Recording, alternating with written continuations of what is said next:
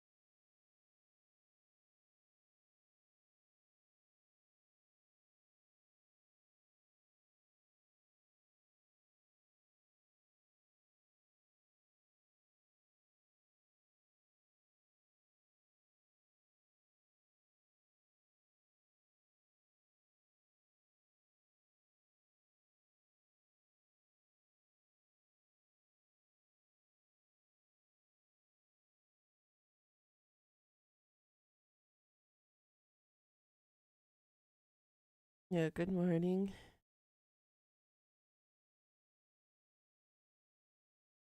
Everything is good to go now. You be doing all right. Computer's good.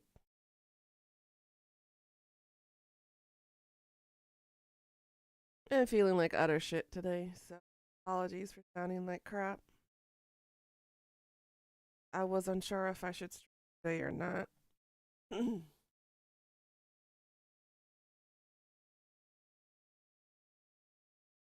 Not doing so well. PMS on top of an ear infection is a horrendous way to start the week.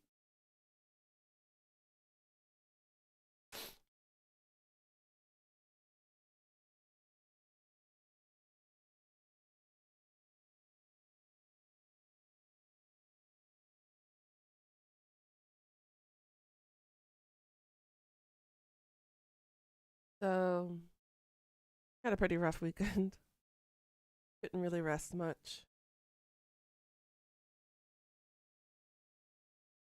But did pump out more of the Baldur's Gate videos.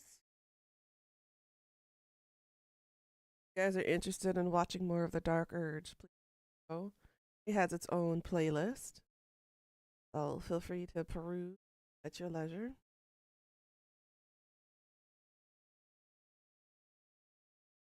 Gonna go ahead and get right into Corpse Factory.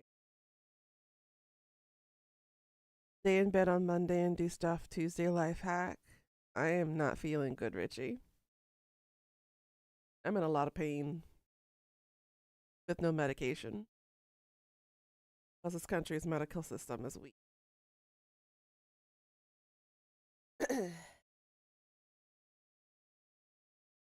But this week we're gonna wrap up Corpse Factory. I don't know how much more of the game.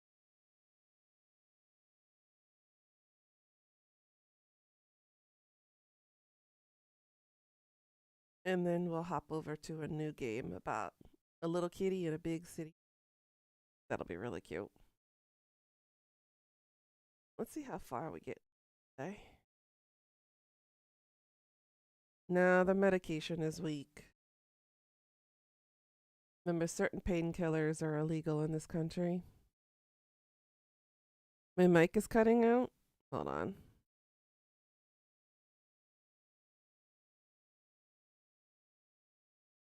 Is that better?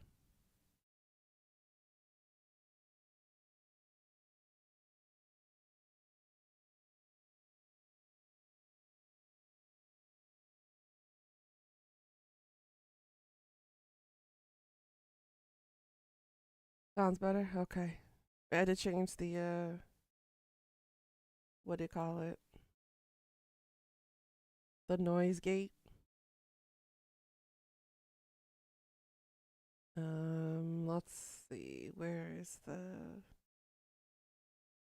game capture? Switch it over to Corpse Factory. There we go.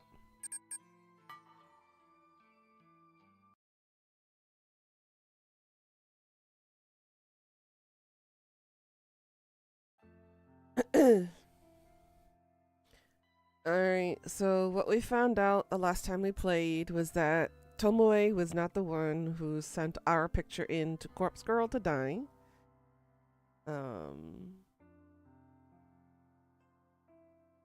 Tomoe and our baby boy retriever here got together, but we found out that he confided in us about being coerced or forced into sex, and this seems to be the consequences. So I guess we're about to find out.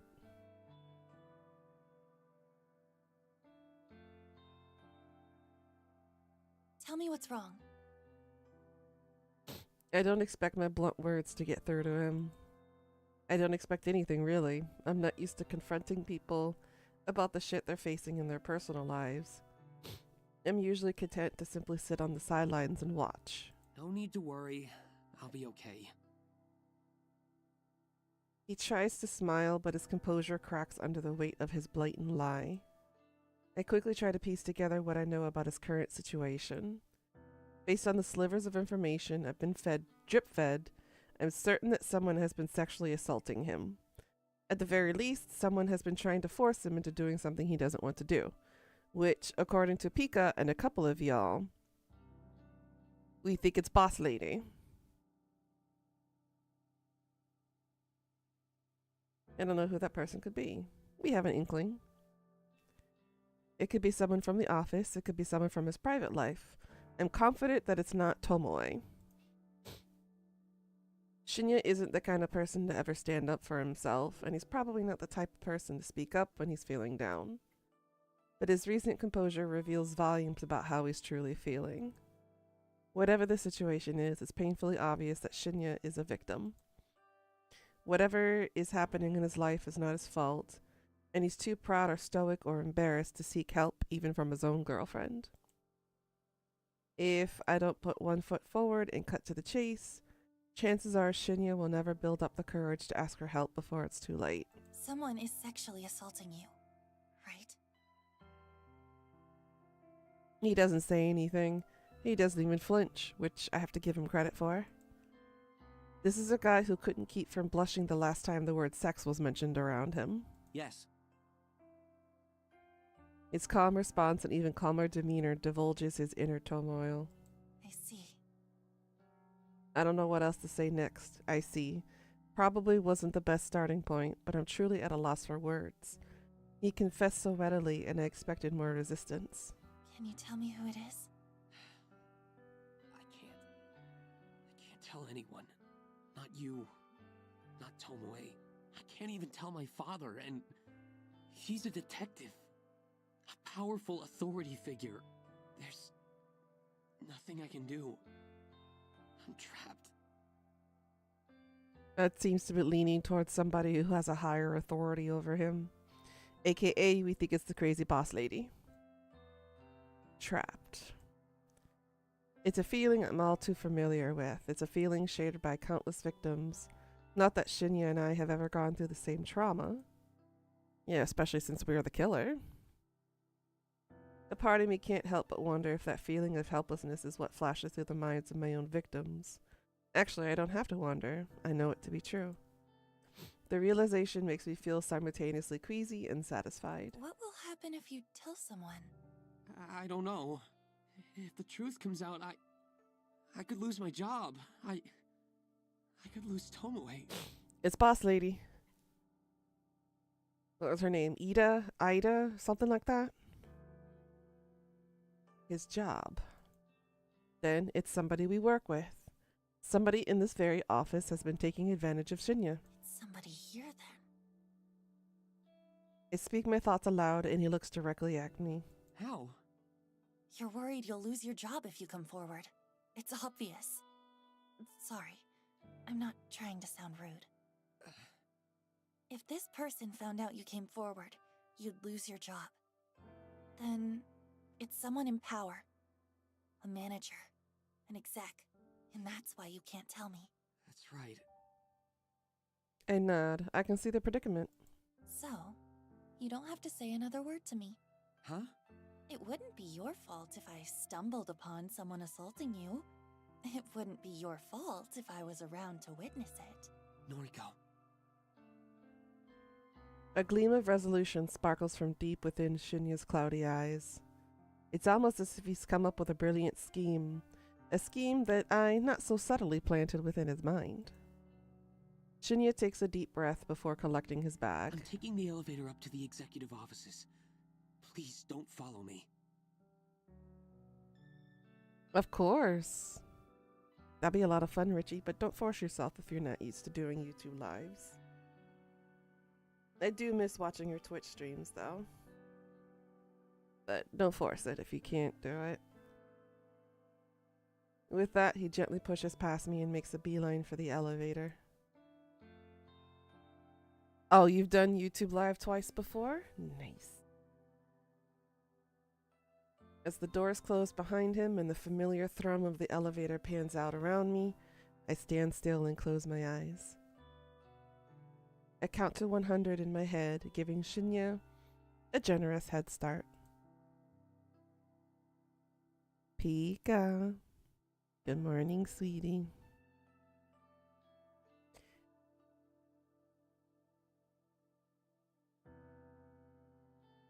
The sun dips behind the office towers in the distance while my eyes are closed. When I finally finish counting, I open my eyes to a dark and empty office. So Pika, you didn't miss much. We remember last time we stopped at talking to Shinya, and Shinya was feeling down. Well, we found out, yes, in fact, somebody is sexually assaulting him.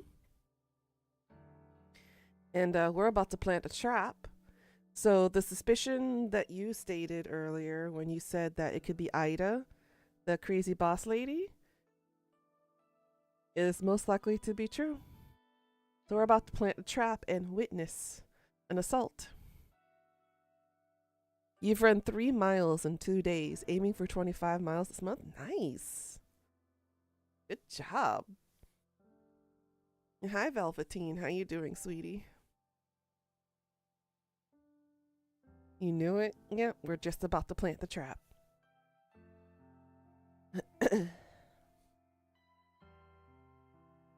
With a deep breath, I walk in the traces of Shinya's footsteps toward the elevator.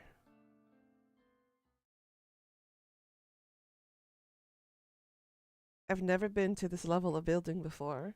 What reason would I have to visit the executive offices? When execs have businesses with junior staff, they descend from the lofty perch and grace us with the presence on the 14th floor. I'm surprised you came to see me again. It's her. A woman's voice from nearby catches my attention. It's a hushed yet aggressive tone, like the whisper of a venomous serpent. First smile, your body was like, "What are you doing?" That's a mood. Are you finally going to let me have my way? Ugh. I creep out of the elevator, hoping against hope that the ding of the elevator's arrival wasn't noticed by the owner of the identified voice. Stop it. That was Shinya's voice. I creep around a corner and catch a glimpse of two bodies at a nearby desk. Yep, there she is. You were right, Pika. Come on now. I'm tired of playing games with you. You want to please me, don't you? I'm your superior after all. How can you expect to get ahead in this company without sucking up to your superiors? I don't like what she's implying. Katomi Aida, the executive with Shinya's career in her hands. The very same woman who blamed Shinya for the mishap with hiring Aoi. So that whole situation was more in depth than I originally thought. It was never about Aoi. It was about holding power over Shinya. Miss Ida, please, I just came here to... Poor choice of words, Shinya. Oh, I don't want to hear it. Take your shirt off. I swallow hard. I knew that Shinya was in trouble, but I didn't expect things to escalate this quickly. I don't have time to think rationally. I stride forward rather loudly and purposefully bump into a desk, sending a potted plant tumbling to the carpeted floor with a dull thwump.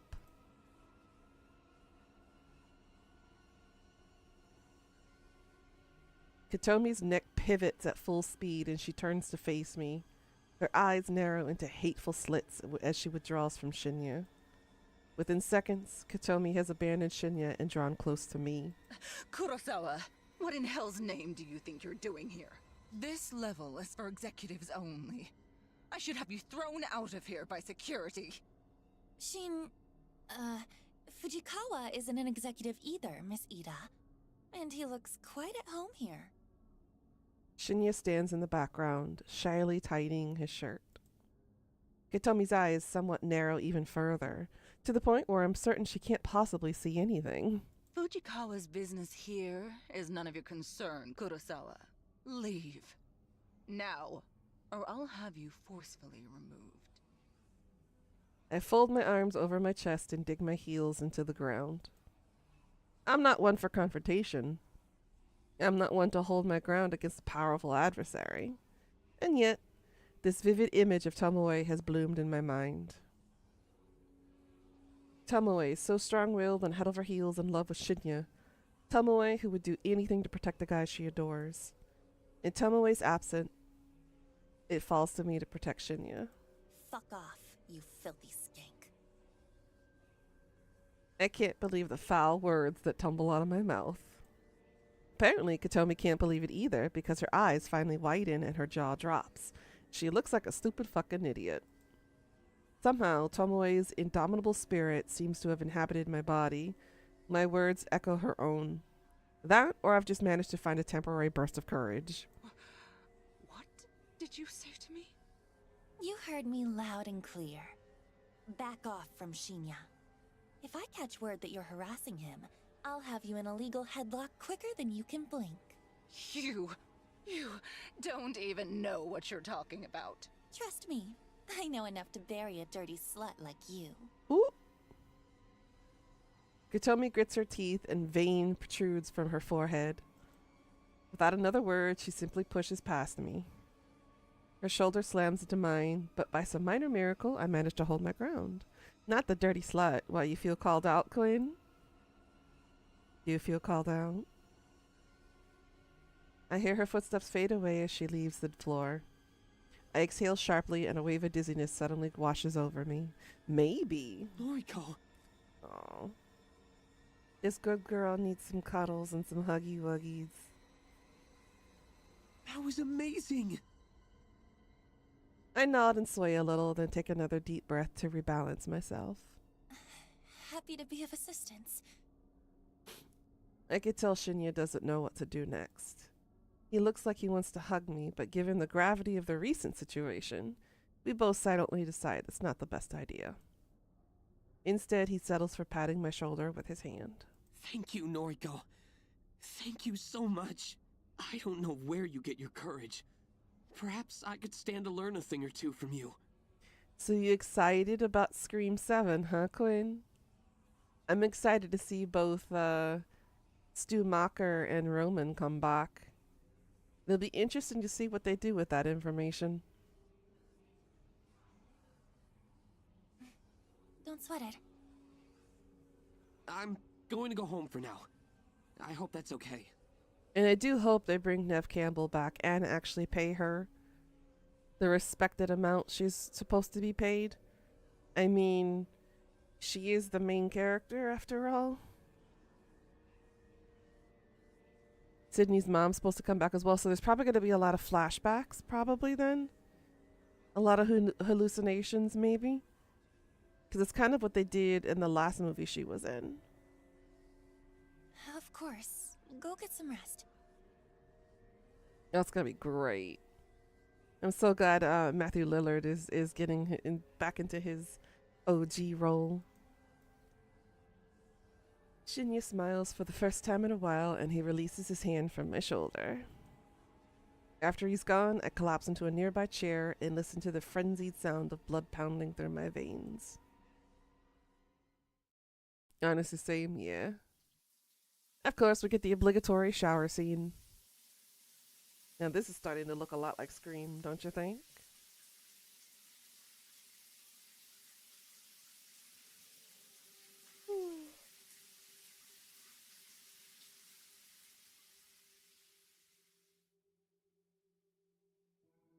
He was the reason why I liked Masked Men. Well, him and Billy Loomis. Billy Loomis was too much of an ex like mine, like an ex of mine in the past. I don't see him as attractive. Yeah, Stu Macher, on the other hand, is one of those goof-offs that you always have in like a friendship group. You always gonna have one of those kinds of guys who's like Stu. A little bit dumb, doesn't know how to filter his weird and demented humor.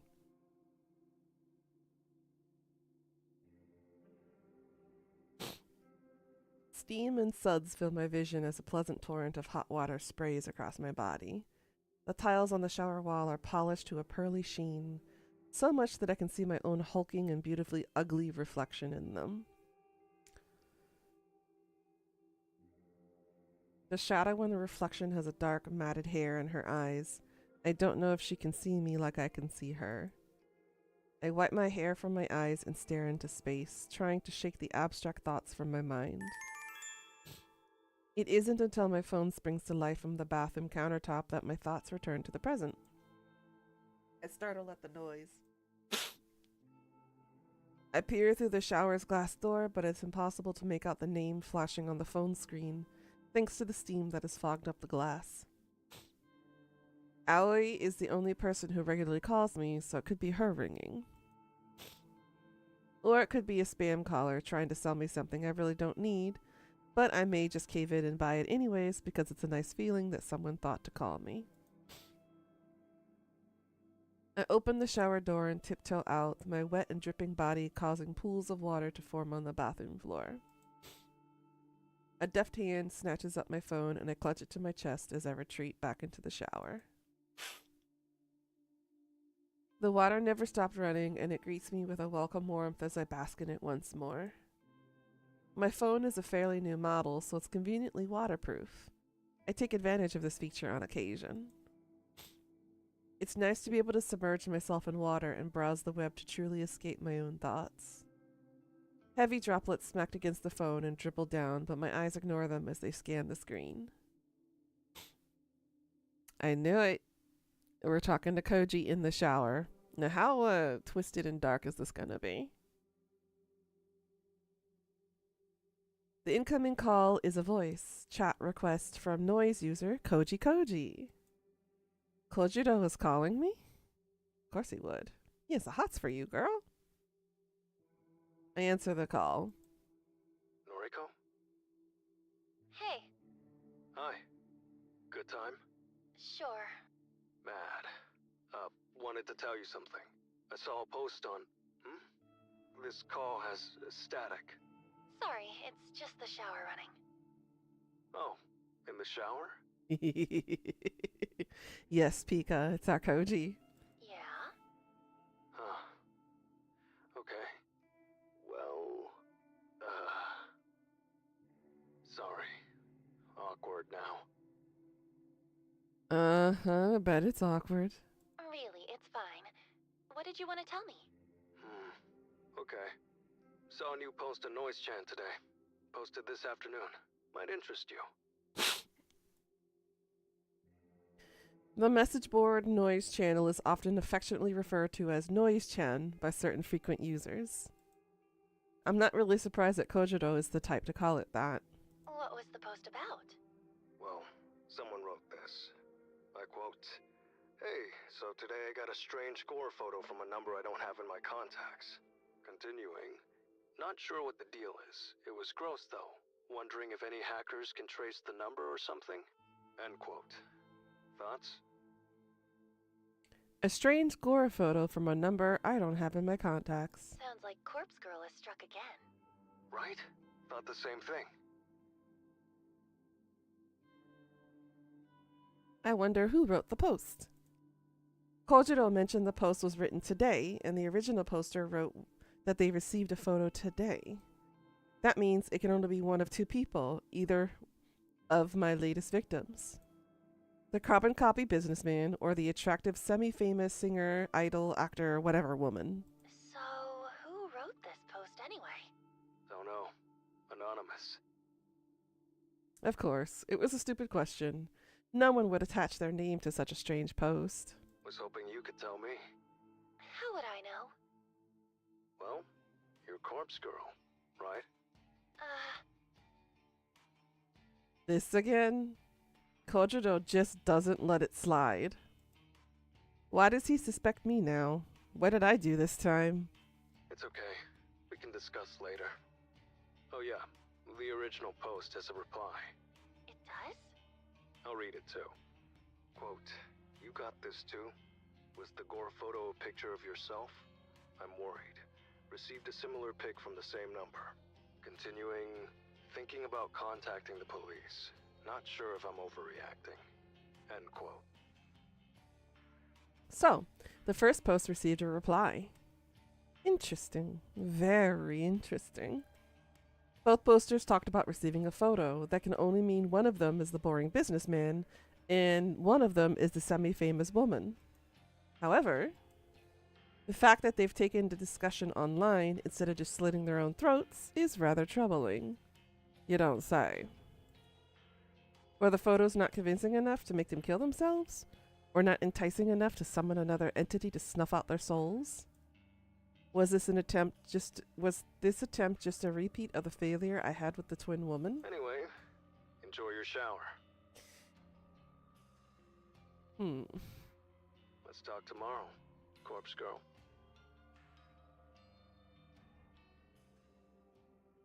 Before I can interject, Kojiro ends the call. Shit, he's once again assuming my true identity. He's assuming correctly, but that's beside the point. Well, maybe it doesn't matter too much. Maybe this will actually save me some time and effort. If he already knows I'm Corpse Girl, it should be easy to strike a deal with him in exchange for access to a fresh supply of cadavers. That is, if I decide to walk that path and take this game to the next level. Thinking it through, I may very well have to go ahead and do that. My last 3 victims have not ended their lives as I planned. My success rate is very, very low. That's a depressing fact. and one that the old Noriko would probably have thrown a tantrum over, but not me. No, not new and improved Noriko. I turn off the running water and step out of the shower. A shiver scuttles down my spine like a spider as the cold, damp air clings to my naked form. Throwing my phone into the bathroom counter, I reach for a towel and wrap it around my corpulent, emaciated body. I got emaciated, all right. The thick flab on my skeletal arms jiggles as I dry myself off. Does she have any idea how contradictory she really is in this statement alone? She once calls her body emaciated, and then she talks about her skeletal, jiggly arms. Do you not see the contradiction in this statement? When I'm satisfied that my fleshy and cadaverous body is completely dry, I grab a second towel and wrap it around my hair. A cursory glance in the mirror as I leave the bathroom reveals my gaunt face and prominent cheekbones. I get the feeling that even though I've been gaining weight, I am thinning out more and more. See, do you see do you see this? This is the obsession with beauty standards is a curse, specifically on women, and y'all need to stop thinking like this. Stop it. You're fine. You're okay. You don't have to meet societal standards of what's considered beautiful. This is a warped sense of reality. This is not reality. This is ridiculous. And there are a lot of women out there who think like this. And y'all need to stop. You need to be content with your body. And not compare it to all those fake ass women out there. Like the Kardashians. That's not beauty. That's a corrupt version of what was once beautiful. And now their outer reflection is reflecting the inner ugliness that has decided to come out of them. And this is exactly from her perspective, how ugly she is now, because she's ugly also from within.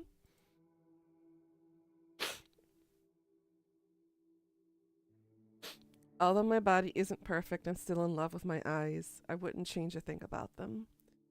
While my frame simultaneously grows plumper and slimmer, I hope my eyes will always stay the same. Ugh. I flick off the bathroom light as I exit. Entering my bedroom, I sit down on bed with a towel around my body and another one around my hair. My laptop is lying open on the sheets, so I pull it toward me. A few clever keywords in a search engine quickly leads me to the post on Noise Channel that KOJI just informed me about. It really is a mental illness, but people gotta stop thinking like that. Sure enough, he was telling the truth. The original poster submitted this just today, and the follow-up reply was submitted shortly after. That's how you look when you get out of the shower? What, in the towel with a towel in your hair? Most women look like that. Or should. Easier said than done, though? I know. But they still gotta stop comparing themselves to other people, because it doesn't matter in the end. When we all die, don't we all look the same in the casket after a few years? Does beauty really matter? No. So all those Botox injections, all the thousands of dollars of makeup everybody is spending on in a year, is it really worth it in the end? No. Well, true. If you get cremated, you still look the same as everybody else who gets cremated. You're just nothing but dust and ashes. See, does it really matter in the end? No. Because whether you believe in the afterlife or whether you believe that death is the final stop, beauty doesn't continue afterwards. It's a dead end. So again, does it really matter if you're beautiful or not? No. It doesn't. I skimmed through the text to see if there are any clues about either poster's identity. However, nothing really stands out. I'll retain my assumptions that the two latest victims created these posts. I spend a little time applying various moisturizing creams to my skin before getting dressed in my bedwear. I'm feeling pretty relaxed by the time I finish. Perhaps I'll spend the rest of the evening reading a book in bed.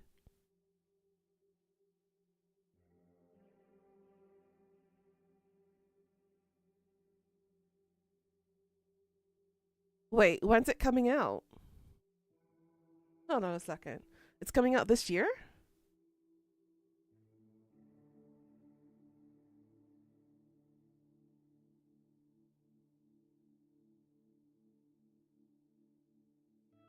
Oh, next year. February 27th, 2026 is its official release date.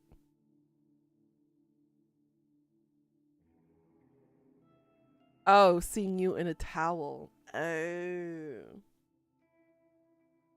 Well, girl, isn't that what sleepovers are about? I mean, sexy pillow fights. Maybe even slap you with a towel, a wet towel.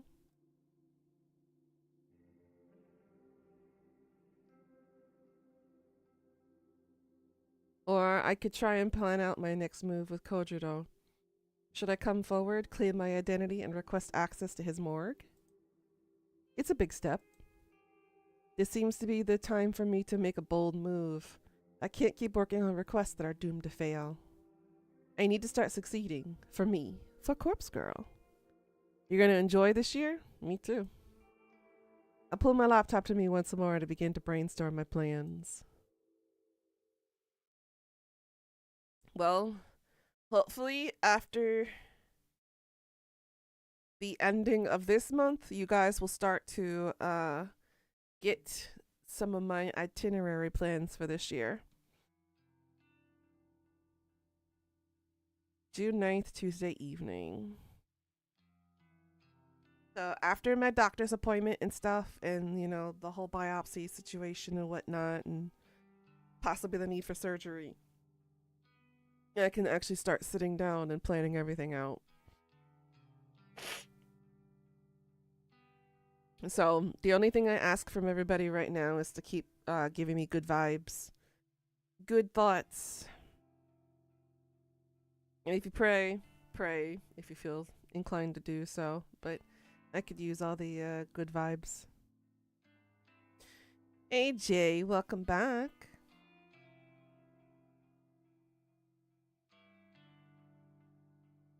Alrighty, we'll see you later, Queen. Say hi to Zane for me.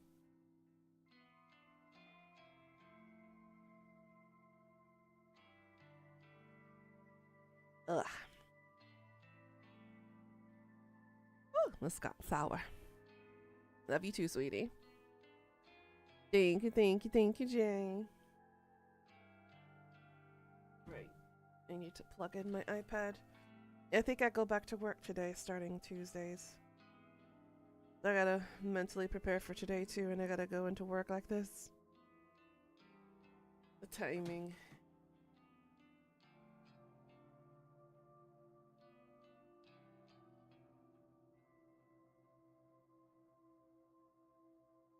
There we go. Let's see. He should be here by now. I was pretty clear about meeting at 5:30 p.m. It's already 5:45 p.m. and he isn't even in sight. I thought for sure that he wouldn't miss a chance to meet up with me again. How's the story been? Almost caught up with the videos? Oh, honey. We're about to have a date meet up with KOJI. Well, in me and Pika's eyes, it's a date with KOJI. To the rest of y'all, it's just a meet up with KOJI. I can't contain my nerves. I try to tell myself that I'm only angry because of trepidation and I'm not actually angry at him. This is a big moment for me. I've never once revealed my identity to anyone. I assume he will take it in stride. I wouldn't be through with this if I didn't firmly believe that. Hi. There he is. A little cadaver master. I can't believe I just put those words together. My neck jerks in reaction to the voice. There you are. I'm late? He sounds a lot different on the phone. He sounds better in person, not gonna lie. I make a point of checking the time on my phone and nod. Sauce. Traffic? So I'm assuming "saz" is a slang term for sorry? Question mark? You drove here? No. Okay. What did you want to discuss? I have a request for you. And a confession. "Saz" is sorry? Okay. Kojito's eyes widen and he looks me up and down. It's not that kind of confession, honey. Although if it was me and Pika in her shoes, we'd probably be confessing to him right now. Right, Pika? Knew it. I blink and look down at the ground. He's known for some time. I was fooling myself thinking that my stupid attempts to erase suspicion of my identity were working on him. You're going to confess your love. Been waiting for this moment. Oh my god. I mean, Koji, if it was me and not Noriko, I totally would. Not gonna lie. Totally would.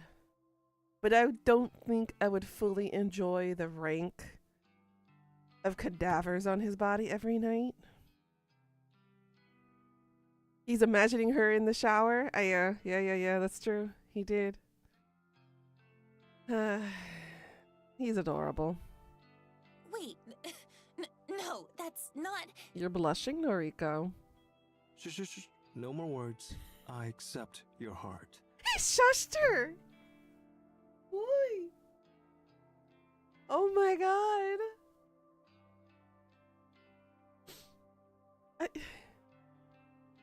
The audacity of this bitch. He shushed her. Kojiro, I don't. Call me KOJI now. We're one. No need to be shy. Oh my god. You poor sweetheart. I have led you astray. Ugh. He can shush you any day? What, with his sausage? This isn't getting anywhere. Thanks to my frustration and nervousness, I simply blurt out my true confession. I'm Corpse Girl.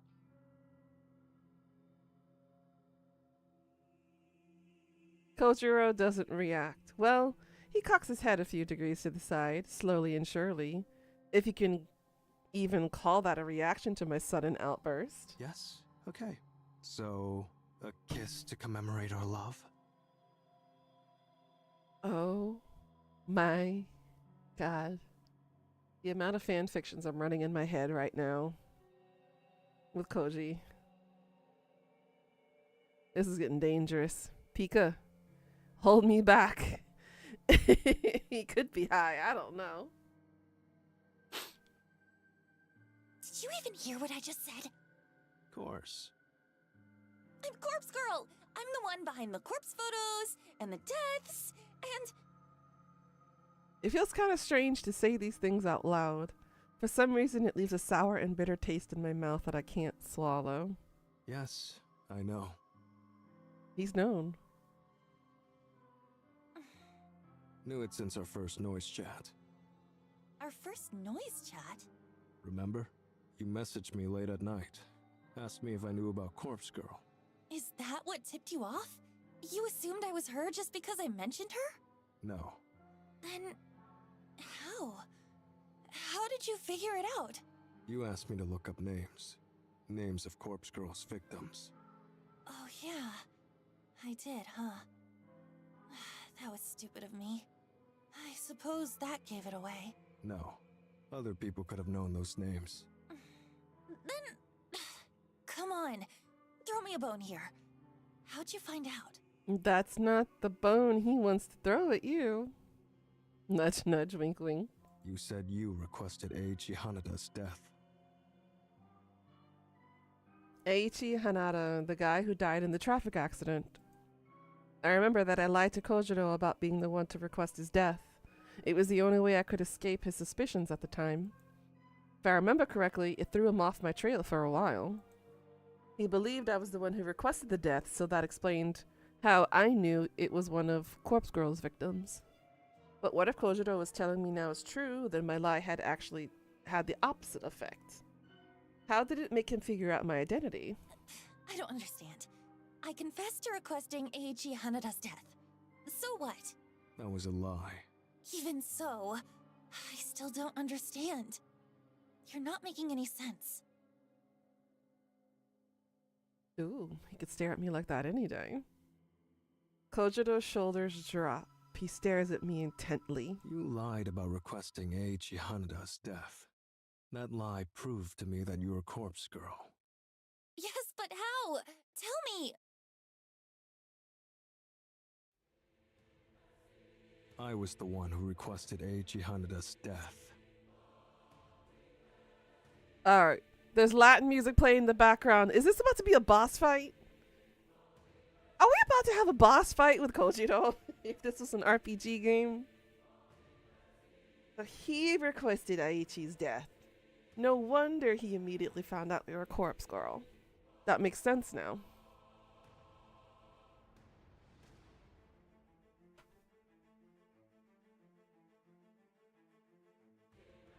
Kojiro's deadpan countenance makes his claim believable beyond all doubt. I feel the blood drain from my face. I submitted his photo to Corpse Girl's website. Imagine my surprise when you claimed that you did it. That lie made it clear. You knew his name. You knew he died. You knew he was Corpse Girl's victim. Ergo, you are Corpse Girl. Despite my dazed state, I can't fault his logic. I took credit for something Kojiro did. Of course he would paint me as a liar in his eyes. Is it just me or the voice is really quiet? You want it louder? So, you've known this whole time? They're technically whispering right now. Yes. And yet, you still met up with me. And not just today, but at the cafe too. Yes. Aren't you scared of me? No, that's not the way I'd put it. You should be scared of me. After all, I requested the death. Jay, don't say that. You're good. Had motive for murder, even if I didn't carry it out personally. Imagine what else I'm capable of. Boy, you're sticking stuff into my head, and I don't know if I quite like it or not yet. I subconsciously take a step back from Kojiro's suddenly looming form. From our discussions, I know you don't kill your victims. You just nudge them, urge them, tempt them with death as an escape from their fear.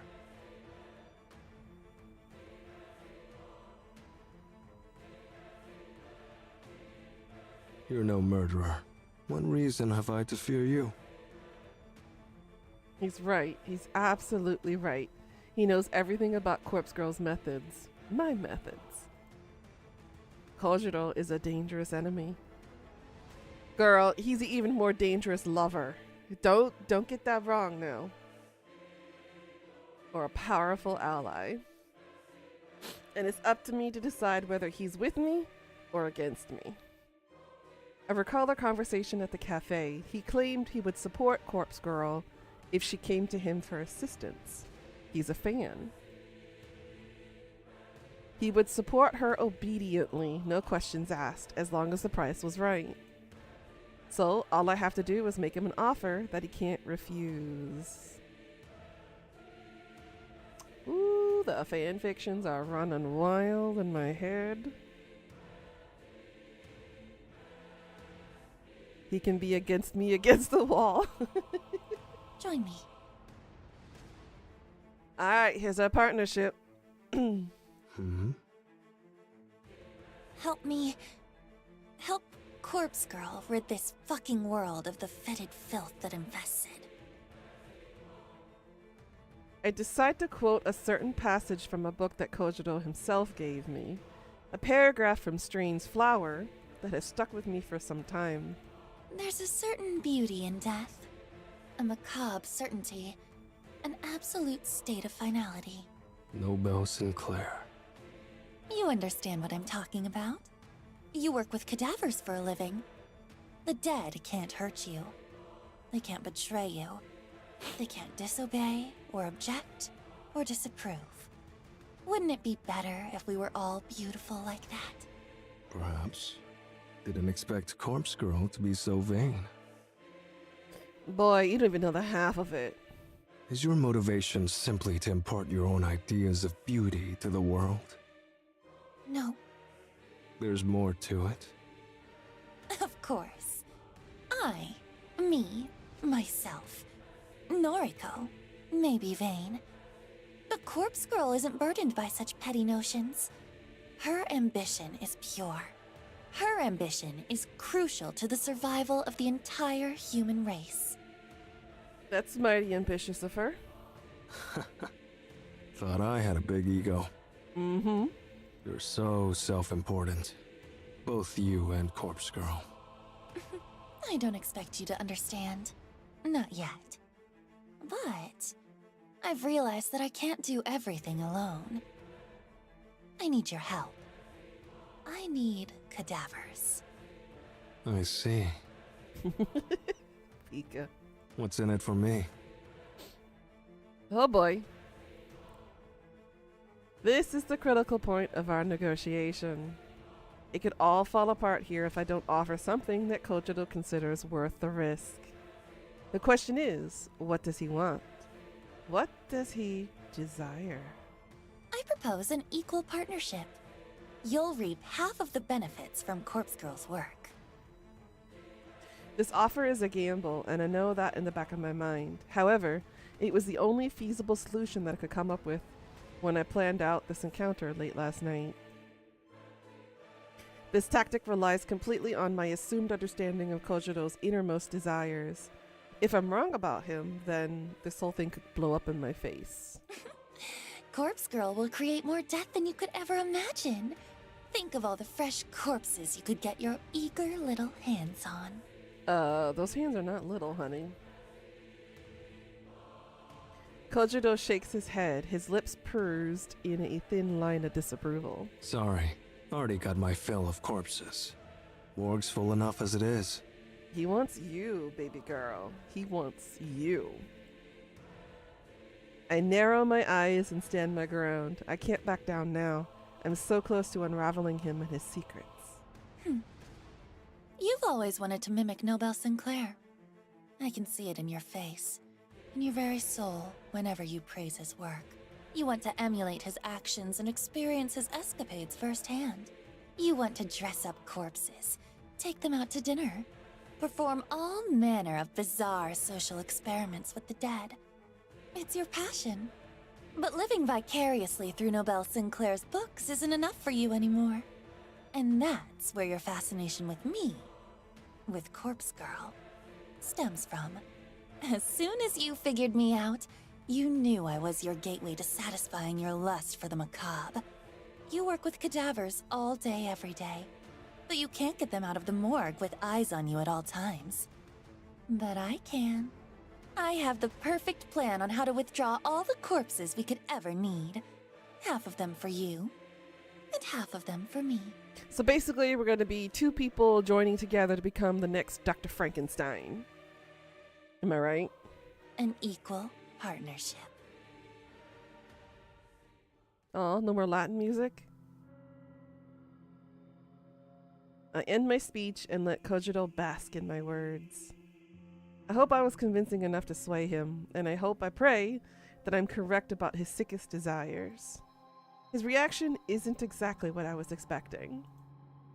He laughs, a big, hearty guffaw that scares a few nearby birds and sends them flying to safety. Clapping his hands together slowly, he inches closer to me until I can feel his breath across my face. Figured me out? I'll play along. Say there's a way to get corpses out of the morgue without getting busted. Don't you think I'd have found it by now? Perhaps you're not as clever as you think you are. Perhaps, but you have the answer. Damn, the way this boy talks. I do. I guarantee it will work. It's like husky. The more she digs under his skin, it seems like the huskier his voice gets. Like it when he deepens it, it rumbles. A bead of sweat forms on the back of my neck. I'm not exactly bluffing because I have planned out this whole scenario in detail. But until I actually try to pull off such a maneuver, I can only speculate that it will work. I need to exaggerate my confidence long enough for us to rally together. Something about you makes you seem trustworthy. So be it. Consider us partners. For now. You accept? Sure. Don't make me regret it. But listen. Imagine him saying good girl, and maybe at one point he might put those two words together. Depends on the context. What I do with my share of corpses is my business. No nosing about. Got it? You still want to keep secrets, even if we'll be working together? Shouldn't we be open and honest and build a trusting partnership? Here's the deal. You don't pry, and I'll assist you with Corpse Girl's work. I'll help you craft your elaborate photos. No charge. I get privacy, you get an assistant. Mutually beneficial. Wouldn't you agree? I think about his offer. It's true that I don't really need to know what he's going to do with the corpses on offer. The whole thing is illegal already, so if he wants to take it further, that's not on me. And if I can get some assistance, it will surely help churn out photos at a faster rate. I'll need muscle to move the bodies for starters. Hold on, I think the bot crashed. Yeah, it did. Un momento. Let me fix this real quickly.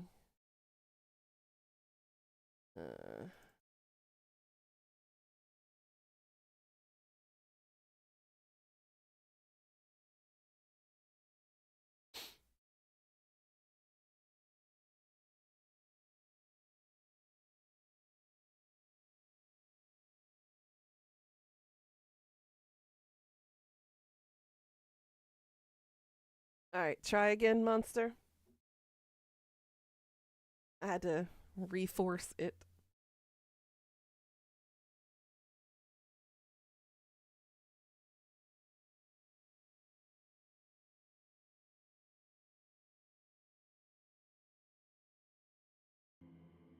That should work now.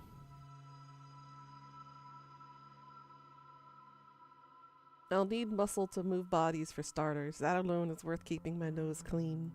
Okay, we have a deal. There you go. Glad to hear it. Kojiro extends a hand, and I grip it as firmly as my frail bones will allow. We shake once, and Kojiro offers me a surprisingly warm smile. His intense, murderous demeanor suddenly vanishes as he reverts to an awkward alien self. You got 60k balls, girl. That's a lot. Saw us about the love confession stuff before. Too late now, but I'd have helped Corpse Girl in return for a simple date. That's what I thought. See, this is what I thought. If you offered yourself in exchange for his services, he would have gladly accepted it by just a date. See? Seriously? Did I just come up with some elaborate insight into his psyche and his desires for absolutely no reason? All he wanted was a chance to take me out? No backing out now. We've got a deal, right? Right. Welcome to the team, Kojiro. Team Corpse Girl, huh? Well, it's good to be on board. My more connection, your schemes. We hoist piles of corpses out and split the stack 50-50. That the whole of it? To put it simply, yeah. And I get your assistance with Corpse Girl's work. A reward for keeping my eyes shut. I honestly wish they could have given us a choice. I honestly wish. Of course. Looking forward to that. A spoken contract's as good as anything to me. I'm satisfied. When do we start? Soon. There's only one thing missing from my plan. That is? We need somewhere to store the bodies we retrieve. Somewhere big, with no one to meddle in our business. I'm thinking an old warehouse or something like that. A warehouse, huh? What about an abandoned factory? I might know a place. Thus the naming of the title of the game, Corpse Factory. It's all starting to make sense. A factory? An abandoned factory for all our corpse collection. I like the sound of that.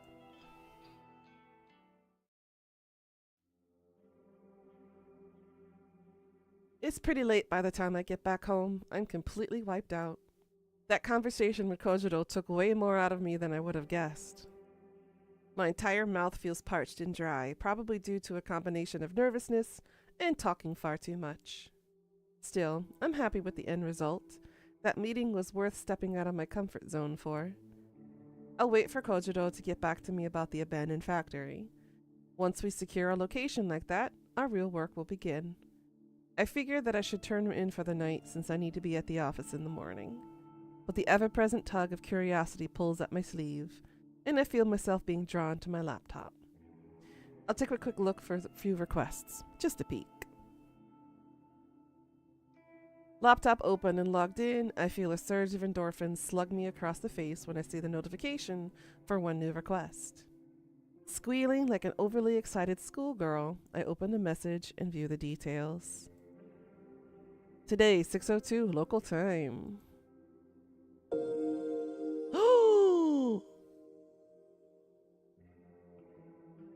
It's Boss Lady. Do you think Shinya posted this photo up? Ooh. It's Boss Lady's time to die. A woman, middle-aged, with a stern expression, well-groomed and dressed in business attire. And immediately familiar. Katomi Ida. I'm in complete disbelief. Seeing this one request come through the site gives me a disorienting sense of deja vu. I rack my brain for the cause, wondering if I've lived this moment before. The answer hits me quickly despite my mind's exhaustion. Katomi Ida isn't the first co-worker of mine to have her death requested. Though I didn't know at the time, Akane Tsurumaki also worked in my building, and her death was requested not all that long ago. Katomi Ida marks the second person to be wanted dead within my company, and she's an exec, just like Tsurumaki. Okay, so Shinya, as my number one suspect, still stands. He could be what we call a black widower. Okay. He's still my number one suspect, alright? So there's somebody technically working alongside us from within the company. Maybe a former disgruntled employee, maybe an ex, or somebody who's still currently working in the company trying to take out the top tier people. And we're just kind of their weapon they're wielding. Interesting.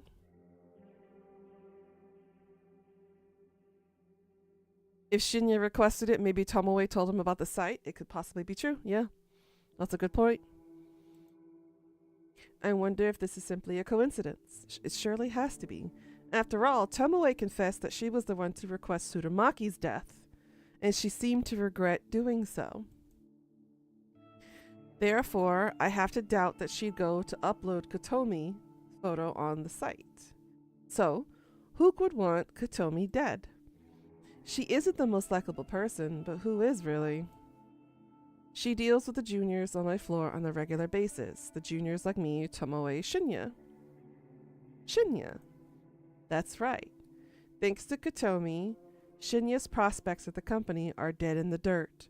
And that's before even diving into the true issue, their current relationship. Would he request her death as retribution? He doesn't seem like the type, but... I let out a sigh. I'm far too tired to run through the myriad possibilities tonight. I don't think I can even bring my weary fingers to navigate the database of the deceased to start on this request. I'll tackle this tomorrow. No matter the reasons behind the request, Kotomi will receive a corpse photo. That's my conviction as corpse girl, after all. I close the lid of my laptop and throw myself down onto the bed, begging for sleep to claim me quickly.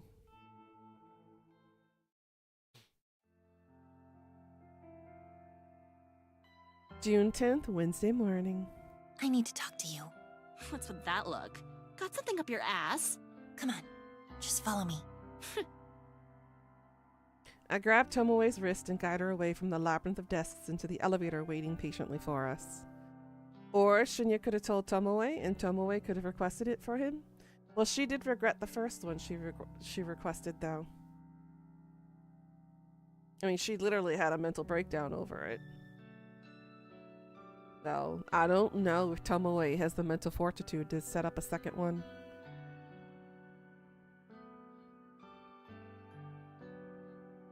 We emerge from the double doors into the lobby. The place is quiet and nearly empty. It offers significantly more privacy than the crowded 14th floor. God, your fingers are bony. You're pinching me. Sorry.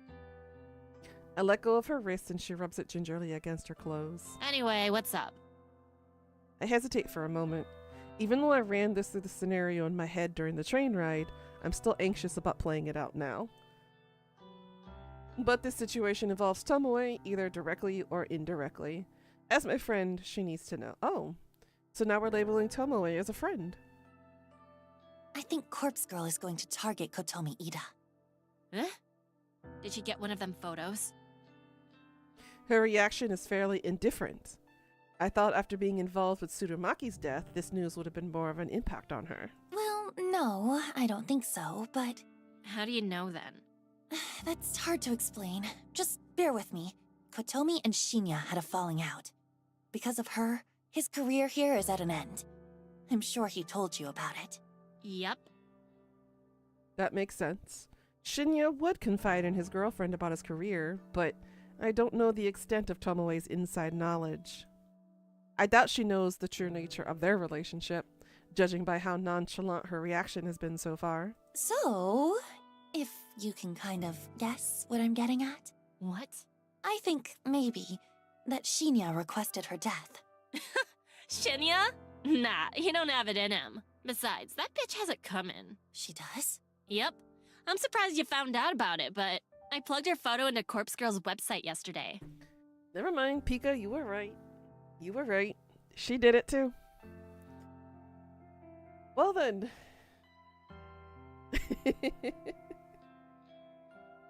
I'm stunned. I can hardly formulate a response to Tomoe's confession. Same girl, same. Absolute skank. She deserves to die. But why? After you requested Akane Tsurumaki's death, why would you? Look, it's not about Shinya's career, alright? I spoke with him. Real deep and meaningful like. Who knew Tomoe could have a deep and meaningful conversation with anybody? He confided in me. But since we're friends, I suppose I can share it with you. Kotomi Ida has been sexually assaulting him. Seriously?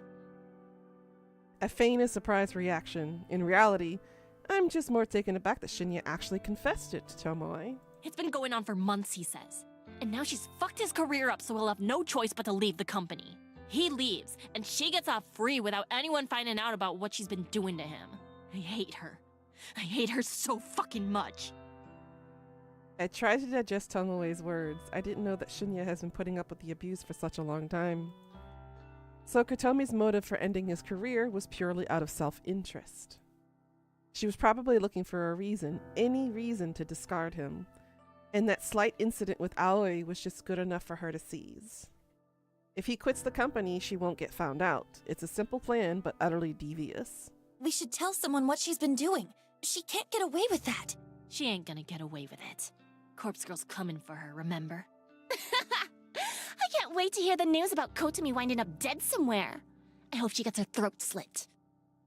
Vicious, but I like it. Yeah. But hey, how'd you find out about it? Tomoe cocks her head and gives me a concerned look. I brace myself as I watch the gears slowly turn inside her head, waiting for her to point the finger at me. No, she's too dumb to figure it out, girl. Even when the answers are right in front of her. I don't know why I thought it was a good idea to reveal this information to Tomoe. I should have just kept my mouth shut and fulfilled the request like always. Damn it. Why does my curiosity always get the better of me? I'm going to cause my own demise at the rate I'm going. Oh, I figured it out. Kotomi must have received a photo and told you about it, huh? Wow, that corpse girl sure works fast. Tomoe's gleeful expression suddenly caves in and gasps. Wait a minute. Why would she even show you something like that? When I think about it, there was that time you got a photo, but nothing happened to you. Then, the only way you could have really known about Kotomi is...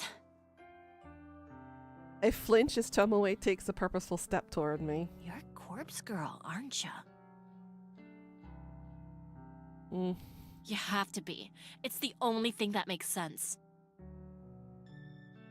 I avert my gaze and look at the floor in silence. God, are you for real? I can't believe it. You took your sweet time figuring it out. Don't give me that bullshit. You can't expect me to figure out something like that if you're gonna try so hard to hide it. What the fuck, girl? You get your rocks off by killing people? No, not exactly. I don't kill people. The hell you don't! Explain that bitch Tsurumaki. She killed herself. Yeah, she killed herself. That's the cover-up, right? I'm serious. She killed herself. But Corpse Girl encouraged her to do it. Tomoe blinks a few times, her face scrunching up and analyzing my blank expression. You're telling the truth. Holy shit. I can't believe this. You're really Corpse Girl? There's no going back now. After hiding my true identity for nearly a year, I've managed to reveal it to 2 people in less than 24 hours. Yeah, this girl is setting herself up for failure, that's all I can say. Typically, when serial killers do their work, they tend to do it in solitude. Not blab out their identity to everybody that they know of. I just hope I haven't made a fatal mistake. It's true. I'm Corpse Girl. Wow, fuck me, right? All this time I've been thinking you're just some goth skank with weird hobbies. I mean, she is a weird goth skank with weird hobbies. Oh boy. But you're actually pretty fucking cool. You're actually doing something with your life. Huh? I thought you'd be angry with me. I'm concerned for the bobblehead girl here. I'm highly concerned. Angry? Why would I be angry? God, this is the coolest thing that's ever happened to me. Well, her conscience is clear now. She, doesn't have to worry about, Tsurumaki's death on her conscience. I'm friends with fucking Corpse Girl. And people said I'd never amount to nothing. Well, they weren't wrong. Though it took me long enough to figure it out. I ain't the sharpest light bulb in the shed. She was kind of looking kind of dumb with a finger and her thumb in the shape of an L on her forehead. Sorry, I had to make that connection. I can't argue with that.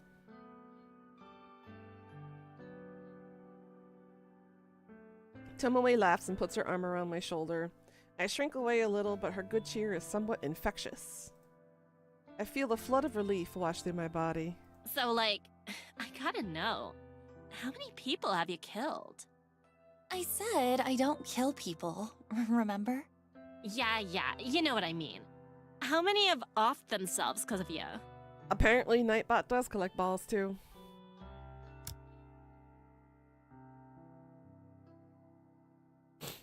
It's an embarrassingly small number. That's so? Oh, that's a shame.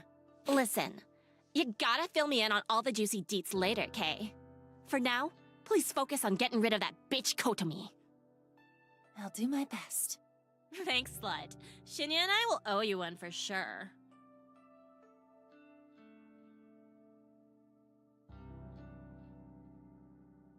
Tomoe swings around and looks toward the elevator. She turns back and gives me a thumbs up gesture. This convo never happened. Got it? That's my line. You can't tell anyone about me and Corpse Girl. Please. Who would I tell? Well, the police, for starters? Fuck 'em. I ain't a squealer. I'm on your side, Corpse Girl. Relax. Anyway, peace. Tomoe ducks away and leaves me standing alone. I really hope I made the right decision here. I suppose I don't have a choice but to keep moving forward. My first order of business should be to take care of Kotomi. If I can get her to kill herself, it'll prove to Tomoe that I'm not messing around. It might cement our friendship even further. I just have to get through the rest of the workday. Then I can return home and focus on crafting Kotomi's corpse photo. This could work out to her advantage though, because through her she can spread the word on the website. That's true. That is true. She is kind of tech savvy. That's when the real fun will begin.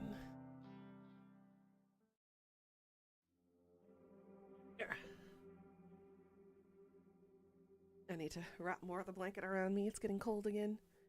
We have another sub-zero winter rush coming through, and we're sitting at minus 12 to minus 15 degrees Celsius for the remainder of the week.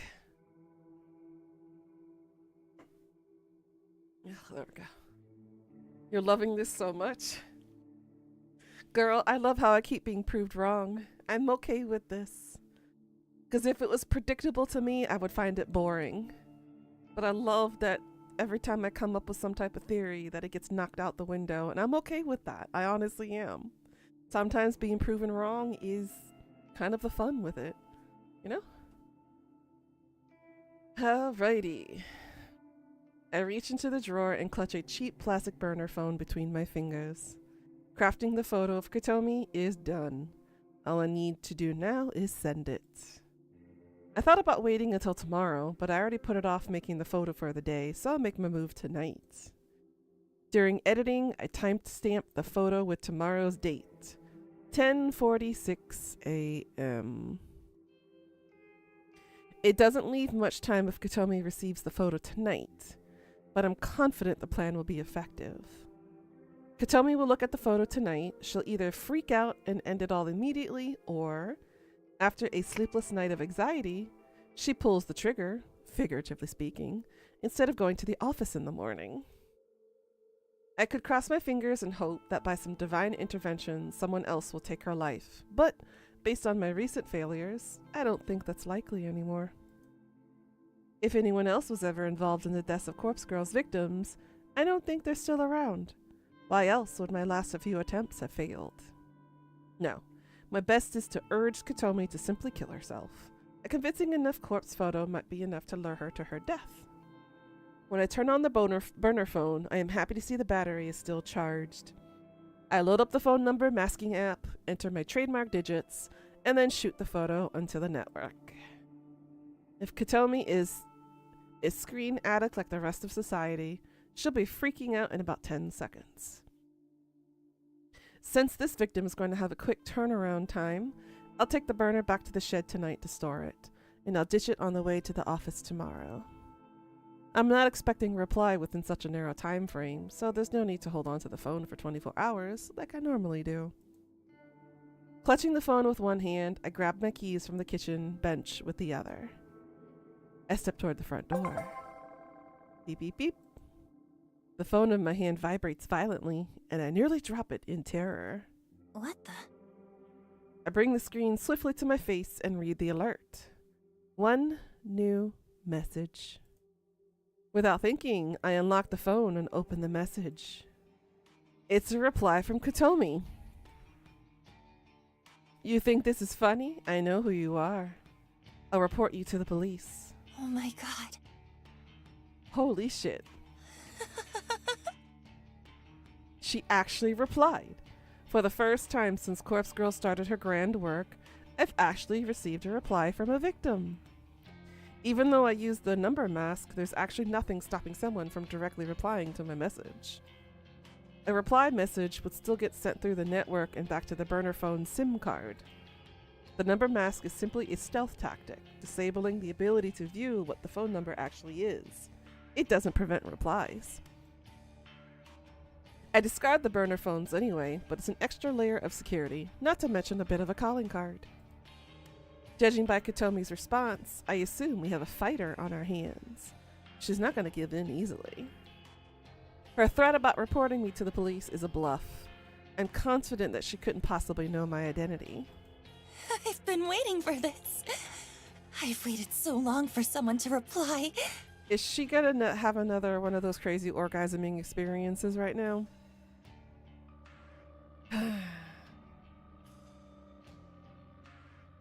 I can finally put my contingency plan into practice. I've been holding out for this moment. I feel a wicked grin split my face in two, and I mash my fingers against the screen as I compose a venomous reply. You like that photo? That's about you in 12 hours, unless you follow my instructions.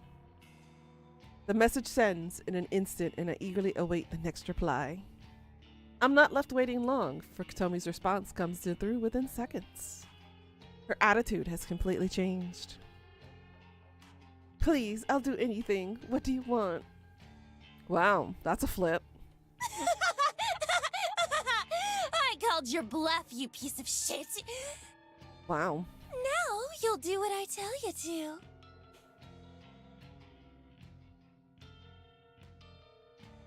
I'm gonna get into one of my onesies. Hold on. Even the blanket is not warming me up enough right now. Hold on. Should I get the dino or should I get the beaver? Pika, your choice. The green dinosaur onesie or the beaver onesie? Dino? Okay.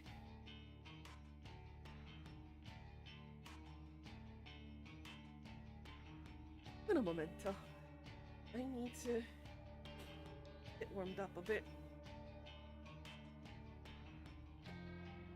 Even with the seal on my window and everything, I can still feel the cold coming through.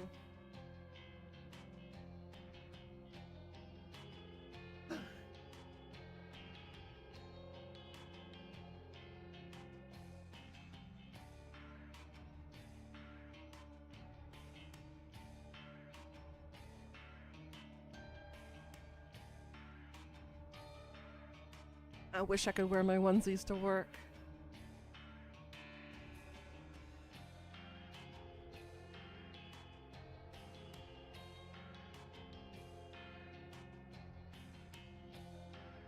But unfortunately, my boss would call it unprofessionalism. And that would risk my job. Ugh.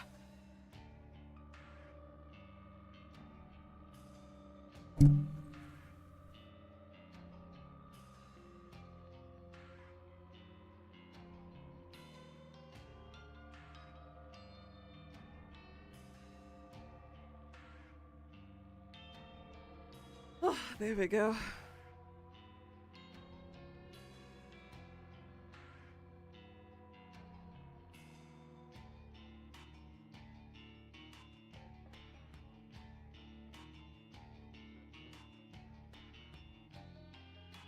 Oh, much better. Okay. Now I can add my blanket burrito around me. Oh, there we go. I'm horny to match her. I enter my instructions clearly and concisely. Ooh. Pack 500,000 yen into a bag. Put it in a locker 6644 at Shinjuku Station. Retrieve the item already inside. Put the locker key inside a full soda bottle and leave it on top of the locker. After I send the message, I decided to add one last bit. Do it now. Make sure no one sees you. Then go to platform 12. Do not board a train. Await my instructions. Satisfied with this addendum, I hit send. If Katomi truly fears for her well-being, she'll carry out the instructions. Her response arrives shortly. Okay, I'll do it. I'm going there now. Yes! Woo? I've done it. I've convinced her. I collect the money once I'm sure she's no longer hanging around. 500,000 yen is nothing to sneeze at. It's not life-changing, but it'll cover my rent for a good few months. I chose this amount simply to test the waters. Asking for an insane amount would make it impossible for a victim to follow through. But I figured with someone like Katomi, an exec for a big company, would easily have access to this much dough. I'll go collect the money. And if everything goes well, Katomi will disappear before sunrise. I'm thinking she's going to either have her pushed or have her step in front of the train.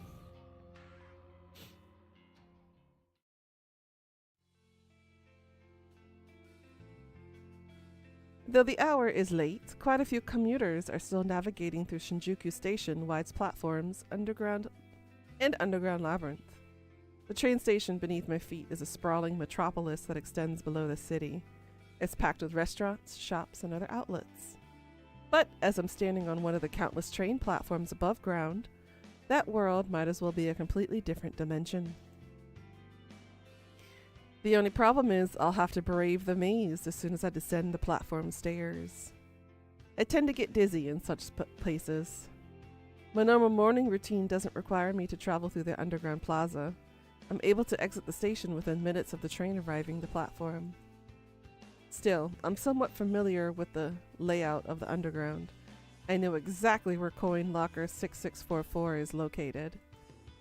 The coin lockers and train stations like these are a popular way for people to store luggage or personal belongings for a few hours at a time. We also have that here in Korea too. In Shinjuku, it can often be difficult to find even a single available locker. But coin locker 6644 is special. I approach it from the main passageway of the underground and my eyes take in the familiar sight.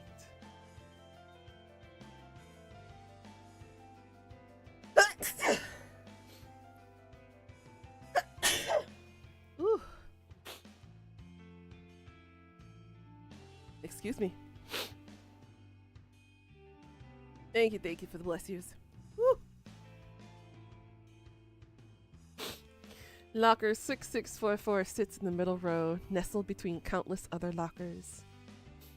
Thank you. Ugh. Across this door is a thick coat of graffiti. Colorful curse words sprayed on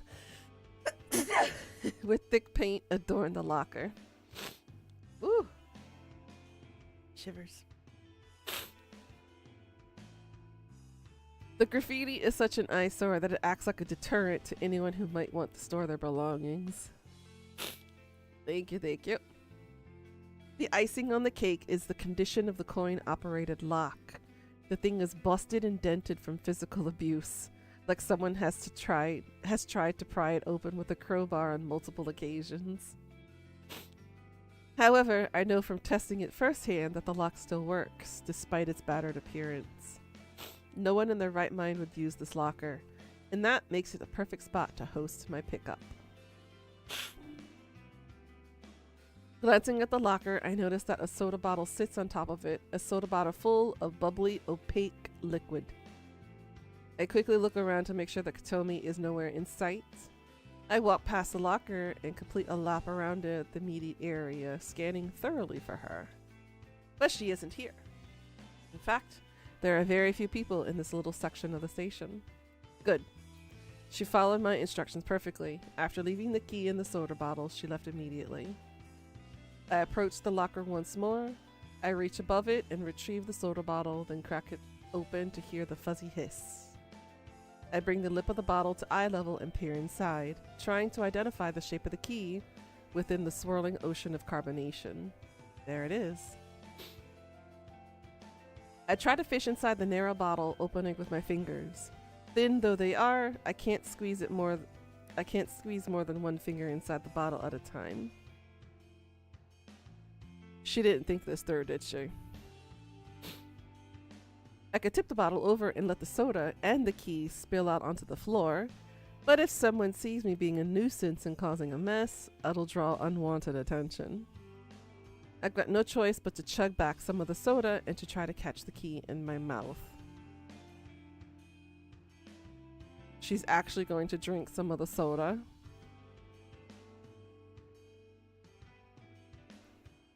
As disgusting as the concept is, I need to steel myself. I raise the bottle to my lips, tilt my head back, and pour the foul liquid into my open mouth. She's actually willing to drink something and not vomit it. That's a first. The saturating tang of artificial flavoring assaults my taste buds, and I immediately want to vomit. But I'm committed to seeing this through. I can throw up later.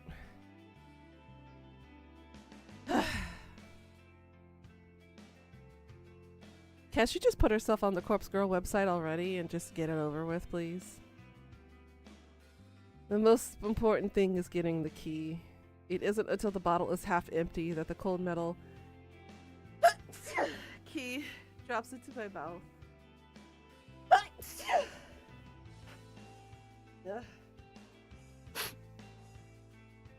Yeah, thank you. Yeesh.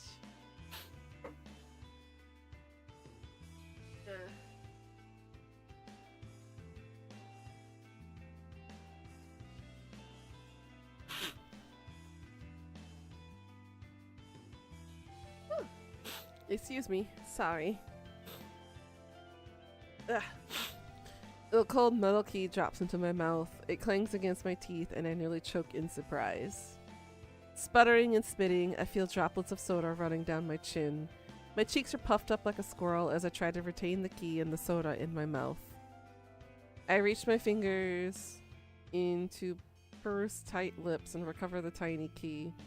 I quickly swallow down the rest of the soda in my mouth, trying hard not to release a repugnant belch.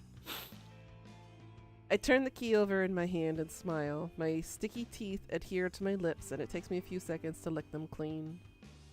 Tossing the soda bottle into the nearby trash can, I wipe the key clean on my skirt and quickly insert it into the coin locker. I twist the key, turn the latch, and swing the door open. Inside the dark vault is a single bag, a simple paper pouch like you would get at a grocery store. I pull the paper bag out and take a look inside. Thick stacks of 10,000 yen bills fill the bag. I'm not foolish enough to stand here and count it out, but I'm confident the amount is at least pretty close to what I requested. It worked! My plan worked! I can hardly believe it. I devised this contingency plan months ago. I waited so long to try it out. All I needed was somebody to reply to their corpse photo, somebody to try and reject their fate. I wanted to prove that people would bow to fear and do anything to save their own skin, and it seems I was right. Just one more thing to do. I fold up the paper bag and clutch it tightly. With my free hand, I pulled the burner phone out of my handbag. I compose a message to Tomi, who should be obediently waiting above ground on the train platform. When the next train arrives on your platform, stab the first person to disembark. Oh shit.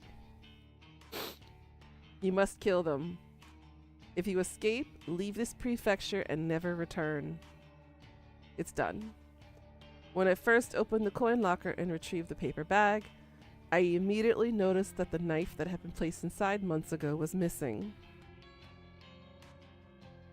Katomi followed every word of my instructions. My message had read, pack 500,000 yen into a bag, put it in coin locker 6644 at Shinjuku Station, retrieve the item already inside. I've given Katomi an opportunity. She could trade another's life for her own. If she kills someone exiting the train, Corpse Girl will spare her life. It's a simple exchange, and one that I bet she is willing to make. If she gets away with the murder, she'll flee from this place. I won't ever see her again, and neither will Shinya or Tomoe. To us, she'll be as good as dead. And it's a gold. How you doing, sweetie? And as for Corpse Girl, well, as long as a body is claimed in exchange, she'll be satisfied. After a few minutes of waiting for a reply to the message, I figured that she's not going to write back. She's probably getting ready to fulfill her task. You just got home, well, welcome home. Keen to witness how this unfolds, I take the nearest escalator up towards the train platform. I wonder if she's actually going to do it. Oh, she did do it. The scene is absolute chaos.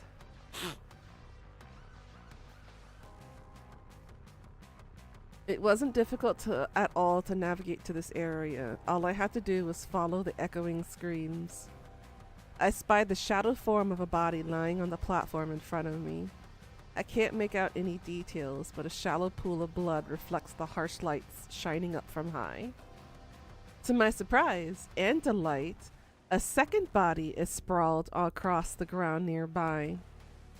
It's a young woman's corpse, with one arm raised against the side of the vending machine. Adrenaline surges through me at the violent scene. Katomi, she managed to take out 2 people. She might be my new favorite person in the entire world. I hear panicked voices in the background, and I turn my head slowly. What the...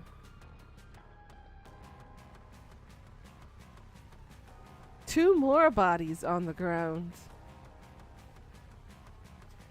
2 men in expensive-looking suits are collapsed in puddles of their own lifeblood. One of the men is still moving and groaning, pleading for somebody to stem the tide of gore. A familiar, lustful tingling sensation begins to stir and rise through my belly, my thighs, my pelvis. I feel my toes clench and my breathing grows heavier. She's getting turned on by the sight of gore, by this mass murdering scheme that she has. Wow.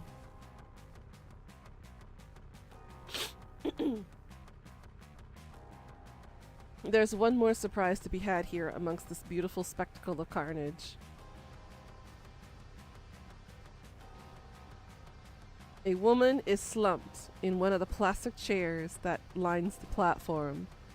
Her head is tilted, her suit jacket stained with red. A thick knife with a black grip protrudes from the side of her neck. A bubbling river of vital fluid cascades around the glimmering blade and pools within her shirt collar. Even with her face masked by blood, it doesn't take me more than a few seconds to recognize her identity. Katomi. Dead.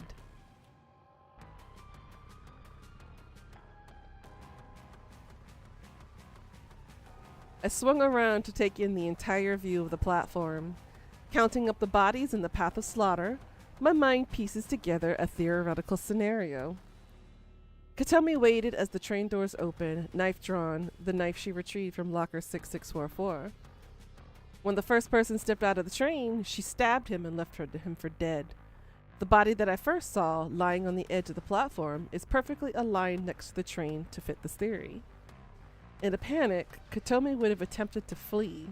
She bumped into her second victim, the young woman slumped against the vending machine, and cut her down desperately to make her escape. Judging by the wound on Katomi's own body, I would assume that the 2 businessmen lying face down tried to apprehend her.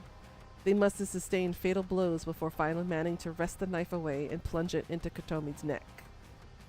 It's just all the speculation, but I'm fairly confident that's how this whole event played out. It was probably over in less than 60 seconds. And it couldn't have worked out better for me. I never dared hope that Katomi would meet her end once this plan had been set into motion. I would have been satisfied with her just skipping town. I feel my legs weakening under my weight, and I'm afraid I might buckle at any second. The waves of radiating heat spreading through my body are causing me to tremble and shake. Yeah, she's orgasming. There's so much blood. It's everywhere. I've seen it countless photos, and I thought I had become desensitized to it. But maybe I was wrong. Seeing blood in real life is completely different. I feel faint and pale and excited and aroused. I need to get out of here before the police arrive. More importantly, I need to get away before I collapse in a sweaty heap of lust and pleasure. I turn on my heel and sprint down the rising escalator as fast as my quivering legs would permit. She is such a freaky bitch. June 11th, Thursday morning.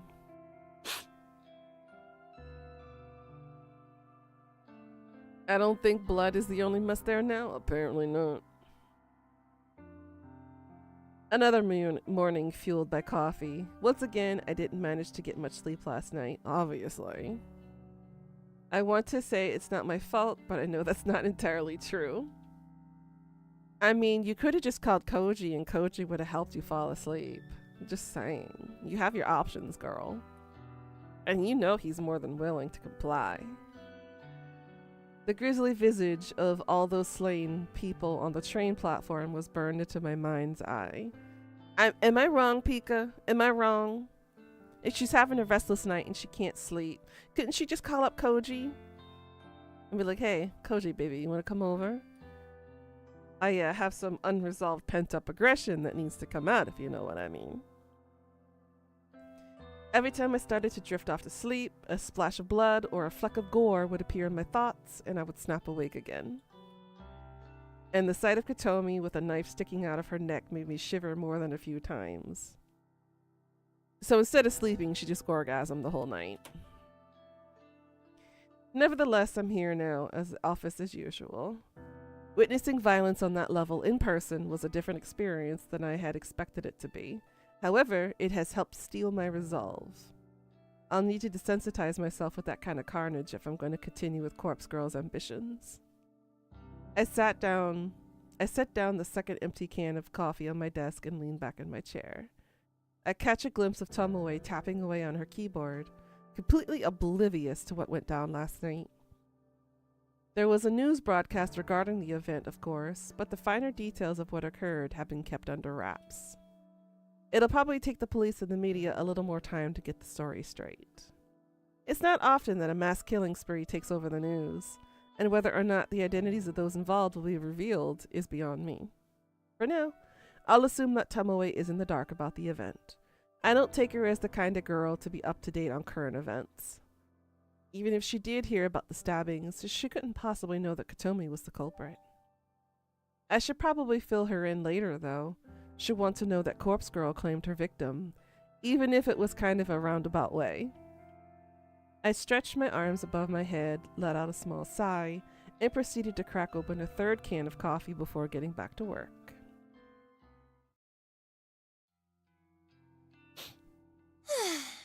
You got a minute? Shit, yeah. I wanted to speak to you anyway. Oh, okay. Well, you go first. For sure. Well, I wanted to thank you for killing Kotomi Ida.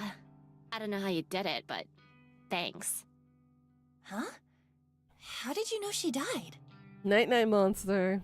Oh, come on. She didn't come in today, right?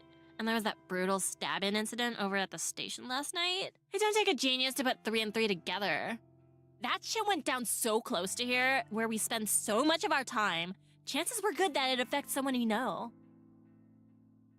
I shake my head at her logic. This city is home to more people than you can count. I don't know how she came to that conclusion, but the fact that she's actually correct just blows my mind. Well, yeah. I guess that's it then. I'm thankful. For serious. And Corpse Girl really did me and Shinya solid. If there's ever anything you need, like, no matter how dirty, then count me in. I owe ya. Thanks. I'll keep that in mind. Sure. So, like, what'd you want to say to me? Oh, I was going to tell you that Kotomi is dead. Beat you to it, skank! But I got a question or two. How'd you get someone to go on a killing spree and take Kotomi out along with the others? I mean, it wasn't you going around stabbing people, was it? No, of course not. Oh? It kind of happened outside my control. I sent Kotomi a photo of her corpse, just like Corpse Girl's standard mode of operation. And I gave her the instructions to kill someone, if she didn't want the circumstances of the photo to come true. Holy shit. She kinda ran with it, I guess. Seems like she took out 4 people before someone fought back and stabbed her. I think I'm in love with her, to be honest. You weird slut! That's horrible! What can I say? She went above and beyond. Still, thanks. Really. Shinya will be stoked. I doubt it. That's okay.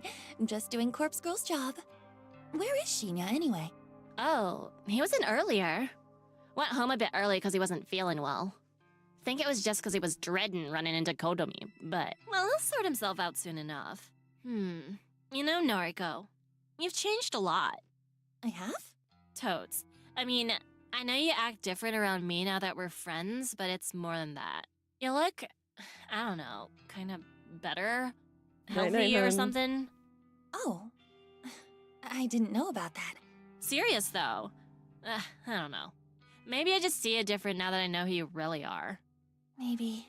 Anyway, I'm gonna get going. You wanna grab a bite or something? Not today, sorry. Maybe another time? Noriko actually never eats. I would have thought that Tomoe would have understood that by now. Sure thing. Right. See ya, skank! Tomoe slaps my shoulder affectionately and takes off toward the train station. If I remember correctly, she did say that she'd be happy to help me out in the future, no matter how dirty the work is. I'll definitely have to take her up on the offer if the need arises. Another interesting thought crosses my mind.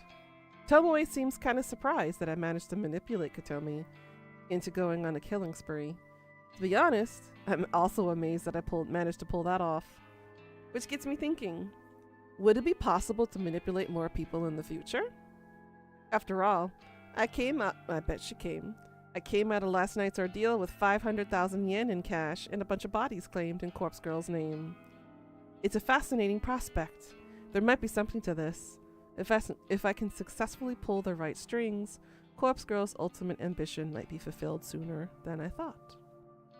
I continue to dwell on the unlimited possibilities as I make my way to the station.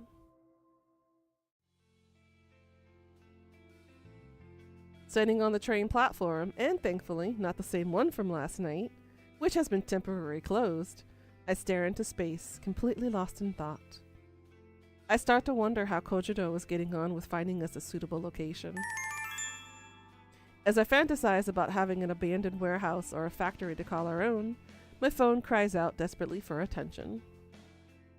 I retrieve it from my handbag and glance at the screen. Kojiro is requesting a noise voice chat. I absentmindedly wonder if he read my mind and knew I was thinking about him as I answered the call. Hi, Leah. How you doing, girl? Hello. Want to see the place? Of course I do. No greeting, huh? Sauce. Hi. Want to see the place? Oh, why am I hardcore shipping these two together? I need these two to get together so I can live vicariously through her. What if I'm busy right now? Sauce. You busy? He's so obedient. No. I don't think he would be a good dom, Pika. Just saying. He's very obedient. Unless you tell him to be dominant, I don't know. Koji is hilarious. But I don't think he'll be the one pinning you to the wall. I think it's going to be the other way around. I think it's you pinning him to the wall, which I guess is okay in this situation. Right? Want to see the place? I roll my eyes and decide to just go along with it. After all, I am dying to move ahead to see what kind of location he's got secured for our work. Yep. Where is it? Mad. Shin Okubo, behind K-Town. An abandoned factory. Just what you wanted. Shin Okubo. That's suspiciously convenient. Either way, you're down for it? Why?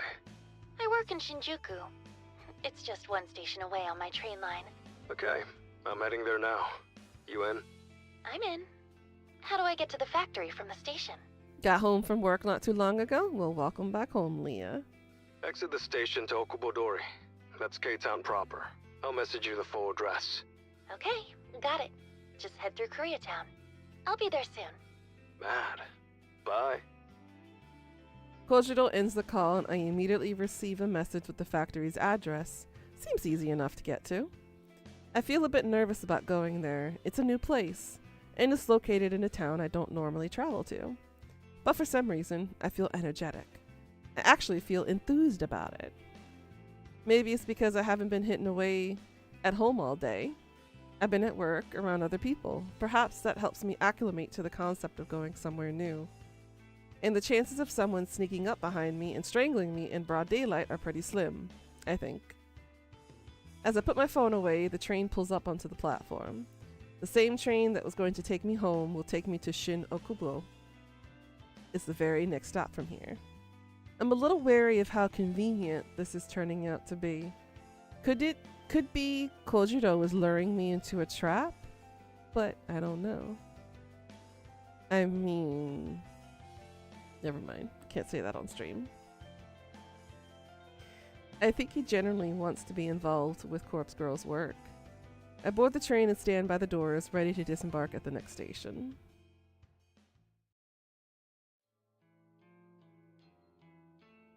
The abandoned factory is almost exactly how I imagined it would be.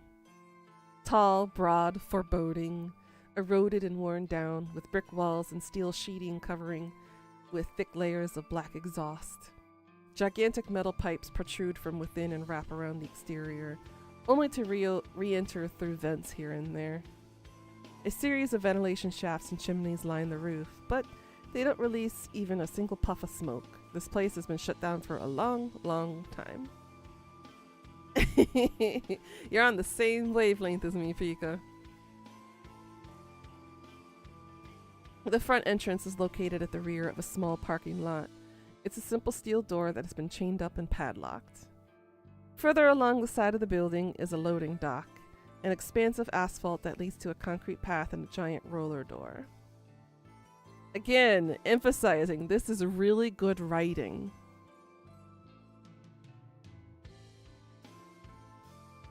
In the dock sits a derelict van covered in a brown tarpaulin. This place is amazing! You haven't seen inside yet. Girl, the thoughts that are going on in my head right now, Pika, they're dangerous.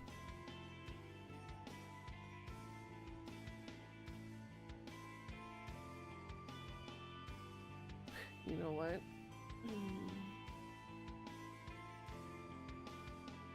I'm a give in to one of these.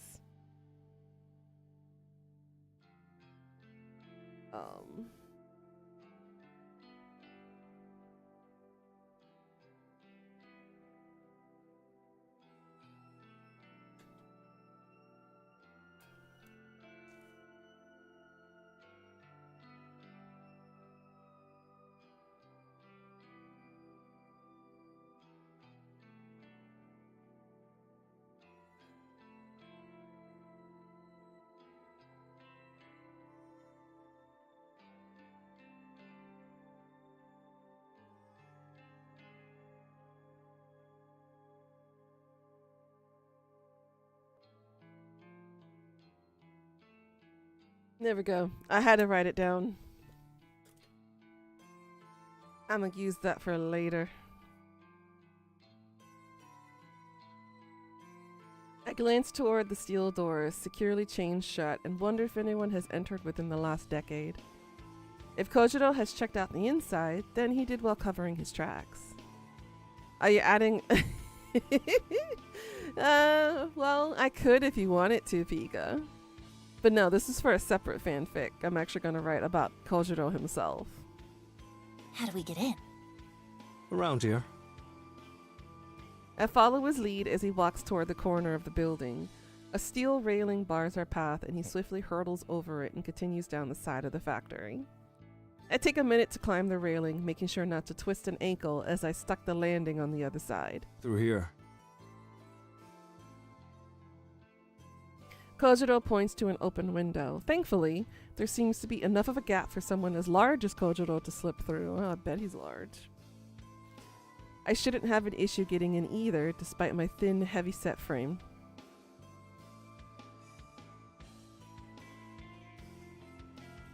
I want to slap the stupidity out of this girl.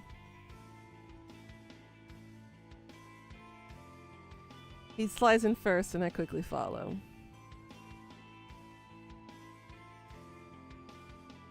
And with that, I find myself inside the factory. The place is huge. It's an open plan design, and it's pretty much empty. A few stray pieces of odd machinery line the wall. A small forklift, a pallet jack, and a bunch of buckets and mops catch my attention. All of this could be useful for one little operation. A number of iron workbenches are piled up in a stack. They look heavy and rusted, but they would probably make a good table for resting corpses on. Aside from all these miscellaneous items, the factory is essentially bare. The concrete floor is in bad shape and cracked and worn from probably 50 years of use. The thick brick walls are scorched in some places and dented in others. Still, It's perfect. Thanks. Figured you'd approve. y'all are showing your balls around, huh? How did you know about this place? KOJI doesn't answer immediately. His eyes turn to the stupendously high ceiling, with its array of glass sunlights beaming light down upon us. Love showing him off? I know you do.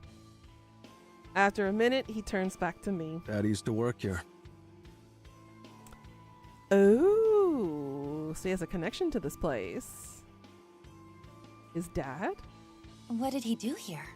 This place used to manufacture steel fencing, chain link fences, barbed wire, chicken mesh. That kind of thing. Huh, I see. A lot of that is imported now. There's still an industry here, but Dad couldn't compete. Went out of business maybe a dozen years ago. Died about a month later.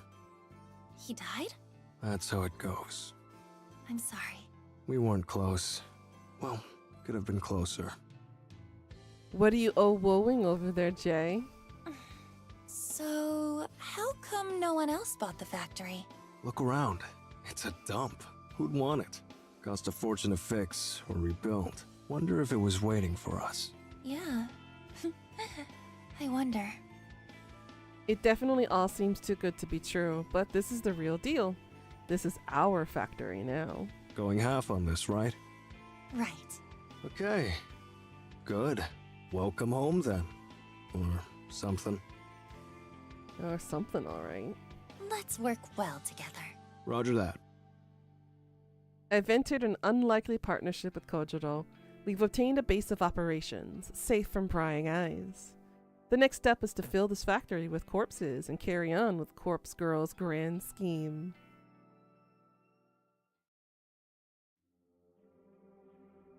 Thanks for accompanying me home.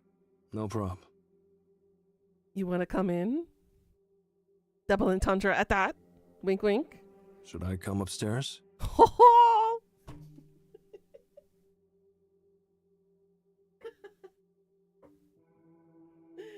Oh my god, I'm gonna have to grab my horns here. Steel yourself, girl. Steel yourself. It's not your actual home he's walking into. The sad truth of reality. He wants to see her room. He wants to see more than that. No, I don't think that's necessary. Girl! You're missing an opportunity of a lifetime here. Okay. And he just... By the way, when are we starting work? Well, as soon as as soon as Corpse Girl receives another request for a death, we can start on it. Oh, no grand heist from the morgue first? Think about it. It's important that the cadavers I use match the details of my victims. I won't know what kind of cadaver to use until I receive a photo of the victim. Guess that makes sense. What's the big plan anyway? How do we lift corpses from the morgue? I had a feeling he would ask about this sooner or later. I did tell him that I had a perfect idea after all. I imagine the biggest issue is writing off the bodies, so to speak. If a cadaver goes missing or is unaccounted for, there will be an investigation. Am I right? Guess so. We need to be able to take the bodies away from the morgue without anyone ever knowing they're gone. So, the solution is simple. We only take the cadavers that are due to be cremated. Smart. Okay, wise guy. A delivery company picks up the cremains nearly every day. Huh? Cremains? Remains for cremation. Cremains. That's what the ashes are called. Oh, right. So what do we hand over? Empty canisters? It's simple. Fake ashes. Yeah, right. Fake ashes. Like I just have those lying around. Kojito stops mid-sentence and stares straight at me. Huh. Might be onto something. Don't tell me you do have those lying around. Not fake ashes. Real cremains. Bodies are cremated every day. Wouldn't be hard to take a bit off the top. Huh? Could probably get away with like a quarter? I'm confused. What are you talking about? Sauce. Every time someone gets cremated, I'll collect a quarter of the ashes, store them, put them aside. Won't take long to fill up a whole canister. Let me see if I follow you. You gather up a little bit of ash from every cadaver that gets cremated. Whenever we want to hoist a body from the morgue, we use the previously gathered ashes to fill a canister. We slap a label on it that says, "These are the remains of so-and-so." Then we take so-and-so out of the morgue. We record that their body has been cremated, when in reality, it's been snatched from the morgue. I imagine the canister of ashes just gets picked up with all the others going out on the same day. Pretty much. We also put a token in the canister. A token? Like a dog tag. Has the cadaver's serial number engraved on it. Normally attached to the body before cremation. They don't burn. Lets the cremains be identified later. Ah, I see. Can we get our hands on those tokens? Sure. The bodies we're lifting from the morgue are due for cremation anyway. I can get the tokens engraved without a hitch. Proper serial numbers and all. Okay, good. This is getting complicated, though. There's quite a bit we have to remember to do. Don't worry. I'll take you through it when we need to. Most importantly, I'll need to start gathering portions of cremains. Need to have those collected in advance. Yeah. Thanks. Really. No probs. But big question remains. What's that? How do we move cadavers out of the morgue? Ever tried lifting a stiff? I don't know. Can you answer that question, Pika? Or should we just plead the fifth and move on? Not easy. And you're no bodybuilder.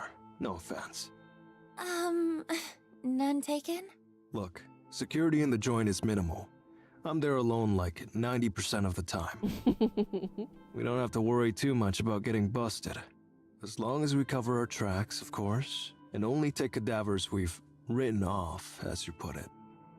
Bodies nobody will come looking for. Hang on. Are there security cameras, alarm systems, anything like that? Don't think so. Plenty in the hospital proper, though. Are you sure about that, Pika? That's fine. As long as the morgue is clear. Still, answer my question. How do we move the bodies? You got a hearse? A truck? No, but surely we could get something. What about a small van? You got a license? No. Need a driver's license.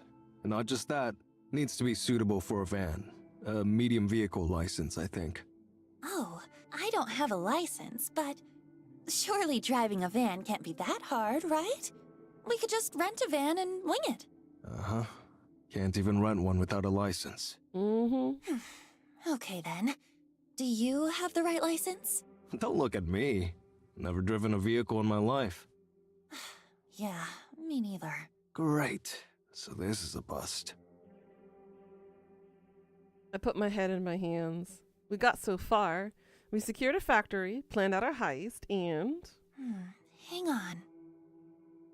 I whipped my phone out of my bag and skimmed through my noise contacts. I'd prefer to text and call, but I'm too impatient right now to wait for a response. Are we gonna call Tomoe? I start a voice chat request and wait for the recipient to answer. Hey, Skank, what up? Yep, there we go. Tomoe, hey, you got a sec? Sure. Do you have a driver's license? Yep. No car, though. Okay, what kind of vehicle is your license good for? Like cars and scooters. Not vans. I mean, I don't think so. I curse under my breath. Yo, what's the problem? You need a lift or something? Not quite. I need to, pick something up. Oh, something big? That why you need a van? Tomoe knows. Tomoe knows. Something big. Yeah? I don't know if there's anything I can do about that. I can't even rent a van with my license. Yeah, I know. I shoot a deathly glance at Kojiro and he just shrugs. A look of I told you so on his face. I mean, if you're desperate, you could just buy a van. Huh? I see secondhand vans listed for sale all the time. Check out the noise marketplace and the classifieds pages. No one will check for a license on a private sale. It's just one chump selling a van to another chump. Holy shit. You're right. Kinky? You're a genius. Well, I don't know about that. Thank you. Oh, by the way, you wouldn't object to a driving gig, would you? I do owe you one, I suppose. You want me to drive a van, though? If I get busted on my license, I'll go to prison. You won't go to prison. It'll be a fine at most, I think. I look at Kojiro and he gives me another shrug. Look, if you get a fine, I'll pay for it. That cool? Yeah, what the hell? What are the chances of getting busted anyway, right? Can you text me the deets or whatever? The address and stuff? Shinny just got to my place, so I gotta get the door. Okay, will do. Thanks, Tomoe. Sure. Later, slut! I end the call and feel a wave of excitement flooding through me. Uh-oh, here she goes again. You get all that? More or less. You girls sure are loud. Sorry. So, I'll need you to do me a favor. Buy van, right? Yeah, you're a big, strong man. You won't get ripped off. I'm just a poor little girl. Cut it out. I'll do it. But you got the money? As a matter of fact. I fondly remember swindling a cool 500,000 yen from Kotomi just this week. We've got a 500,000 budget. Will that do? Maybe. Can't get you anything modern, but I'm sure it's enough. Great. You think you can get something tomorrow? I'll try. The noise marketplace, right? That's right. Well, no promises. I'll do my best. Thank you. Really. Yeah. Okay. I'm heading off.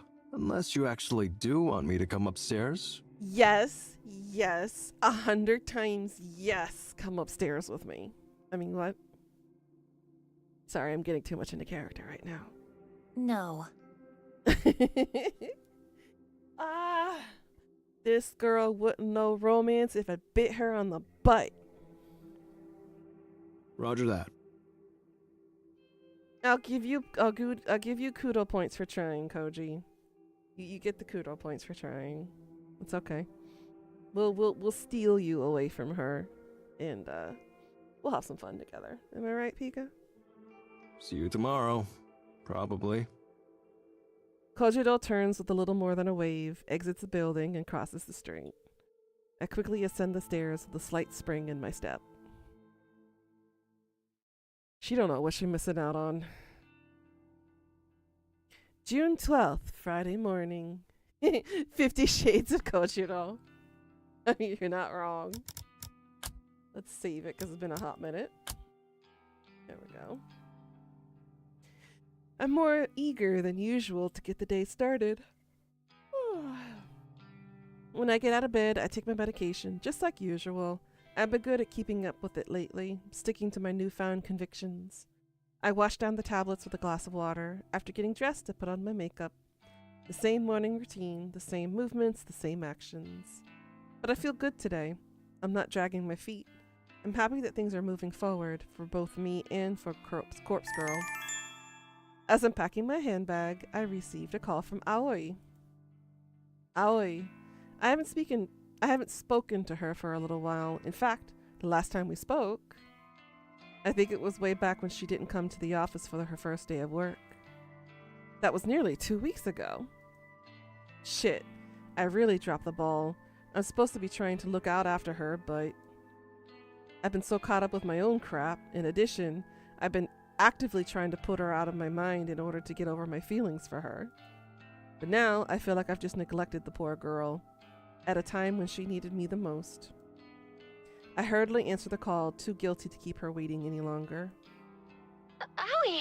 Hey! Noriko? I'm so glad you called. I've been a terrible friend. I haven't kept in touch with you. No, it's okay. Really, I've been busy. I should have called you earlier. Seriously, I'm sorry. It's okay. Did you want to talk to me about something?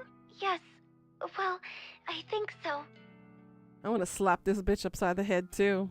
Please, you can talk to me about anything. I'm Noriko, remember? Yes, that's true. So, I wanted to ask, have you ever heard of something called Corpse Girl's website? Aoi knows about Corpse Girl? Yeah, I've heard rumors. Really? Wow. So, does it really exist? Apparently, yeah. Is she going to request her relative that's been abusing her? I wonder? I couldn't find any solid information about it. What is it? Well... How do I explain this to her? Should I explain this to her? Aoi is so sweet and innocent. Does she need to know about a website designed to conjure the omnipresent specter of death? It's all just hearsay. I wouldn't take it too seriously. Oh, but I want to know. Well, people say that you can use the site to request somebody's death. Request a death? But how? How does it work? Really, I don't know. I've heard that the victim receives a photo of their own corpse. The photo is supposedly sent from the future. Whoa. Really? That sounds like something from a manga. Yeah, Death Note. Yeah. Suppose it does. Have you ever used the website? Of course not, silly. What kind of person do you think I am? Sorry. Why are you so excited about this anyway? Oh, no reason. The lies, the deceit, the betrayal, and the audacity. I kinda just like weird stuff like this. You do? I never knew that. You don't know everything about me, Miss Noriko. Even through the phone, I can sense that Aoi is in a happier mood than usual. Her cheery voice gives me a sense of nostalgia, and I think back to the time we spent together in school. Don't go using the site, okay? It's not good to mess with crap like that. Don't worry. I wouldn't use something so scary. You sure about that? I just heard about it, and, well, I got kind of curious is all. Alright. By the way, how is everything? Are you still working at the maid cafe? Yeah. And that customer of yours? He's still around. You're not in trouble, are you? No. A light suddenly switches on my mind, and I realize why Aoi was asking about Corpse Girl's website. Aoi? You're not thinking about requesting that guy's death, are you? Aoi, you told me that you didn't even want to get the police involved. Now you want him dead? It's not what you think, okay? If he dies, it won't be because of me, right? Then the rest of my family won't know I was involved. They won't disown me or think less of me. I want to bash these two girls' heads against a brick wall. Remind them how stupid they are.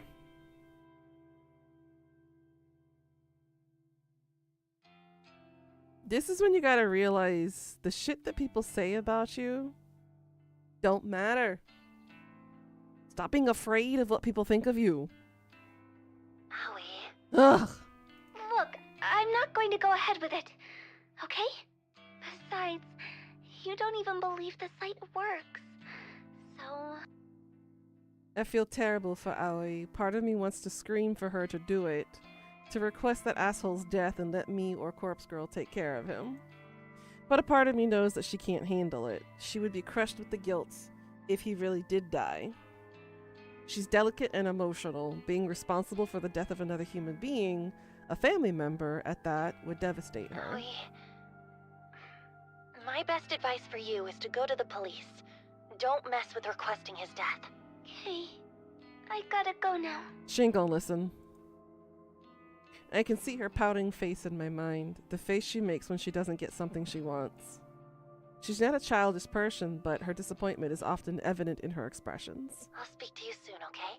Okay, bye. She ends the call and I heave a sigh. I get the nagging feeling that she's going to do something rash, but really, can I blame her? That guy, whoever he is, has been harassing her for so long. It's only natural she'd be at her wit's end. So if she makes a request, I'll take care of him. And if the ill guilt eats away at her, I'll be there to comfort her. It's the least I can do as her friend, Noriko. It's the least I can do as Corpse Girl. As I resume getting ready for work, I can't help but replay the conversation in my head. Aoi definitely seemed excited about the prospect of Corpse Girl's website being a real deal. Excited, eager, filled with anticipation. That same dizzying feeling I get whenever I'm waiting for a victim's death. Waiting for a victim's death. And then it hits me. And I immediately realize why Aoi was so excited. Why she called me in an uncharacteristically talkative mood. She wanted my opinion on Corpse Girl's operation. She wanted affirmation, confirmation. She wanted reassurance that her victim really is going to perish. She doesn't know that I'm Corpse Girl. She simply wanted a knowledgeable friend to confirm it if rumors were true. Because she has already submitted her victim's photo to the website. And she can't wait to find out if he's going to die. Throwing my hand back to the floor, I grab my laptop from the bed. It's right where I left it before falling asleep last night. I boot it up and log into Corpse Girl's website. The little blinking notification that I dream about seeing greets me. 3 new requests. 3 new requests? How? I can't believe what I'm seeing. I quickly queue up the photos to download. Oh!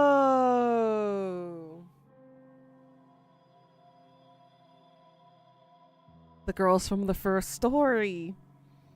Now it's all connecting. After a few seconds, they all open up, and I flick through them with a dumbfounded expression plastered across my face.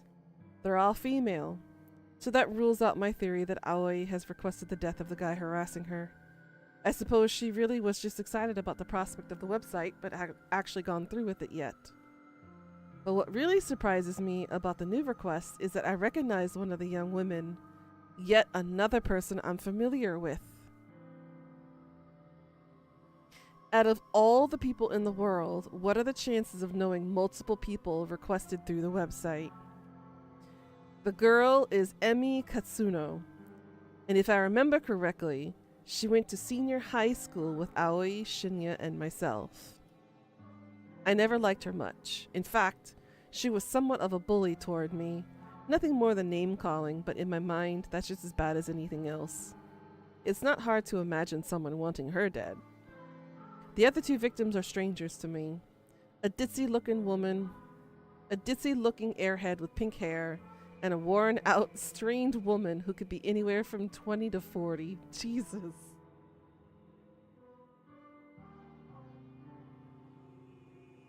The fact that she says worn-out, strained woman could be anywhere from 20 to 40 just kind of... She just attacked everybody in the range.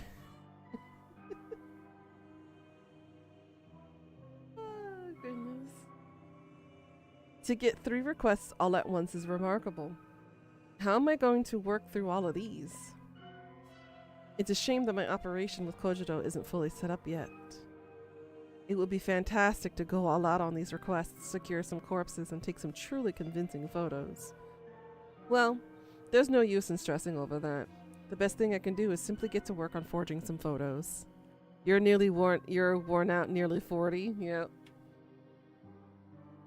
In fact, maybe I'll skip work today so I can dedicate the time to crafting these photos. It's Friday after all. It's pretty much the weekend. No one will care if I don't show up at the office. I nod to myself as if convincing my own mind that I'm making the right choice. I load up the database of the deceased.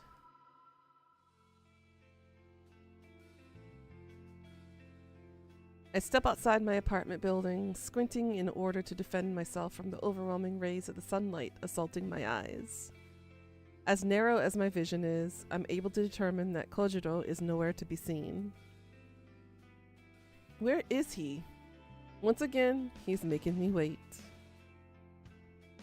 As I mumble under my breath, I hear the screeching of tires and watch in disbelief as a van pulls up outside my apartment building.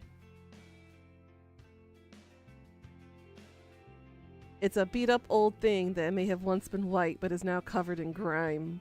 The windows are either tinted or encrusted with dirt. Gross. But look at him being in the passenger seat like a good little boy he is. To my surprise, the window on the passenger side lowers and I see some familiar faces. Next to Kojiro in the driver's seat is none other than Tomoe. She's waving and grinning like a lunatic. Hey, skank! So, how's this? My face must reveal my fury because Kojiro flinches before I can even respond. Where did you even get this piece of shit? Some guy. Some guy? What guy? That's some guy from the noise marketplace. Only wanted $250 for it. So, here's the other half of your money back. You're welcome. He holds up the paper bag I gave him earlier. It seems to still have a bit of weight to it. When Kojiro showed up at my apartment earlier this morning, he told me he found a great deal on a van. I had a good feeling about it, and I handed him the money to go and secure the vehicle. However, he mentioned that he needed a driver to haul it back. He asked me to call Tomoe for assistance. Thankfully, Tomoe agreed to help. Any opportunity to leave the office was good enough for her. I never expected her and Kojiro to come back driving a death trap on wheels. Unbelievable. We're not going to die in this thing, are we? Who knows? It has AC! Great. Did you ask the guy if anyone has ever been murdered in it? What do you care? It's gonna see a lot of corpses before we're done with it. He's got a point, but I still don't feel too good about it. We're picking up corpses in this thing. It's important. And you owe me one, remember? That shit's gross. I don't mind driving, but come on. Ugh, whatever. As long as I don't have to touch nothing. I'm doing the heavy lifting. Don't worry. He'll be doing the heavy lifting, all right. Tomoe leans over Kojiro and squeezes past him awkwardly to speak to me in a hushed voice. Who is this weirdo, anyway? When you said you wanted me to go pick up a van, I thought you'd put me in decent company. Sorry. He's my, business partner. This is all for corpse girl shit, right? Well, whatever. I'm cool with it. Just hope this dude doesn't try to cut me or nothing. She pulls back and gives Kojiro some air. Anyway, get in. I bet he didn't mind having a view of her lumps. Huh? Why? Going to the morgue. Hang on. I haven't planned anything yet. You want to do this now? If not now, when? Any other time, after I've had a chance to get organized. You have requests, right? He would be great support instead of a bra. I bet. I mean, he has some pretty decently sized hands. Yeah, 3, actually. Right. So let's go get some bodies that match. But Heavy lifting. you haven't even had time to put aside any ashes. You were gonna collect a little from each cremation and put them aside and... Already done. Seriously? Worked night shift last night. Got like 3 or 4 canisters saved up. You said you've got 3 requests? Well, how convenient. But Look, this operation was your idea. You want to do it or not? Woo, yes. Do what, though? Ugh. I'm just not ready. Kojiro thinks he can just rock up to my place, and take me to the morgue, somewhere I've never been? I've had no time to prepare myself, no time to even think about it. Visiting the factory yesterday left me feeling pretty exhausted. Having to tackle another new place today is simply too much to ask. I told you I'd guide you through the process, right? There's nothing to worry about. You don't understand. I've never been to the morgue before. Tomoe shoots me a quizzical look from behind Kojiro. You nervous? I think I understand. For me, it's the most relaxing place on Earth. My little sanctuary. Really? Sure. No one to talk to me, no one to bother me. Unless you count the dead, of course. I suppose that's true. And you won't be alone. You've got me, and this chick. It's Tomoe. Thank you very much. Right. Sauce. I take a deep breath and brace myself for the next thing I'm about to say. Okay. Let's go. Kojiro is right. Everything will be okay. I need to get used to going to the morgue. It's a new place, but it's going to be an essential place. I tell myself that this is all for Corpse Girl. For me. For us. Kojiro pulls the van's sliding door open and I take a careful step inside.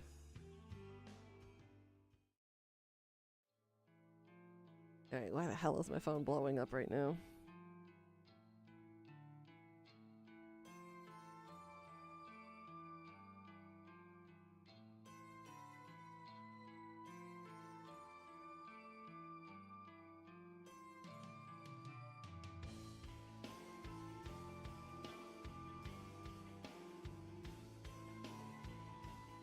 The morgue is a lot colder than I imagined it would be.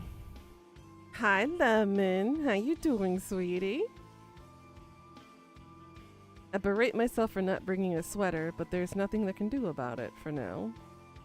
The place has an icy, otherworldly feel to it. It's depressing and clinical and devoid of hope. A perfect place for her. Put a mattress in the back and bring in the good times? Oh my god. And then there's the stench. It's not as overwhelming as I feared it may be, but it lingers and claws at my senses. It clings inside my nostrils and mouth and the very interior of my skull. It's very easy to understand why Kojiro's clothes always smell like this place. Once the odor gets a grip on you, it doesn't let go. Honey, I'm home. Oh, you're pulling on my heartstrings, Kojiro. Stop it. Stop it now before I fall too deep. Maybe it's already too late, I don't know. I might have to just accept my fate and just be the honey that he wants home. If you know what I mean. A poor joke in poor taste, even for Kojiro. I feel like I'm going to vomit. Even Tomoe is looking a bit paler than normal. I'm surprised she accompanied us inside after she spent the whole drive over insisting that she wanted to stay in the van. They store bodies in here? Of course. See all these lockers? They're cold chambers. Pretty much all of them are full. A body in each. Uh-huh. Fucking disgusting. Noriko? Yeah? I keep things in order around here. Chambers on the left wall are cadavers due for cremation. And what about the lockers on the right wall?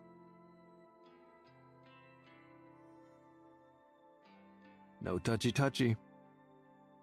He even says my words. No touchy. He's my soulmate. They're new arrivals or they're being collected for some reason or other. Autopsy, funeral, etc. Got it. So, we can only make use of the cadavers in the lockers on the left wall. That's a bingo. I listlessly wander over to the left wall. There must be dozens of cold chambers here, all lined up in neat rows. Some doors are slightly ajar, and peeking inside it reveals they're empty. But the vast majority are sealed tight, the occupants within sleeping soundly. Hey, question. Shoot. How do I know who is in each locker? Like, If I wanted to get an old woman's corpse, do I just have to search blindly? Nah. Okay. Then what do I do? Come here. I walk over to Kojiro and follow him to the large computer monitor mounted on the far wall. He taps on a little panel inset into the wall and a shelf pops out, revealing a keyboard and mouse. Familiar with databases? Somewhat.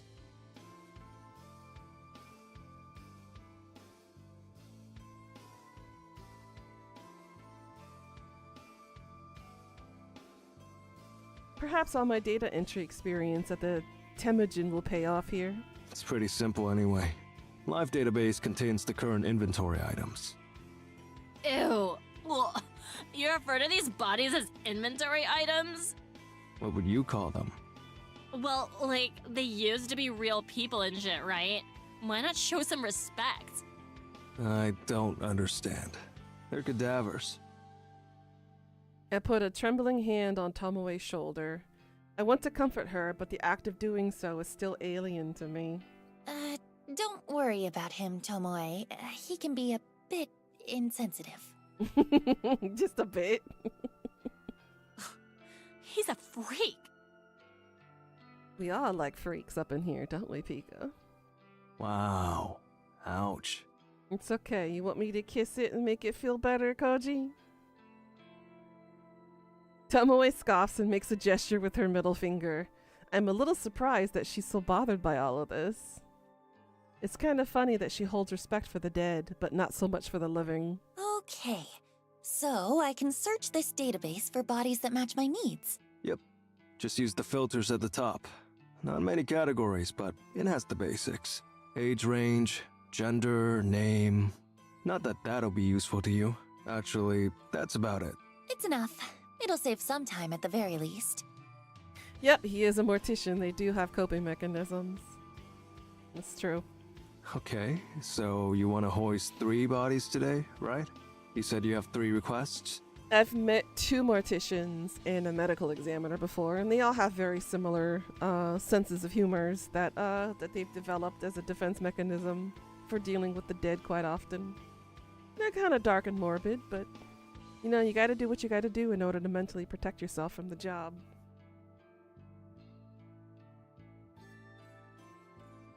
Yeah, but They just get dark. this place is kind of overwhelming. I'm hesitant to bite off more than we can chew. What's the game plan then? How about we just take 1 body today? We'll take it back to the factory, work on it, and see how we go. Works for me. Here, use the database. Koshiro steps away from the monitor and indicates that I should use it. I rest my sweaty hands on the keyboard and feel the cold metal buttons sting my skin. A metal keyboard is very fitting for this cold, lifeless place. Your friend works at a funeral home and he works more closely with the deceased? Yeah. Like soldiers, their humor gets dark. Yep. Same with police officers, detectives that I've met. Yeah. They get dark. I have 3 requests currently in the works. I managed to get photos edited for all 3 of them, thanks to my taking the day off from the office. There's Emi Katsuno, the bully that I went to school with. Then there's the pink-haired girl and the woman that looked tired and worn out. I should try to find a cadaver that matches the appearance of one of those victims. I use the database's filter to search for young females and then narrow it down to the age range to young adult. There are a lot of hits. Just how many people are entombed here anyways? I skimmed through the list of results. Since their names are meaningless to me, they might as well be all identical. But the column of the data containing cold chamber identification codes is interesting. I point to one of the results out to Kojiro. Hey, how do I know what these numbers mean? This one here is 64AB. This one is number 31AA. Ah, okay. Letters correspond to location. First letter refers to left wall or right wall. Second letter refers to top row or bottom row. Give me an example. Okay, this one? Number 64AB. The A means it's on the left wall and the B means it's on the bottom row. Left wall. That's the side I can choose from, right? The body's due for cremation? Yep, So I could grab number 64AB if I wanted. up to you. But this one here, let's see, number 98BA. Could I grab that? No. The first letter is B, so that's on the right wall. No go. Not scheduled for cremation.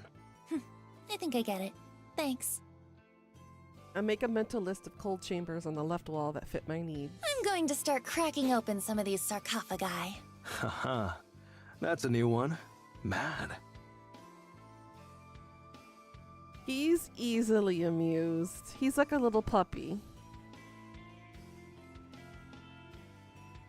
I hope that my nervousness isn't showing. I almost can't believe that I'm about to examine corpses in the flesh. Corpse Girl would be proud of me right now. As I walk over to the left wall of cold chambers, I catch a glimpse of Tomoe.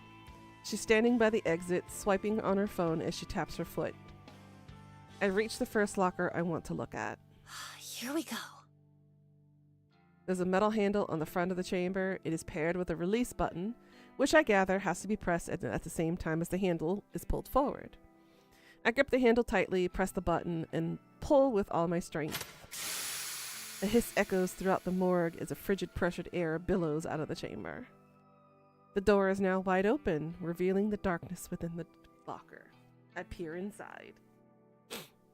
I can make out the shape of a body bag lying atop the sliding tray inside the locker. I thought the body would slide out automatically. No? Just pull the tray out, like you'd pull out an oven tray. Dark. I take a deep breath and grab the edge of the tray, then slide it out. Thankfully, the thick rollers along the bottom rail do most of the work, and once it has its momentum, the tray slides all the way out of the chamber. My prize is revealed at last. A musty white body bag packed with a full decomposing corpse. Now what? Just unzip the HRP. The what? Kojiro rolls his eyes. The body bag. Unzip it, but cover your nose. I do as I told. My left hand pinches my nostrils, and my right hand grips the tag attached to this bag zipper.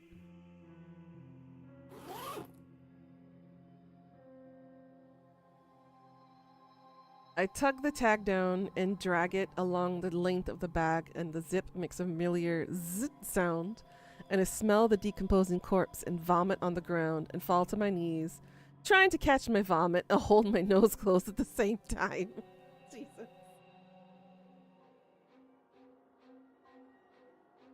Tears well in my eyes, and I can't help but cry as the stench strikes me across the face again. And again, as the river of bile and sick pouring down my clothes feels like a searing hot cattle prod against my skin.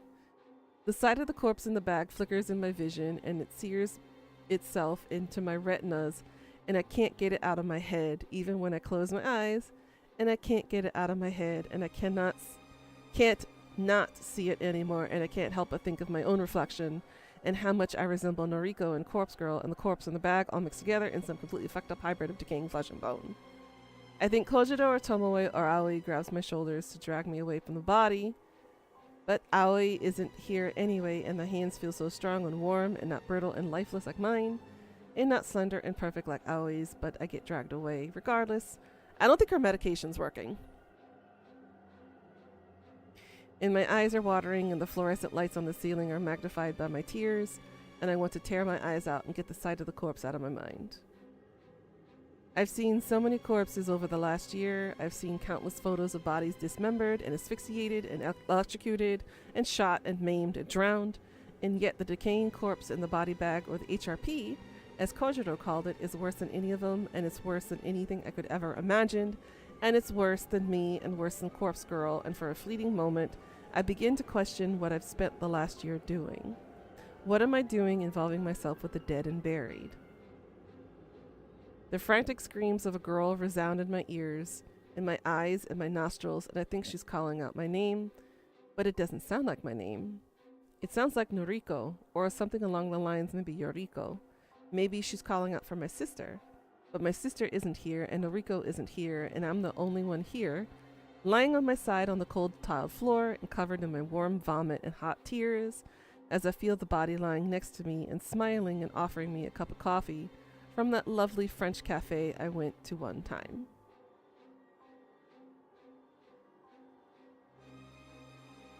Yeah, I don't think her medicine's working. I think she needs to go back to the doctors and get a better dose. Cause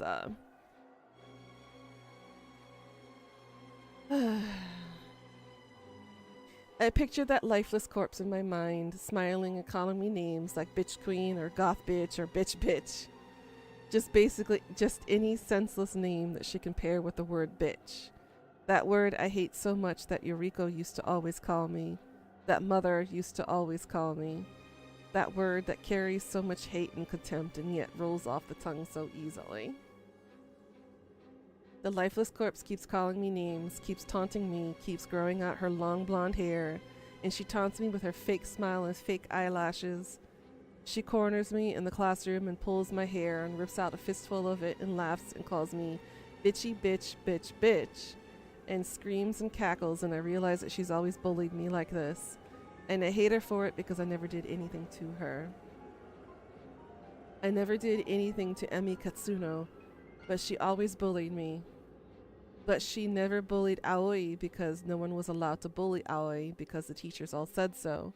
They all said she's been through too much already, but it's okay to bully Noriko, or me, or Noriko. That's fine, they all said. So Emi liked to bully me and call me the bitchin' bitch, and she liked to pull my hair out, but that's fine because hair grows back eventually, and it meant that she didn't bully Aoi, so in a way I was protecting Aoi, and that's all that ever really mattered. And the corpse in my mind isn't Emi, but it might as well be. It might as well be her, and maybe I can make it her.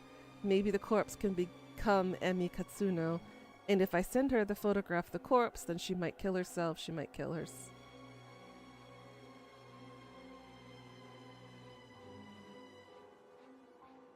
No, remember, she's had this panic attack before in the mall, where the last girl, the twin girl, didn't kill herself, so she went on a freaking frenzy on the floor in the middle of the mall.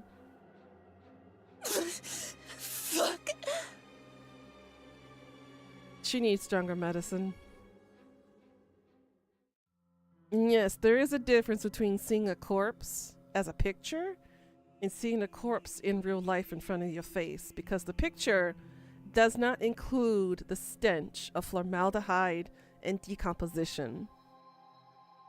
I have been there before, and that stench, once you have it in your nose, it's ingrained with you for life. There is nothing like the smell of decomposition. You can imagine it akin to like the rotting smell of rotten eggs, but it's so much more than just rotting eggs. The death and decay of a human body, or even just a body in general, there's no other smell like it. And once you know it, you know it. I had to go to an autopsy once for one of my school field trips at a medical examiner's office. Because originally I wanted to be a CSI. And so I had to take college credential courses, and one of them was to take a field trip to a medical examiner's office and study cadavers and study necropsy and autopsies and understanding how that works. And I was one of the last few people to kind of stay around, and I got to stuck my hand inside a dead guy's body, pull open his rib cage so I could investigate the heart and all his other organs underneath it. And I actually got to stick my hand in underneath his rib cage and touch his heart. This was a murder victim. He was a gang member. He died of basically execution style, because supposedly he betrayed his gang. So they had him on his knees, and they basically took a shotgun to the back of his head and blew everything out. So I was one of 3 people left standing out of the classroom of 13 people But once the medical examiner brought her sandwich over and was eating her sandwich over the dead body, the combination with the food and the dead body with the smell got to me, and I had to step out. Because I was like, I'm not going to vomit all over this guy. He may have been a terrible person in real life, but I'm not about to desecrate a dead body with my vomit. So I was like, you know what? I gotta go. I gotta step out. So unfortunately, I lost the bet. But I was one of the last 3 people standing. But yeah, MEs, they're just... It's a whole different world. You got chills with that story? Yeah. I was like, yeah, I tried. I didn't mind looking at the dead body and touching the dead body, but the smell in combination with watching the ME eat her sandwich while she was explaining to us, you know, what the cause and what her autopsy reports came out with, I was like, girl, I gotta step out. I gotta step. It was too much. But I learned a lot. It's definitely a once-in-a-lifetime opportunity.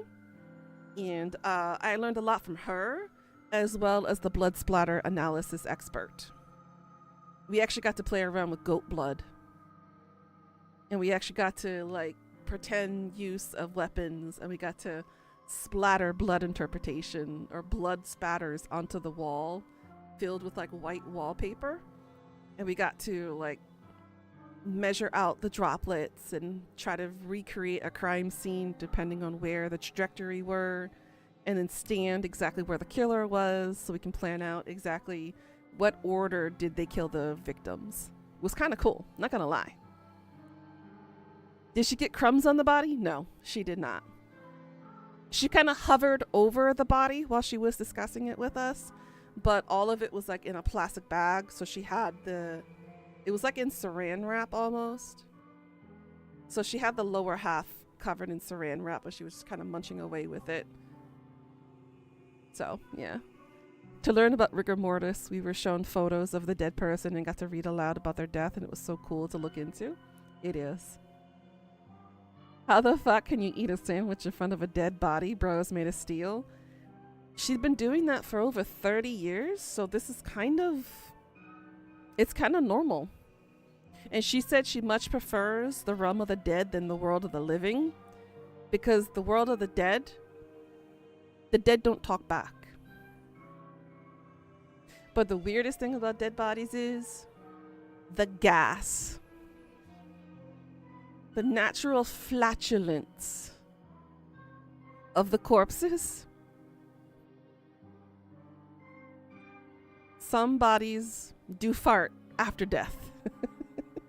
So it's a little strange.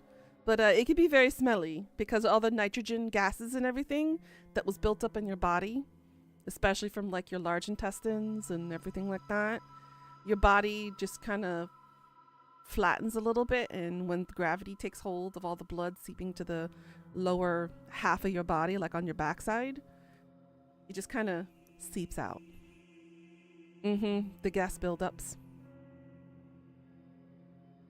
You become desensitized, and supposedly the scent of chemicals used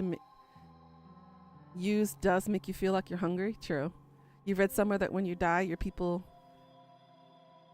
poopy. And yeah, it does. It does. Hey, Tony, what's up?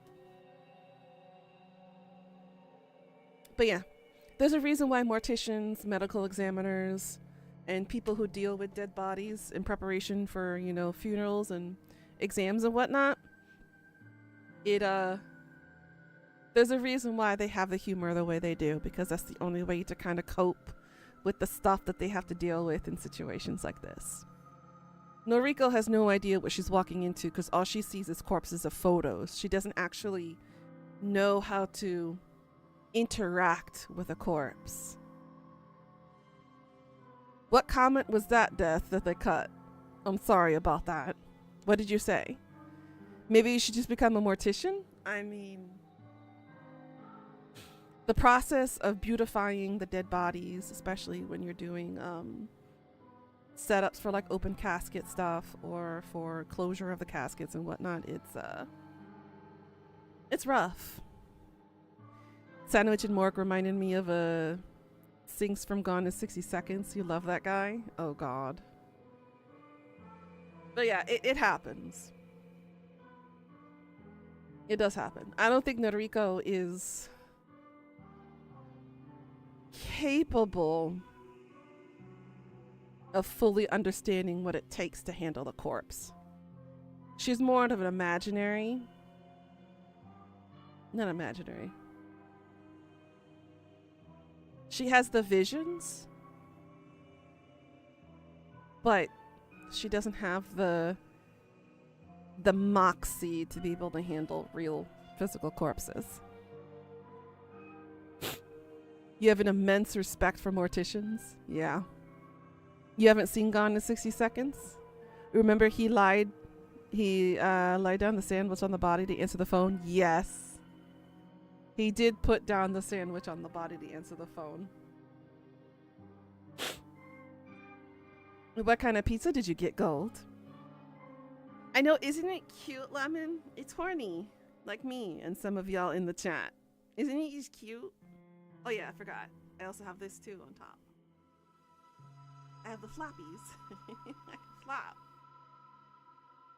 It's like the cousin of the Triceratops. Cutie-saurus? No, that doesn't work. It's horny-saurus. Get it right. Story time over. Let's continue. Nuna horny on stream. I mean, aren't I always?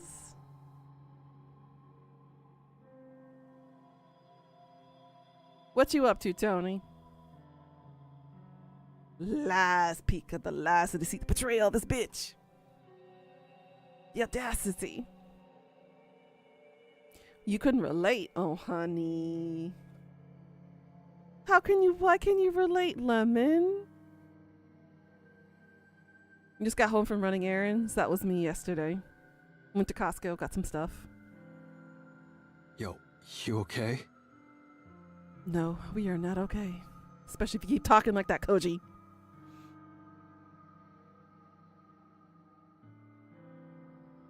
Richie has been working out. I heard he has been.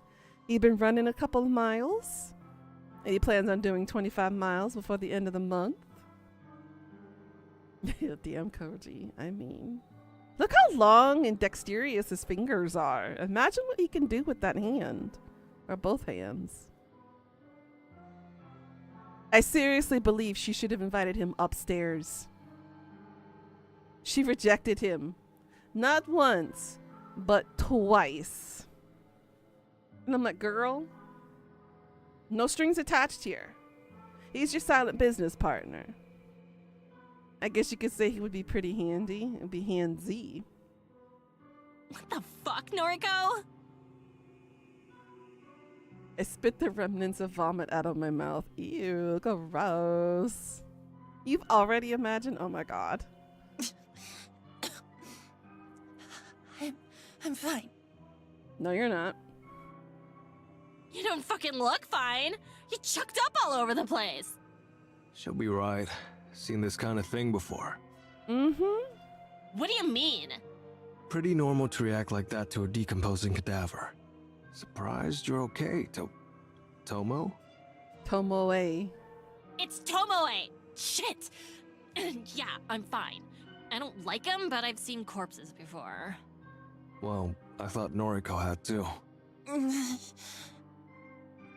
Just pictures, I guess. I'm not forgetting the carnage I witnessed at the train station thanks to Katomi. Somehow, seeing a stiff cadaver in a body bag was so much more overwhelming. Right. Are you really Corpse Girl? I'm asking myself the same question, Koji. Apparently. Come on, let's get you up.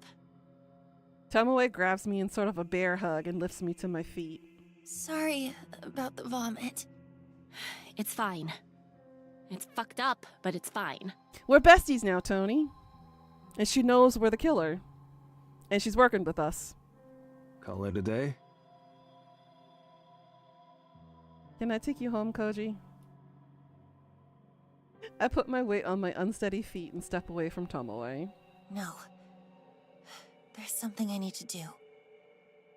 I stare straight at the corpse in the body bag. Her face is still exposed, lifeless, expressionless. Of course we can, Pika. I'm not so selfish as to not share.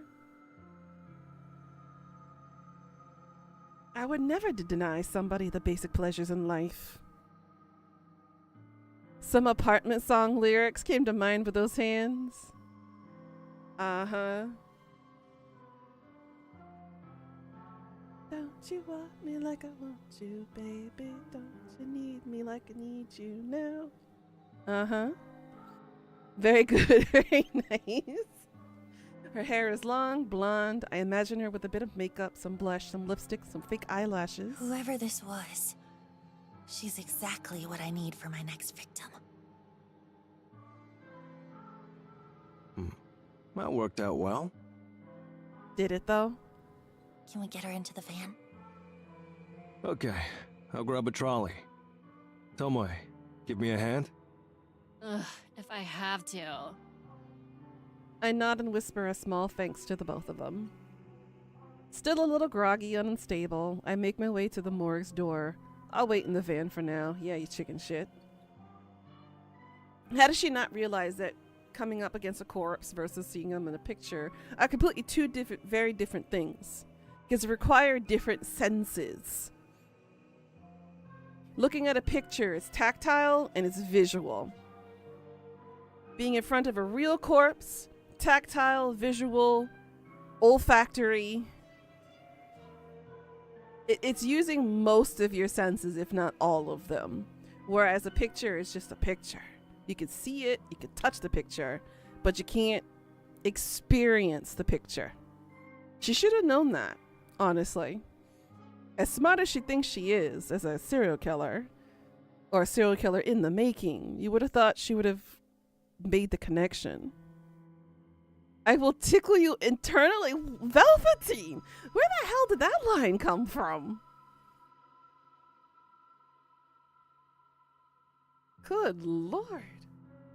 Although that is a good line, though. Almost as good as I'll tickle the inside of your belly button. I've heard that one before, too.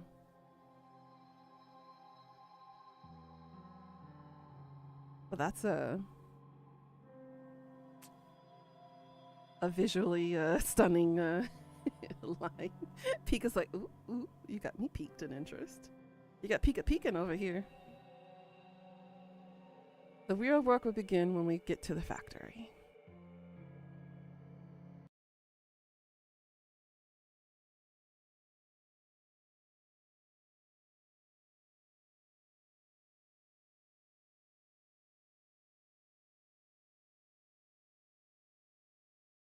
And by the way, before I went to that autopsy place, we did like a 20-minute video session of what it would be like inside one of these rooms with decomposing bodies and whatnot, and what to be expected. You know, like the I's and the Q's and the E's and the I's and the T's, all that kind of stuff to try to figure out if you're willing to participate in it, and if you think you went through the video okay, then you can check off the box and sign and say that you can take, you know, that you can go to the field trip and deal with cadavers and whatnot. Amazing the lyrics you can find in rock and metal songs. I mean, you can find those kinds of lyrics in K-pop songs too. I've already been ovulating, hun. Mine started yesterday and I'm like in pain, which is why day 2 today is hurting, and I got an ear infection on top of that. I'm struggling, girl. I'm struggling. We arrived at the factory after a brief pit stop at my apartment to collect my makeup kit. KOJI managed to fix the lock on the front entrance, meaning we didn't have to try and shimmy a cadaver through the side window. He even found the proper key for the place on one of the rusted workbenches. Tomoe helped to drag a workbench to the center of the factory floor, and we hoisted the cadaver on top of it. I'm actually surprised she had the strength to do it. KOJI unwrapped it from the HRP, which he explained meant human remains pouch. Body bag sounds a lot better, not gonna lie. Staring down at the body before me, I now begin to wonder why I freaked out so much at the morgue. It's just a body, a lifeless thing that was once somebody, but now has no meaning in its existence. It's kind of gross, but it's not really that bad. Ugh. I'm glad you've come around, but I still don't want nothing to do with it. Right, so we're here. We got your body. What now? I fetch my makeup kit from the floor beside the workbench and place it next to the corpse. We're going to make this body look as close as possible to this girl. I flash my phone at Kojiro and Tomoe, showing off the photo of Emi Katsuno that was submitted to Corpse Girl's website. Believe me, girl. I feel that right now. Right. But why? Because then we can photograph it and convince the victim, Emmy, that it's her own dead body. Why? I furrow my brow. Koshiro coughs in an attempt to hide his laughter. That's how Corpse Girl does things. I don't know. Sounds like a shit plan. We went to all that effort to steal a dead body and you just want to take photos of it? Look, so far I've done everything with photo manipulation. And sometimes it's successful, like with Akane Tsurumaki. That bitch? It convinced her to kill herself. But I'll admit that it hasn't worked so well on Corpse Girl's other victims. So you think repeating the same thing that don't work over and over again will eventually work? She makes a good point. She's got a point, Noriko. See? Even Koji agrees with me. Corpse Girl doesn't have the best track record. Maybe something has to change. But what? This is the way I've always done things, and... I hang my head in defeat. I don't know what to do. I spent all morning crafting fake photos of my 3 victims, but for what purpose? They're not going to convince anyone to kill themselves. And now I'm standing here in the factory, looking at a corpse that I want to decorate as Emi Katsuno, just so I can take photographs of it? And there's no point in doing so. I already crafted the photo of Emi's death, so why am I here? What in the hell am I doing? You two are right. I can't keep going on like this. I've already crafted a photo of this victim's death. So I really don't know why I let it get so far. I guess I didn't truly think we'd pull this off. I kind of just went along with Kojiro's suggestion to go to the morgue. Hey, don't pin it on me. This is your scheme. The weirdo is right. This is on you, Nariko. They're right. They're both spot on. I don't know what I'm doing. I'm just wasting my time, their time. I'm wasting Corpse Girl's time. Here, give me your phone. Without waiting for approval, Tomoe snatches my phone out of my hands. She swipes past the photo of Emmy, then swipes back to it. Yo, you said you already made the corpse photo. Where is it?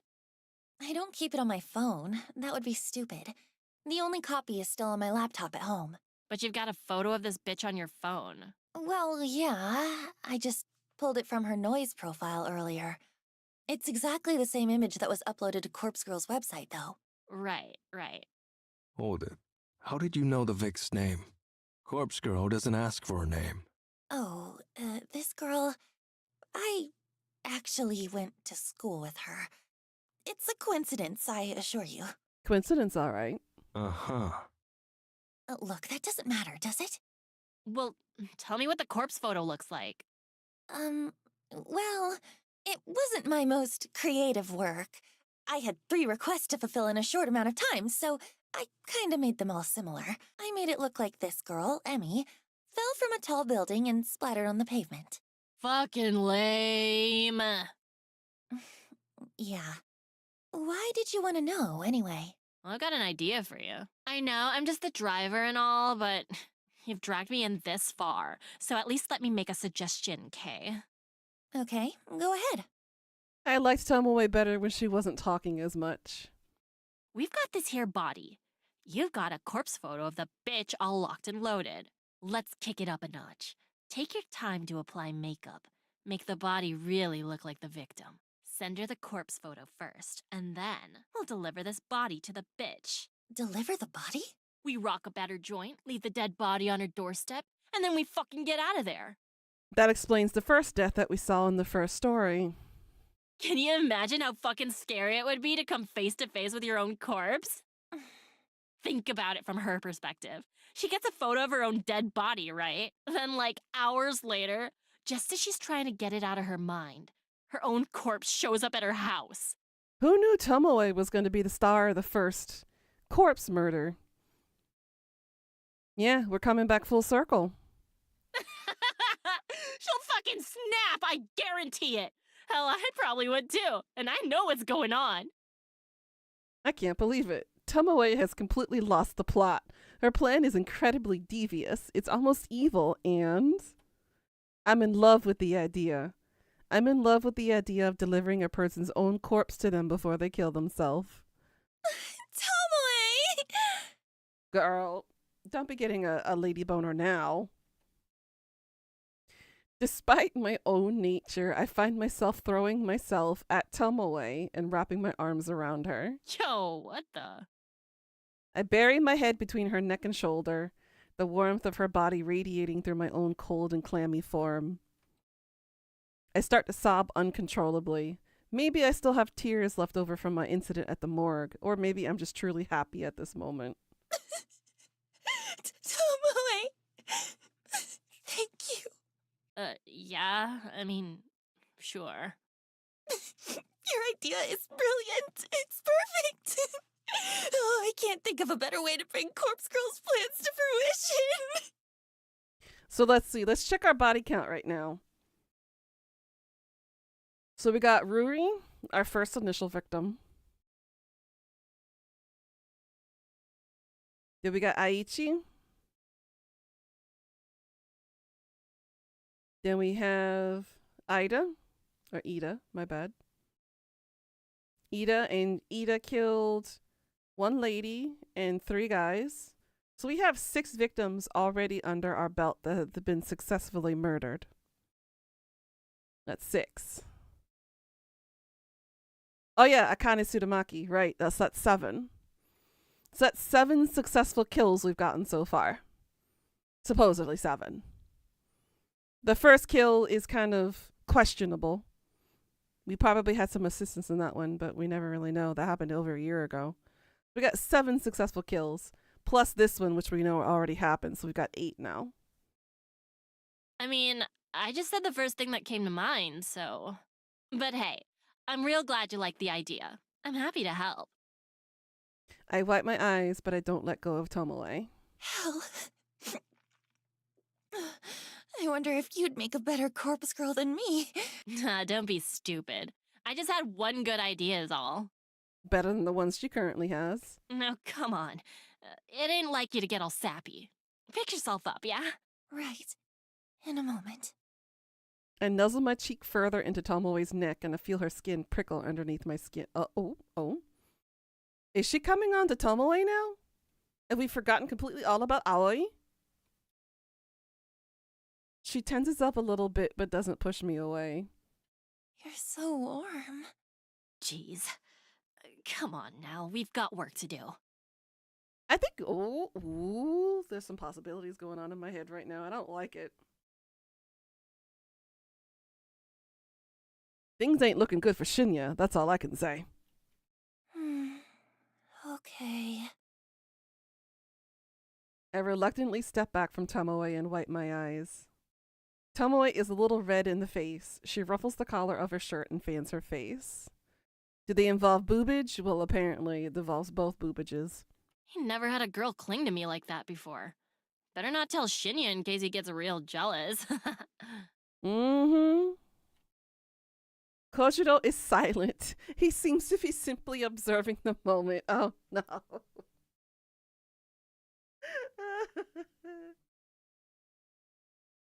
I don't think he realizes that our main character right now is of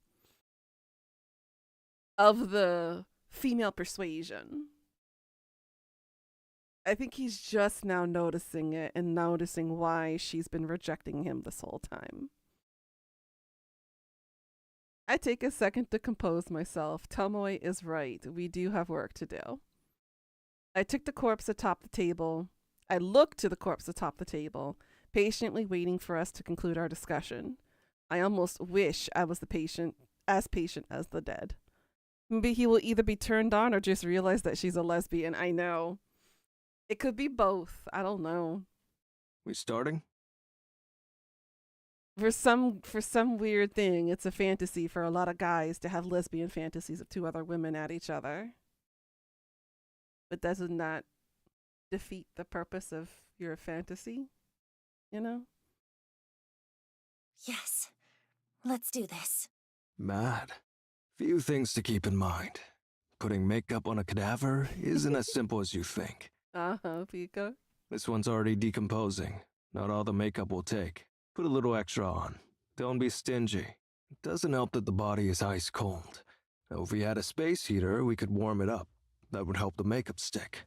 But it'll speed up decomposition. Mm-hmm. We can't have it decomposing any faster. It's already out of cold storage, so I imagine we don't have long as it is. Right. We're going to want to deliver it to your Vic soon, like less than 24 hours soon. That's fine. Yo, what about time in the delivery? Corpse Girl's photos have what's it called? A timestamp? Yeah, I timestamped the photos with a supposed time of death. I usually set it to a little after the time the victim receives the photo. Sometimes a few hours, sometimes a whole day. Uh-huh. I get it. Well, like, for best effect, we're gonna want to deliver the corpse before the time marked on the photo, right? That way, the Vic gets the photo and the corpse before the set time. Creates a kind of ticking time bomb. Should convince him to off himself before time's up. That makes sense. I think that's the best way to do it. Tomoe is kind of scary. For a dumb, ditzy, big-boobed girl, she kind of sort of has a brain there. Yeah, so, what time did you write on this Emmy chick's corpse photo? I scratch my head and try to think about it. It's hard to recall since I created 3 different photos at the same time. I'm pretty confident I lined them up all one after another. An hour gap between each one. Yep, you like it? 7:28 a.m. tomorrow. We gotta deliver the corpse before then, huh? You're fully invested in the story right now, so are we, Jay. Too early. Usually asleep. Well, you're gonna have to get your ass up early. For Noriko. For Corpse Girl. Kojiro groans, but he doesn't object further. I'm pretty sure we can make him groan more. So, I'll send the photo out when I get home tonight. Emmy will receive it before she goes to bed for the night. It should shake her a little. Then, in the morning, she'll wake up to her doorbell ringing and a corpse left on her doorstep. That should be enough to do the trick. Think you're both forgetting something. Where are we delivering the corpse? Heck, sweet. Are you dense? We're delivering it to this Emmy bitch's home. Sure, of course. But where does she live? Got her address? Oh, Ah, shit. A hole in the plan. A massive flaw that we completely overlooked. Well, I'm pretty sure KOJI can fill up a hole or two. Our stunned silence is the only answer that Kojiro needs. This whole thing is a bust. Kinda disappointed in you, Noriko. Thought Corpse Girl was some mastermind. Some genius worth worshipping. I'll give him a reason to worship. I don't have a response to that comment. Bile begins to rise in my throat as a pit opens up inside my stomach. That would be the T-Rex in me roaring because I'm hungry. Turns out everything so far has been sheer luck. Well, I'm out. Use the factory if you want, but I'm not sticking around. Kojiro waves half-heartedly and walks away. I can't say anything to stop him. My thoughts are frozen, locked in place, chained down by my humiliation and anxiety. Hold up just one fucking second.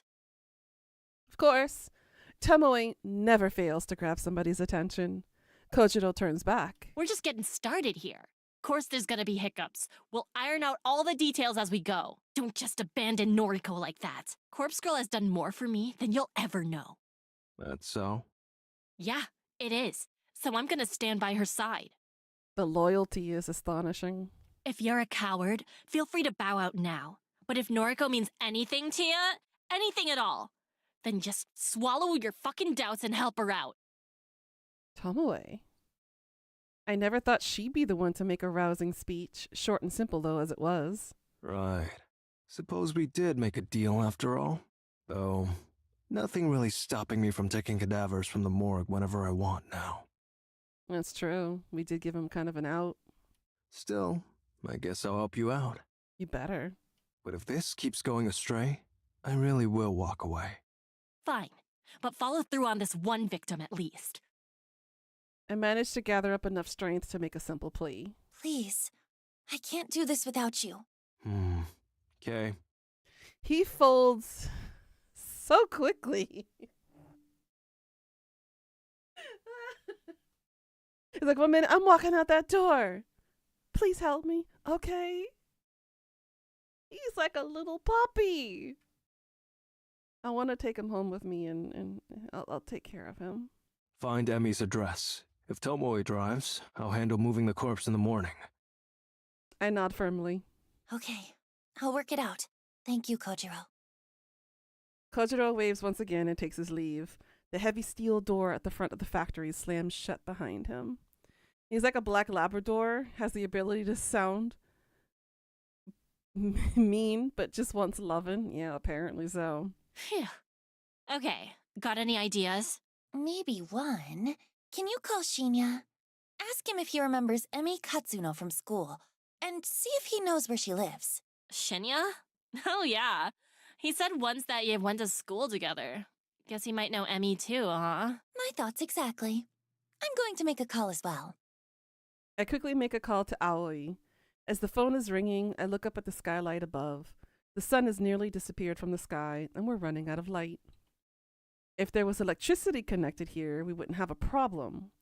But if it gets much darker than this, we're going to have to struggle to apply makeup to the cadaver. Noriko? Hey, me again. Feels like we just spoke this morning, hey? It was this morning. Yeah. Listen, just a quick question. Do you remember Emi Katsuno from school? Katsuno? Okay, that's really freaky, Noriko. Huh? What is? I bumped into Katsuno just today at the mall. You're kidding. I'm serious. She was pretty distressed, actually. She just got fired from her job. I see. Actually, it's kind of funny. I spoke with you about Corpse Girl's website this morning, and I spoke to Katsuno about it too. Really? Seems like there's someone she wanted dead. Maybe. I'm not sure. Perhaps her boss that fired her? Interesting. Why are you asking about her anyway? It's an odd question, but do you happen to know where she lives? Yes. Wait, seriously? Mm-hmm. Want me to send you her address? Are you going to visit her? Oh, Howie. If you could send her address, then I'll really owe you one. She almost lost her cool there for a second. She was about to be simping for Aoi again. Sure. I'll text it through. I didn't think you'd actually know it, but I wanted to ask anyway. No problem. I followed her home today from the mall, so I guess it worked out well for you. Stalker much? Hang on. Aoi followed Emmy home from the mall? Like, she stalked her? See?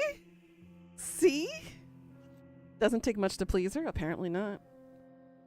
See? I even called her out on it too. I'm like, she's stalking Emmy? What did you say? Oh, I followed Emmy home today. I got on the train carriage behind hers. Well, don't worry. She didn't see me. Howie, what are you talking about? Well, I wanted to find out if she was going to use Corpse Girl's website, since I recommended it to her and all. I don't know what to say. Hey, I'm still at work, okay? I shouldn't really be talking on the phone. We'll chat later. Bye-bye. Howie, wait, don't hang up. The phone call ends abruptly. I'm baffled by the fact that Aoi followed Emmy home. I can't quite figure out what must have been going through her head at the time. But right now I don't have the time to worry about it. I need to finish up here at the factory. I notice that I have an unread message on my phone. I open it up to find Aoi has sent me Emmy's full address. Well, At least I got the address. You got it? Nice. Shinya barely remembered the chick, apparently, so it wasn't really helpful, sorry. No trouble. We got what we needed. It's getting dark. Help me put some makeup on the corpse. Okay, show me that photo of Emmy again. We better do this properly. Right. Here. I bring up the photo and we examine it closely before setting to work.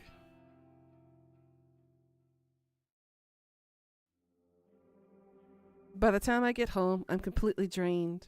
I barely have the energy to open the front door. Today was an ordeal. It dragged on forever and ever, and yet still feel like I didn't have enough time to get everything done. After changing out of my vomit-stained clothes, I make myself a cup of tea. I'm hoping a few sips will help me relax and unwind. I sit down on the couch, cup in hand. When it's cool enough to drink, I take a sip and feel a little bit of today's pressure lift from my shoulders. My laptop is sitting next to me. I know I shouldn't bite off more than I can chew today. If I check for new requests, I'll probably regret it. I unfold the laptop and navigate to Corpse Girl's website. One new request. Shit. These are really beginning to pile up. I can't restrain myself from opening the request. Today at 3:03 local time.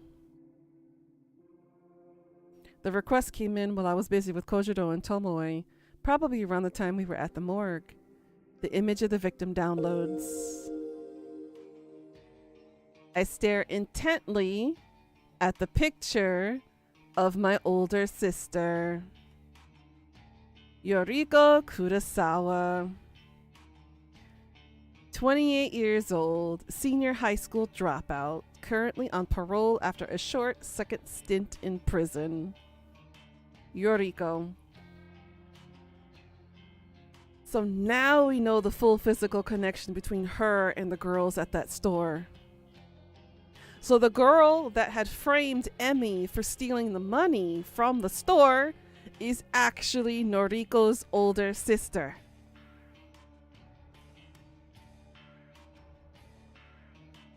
What are the odds of you appearing here on my screen in my life at this moment? I haven't spoken to you for so long. I haven't seen you. I haven't even received contact from you, only to ignore it. Why are you here now? Why does somebody want you dead? I suppose it's not that hard to think why someone would request your death. I'm sure you have a lot of enemies thanks to the crew you run with. It's a good thing she doesn't like her sister, I know. But for someone to actually use Corpse Girl's website to request your death, it's coincidental. Too coincidental. Just like everything that's been happening lately. Yoriko, I hate you so much. You abandoned me when I needed you.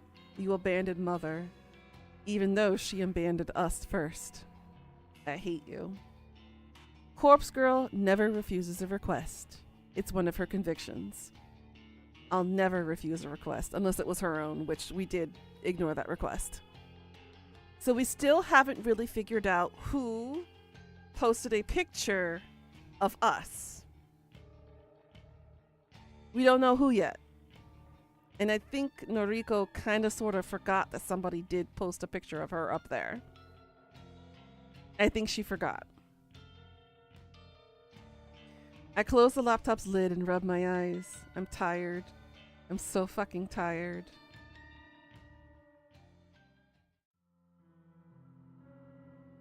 June 13th, Saturday morning. Be right back? Okay. She's dead. Oh, we don't get to see her reiterate her death again? Splattered in the flower bed. Probably matches the photo you sent. Wish I'd seen that. Thanks, Kojiro. And thank Tomoe for me. No prob. Where are you, anyway? Parking lot across the road. Perfect view of her apartment. People are coming outside. Must have heard the splat. Mad. Oh my god. We'd better gun it. See ya. Okay, bye. I hang up the phone and smile fights its way across my tired face. Emi Katsuno is dead. She killed herself thanks to the trauma of discovering her own corpse at her doorstep. Even though I forgot to send the corpse photo last night, I nearly fucked up our entire plan due to how exhausted I was. By some stroke of luck, I managed to wake up early this morning. Thankfully, my first thought upon waking was to send the photo. Emmy would have received the picture only an hour before the time marked on it. That's what made it different. Now we know. It was a close call, a very close call. But I can't help but wonder if it worked in our favor. Kojiro and Tomoe rushed over to her apartment to deliver the corpse, forcing Emmy into a confrontation with the photo, an imminent time of death, and the delivery of her own corpse all in the space of an hour worked to our advantage. It worked so well that I'm starting to consider making this our regular mode of operation. I glance at the burner phone atop the coffee table. Since Emmy is already dead, there's no point in me waiting 24 hours to discard it. I'll get rid of it right away. After that, I'll have to figure out what to do about the other remaining requests. I still have 2 photos of victims that I crafted on the same day I made Emmy's photo. With all the urgency of plotting Emmy's demise, I didn't have a chance to send them. I'll have to edit them a little bit because the timestamps on them are now out of date, but that's okay. It's a quick fix. And then there's the request for Yuriko Kurosawa. I'll need to deal with that too. Eventually.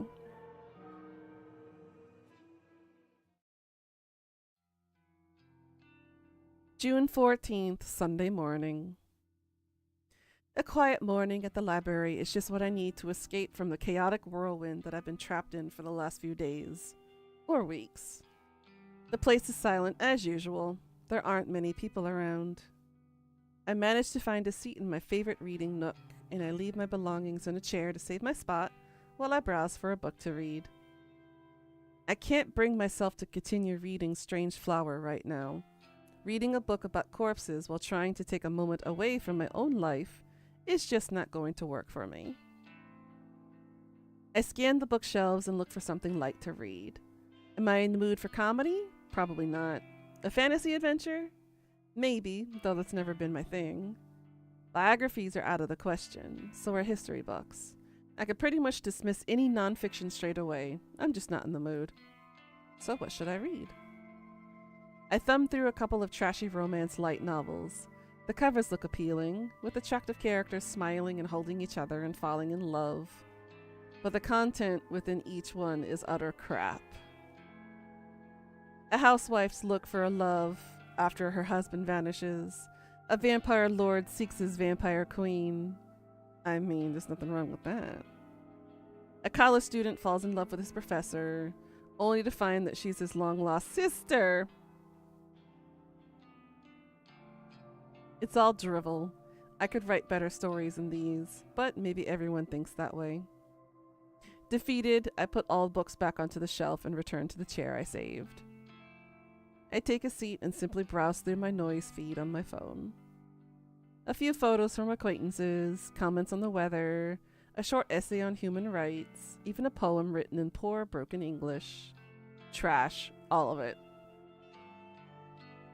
I used to love the inside look at other people's lives. I lived for it. I thrived in it.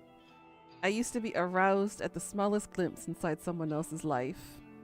I couldn't go on more than a few hours without browsing noise. But now, something is different. Something inside me has changed. I want to say that I've recently become cynical, jaded, but that wouldn't be accurate. I've been this way as long as I can remember. The appeal of voyeurism just isn't there anymore. My growing ability to manipulate the lives and deaths of other people has ruined any pleasure I once gleaned from simply spying on them. I need more people to die. Maybe then I'll find satisfaction. Ecstasy. Release. Girl, go to the store, buy yourself maybe a $30 or $80 toy, depending on how long of a battery you want, and just go home, go home with it. Go at it. There are better ways to get your rocks off. I lean back in the chair and fold my arms across my chest.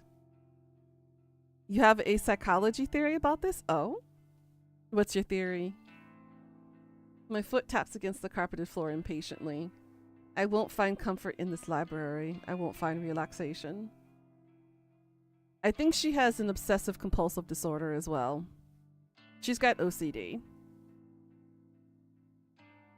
And I think she also has a addictive personality as well. And like I mentioned before, I think she has either some type of identity disorder or some kind of schizophrenia on top of body dysmorphia. Because she calls herself fat and thin at the same time. She's got like a very skewed vision of how she sees herself, physically anyways. This girl's broken. I'll only find whatever elusive feeling I'm looking for once Corpse Girl's work is complete. I can't rest yet, now that things are beginning to escalate. We know that she enjoys looking into the lives of other people and enjoys the voyeurism to a high level. Maybe she just wanted to get off knowing she could persuade and control their lives. That's true. That's true. That's potential.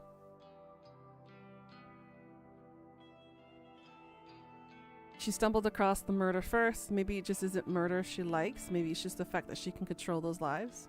So you're thinking she's power hungry? Or thrives with power and control? Why does that sound familiar to some people that we know of in today's society? Why does that sound akin to match her personality? Ugh. I could be orchestrating the deaths of 3 people right now. The 2 women that had their deaths requested at the same time as Emmy, and my very own sister, Yuriko. People are counting on me. People are counting on Corpse Girl to deliver her judgment. I hoist the strap of my handbag over my shoulder and stand up. It's time for Corpse Girl to usher in a new era of human suffering.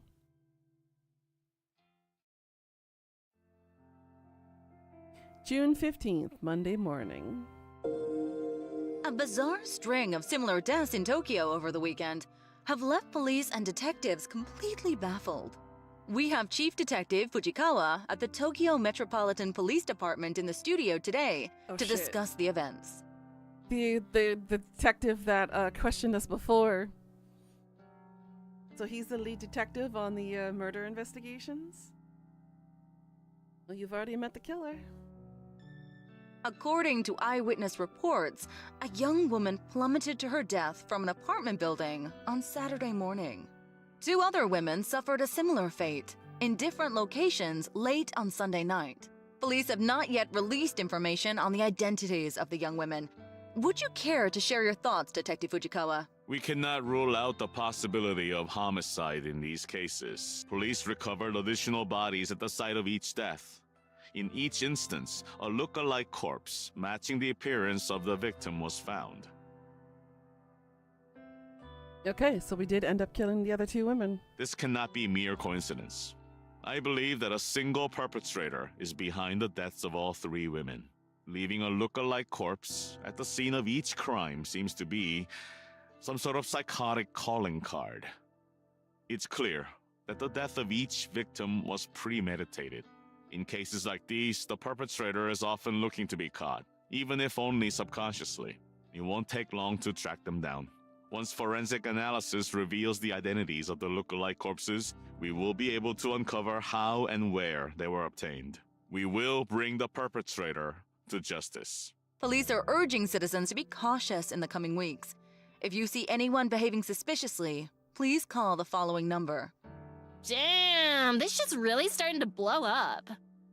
Yeah, it's about time. 3 deaths in 1 weekend. Corpse Girl is on fire. She couldn't have done it without you. And Kojiro. So that makes 9 deaths that we've gotten on our belt so far. Do you think all this happened in 2 weeks? I know. So, thanks. I know those corpse deliveries yesterday were rather last minute. No problem. Had nothing better to do anyway. I've still got 1 victim ready to conquer, but I'm not sure when to go through with it. What's the issue? It's someone I know. So? Didn't bother you when we stuck it to that Emmy chick. This is a little different. It's my sister. Yo, hold up. You've got a sister? Mm-hmm. Yuriko. She's older than me. Oh boy. Shit. And like, someone requested her death through Corpse Girl's website? Seems like it. Jeez.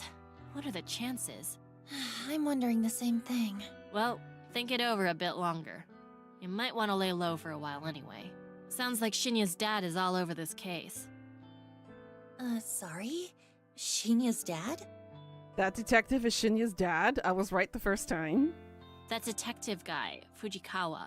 Oh shit, I was right. What? He's Shinya's dad?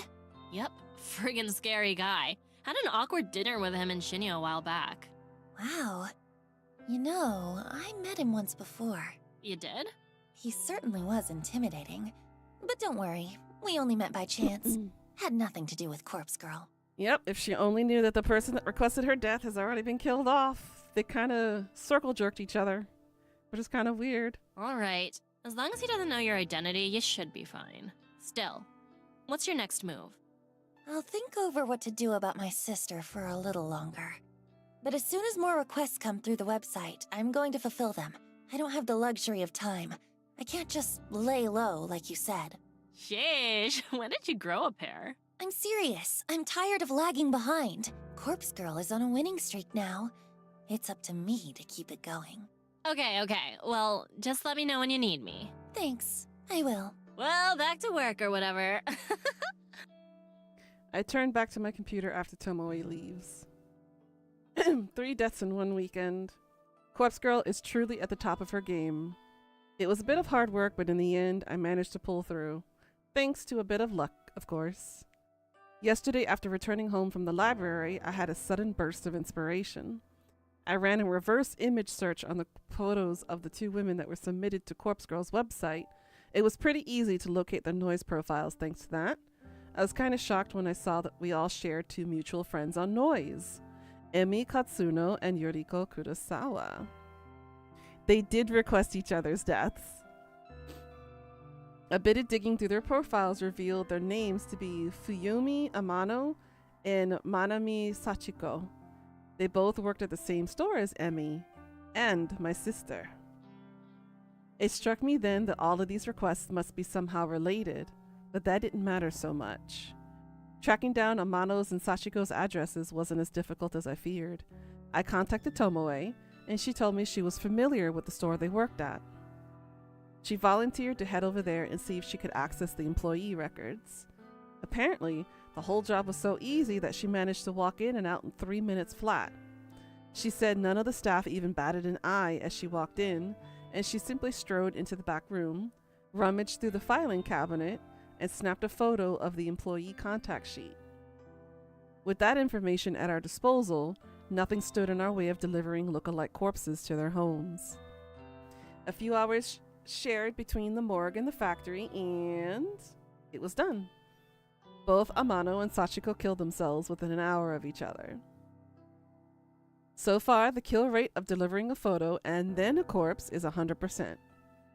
I can only imagine the thoughts that must go through someone's mind when they are faced with their own corpse.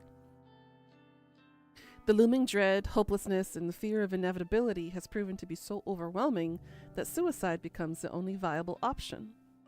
Because of this development, I finally ruled out the possibility of Corpse Girl's victims being murdered by some mysterious stranger. That still doesn't explain Ruri, though. She couldn't have strung herself up like a scarecrow and had her innards on the outwards. It's just not possible. I only invented that theory due to the strange circumstances in which Ruri Hatano died. After all, she was hung from a scarecrow in an uncannily similar fashion to the corpse photo I invented for her. None of the other victims' deaths since then had made me truly suspect that another party could be involved. All of them have clearly been suicides, or in the case of Aichi Hanada, coincidental accidents. Gatomi Ida's death was an outlier since she was likely killed out of self-defense. I'm about 90% certain that Corpse Girl's power lies in the ability to convince victims to end their own lives. There's no third-party murderer acting on her behalf. And I begin to suspect that the power I hold is no esoteric arcane force. It's not some supernatural art. It's not witchcraft or sorcery or some holy power bestowed upon me from on high. The power Corpse Girl holds is simple determination, grit, resolve. My will to end lives is what drives me to craft convincing corpse photos and deliver look-alike cadavers. That in itself is enough to act as the knife twisting in a victim's side. It's enough to compel those weak of heart and weak of mind to end their lives. If that's all my power ends up being, I am happy. I am happy that I can be the instrument that delivers Corpse Girl's justice, regardless of whether it's through mundane or mysterious methods. As long as the victims continue to drop like flies in the wake of Corpse Girl's ascension, I will remain content. And this is just the beginning.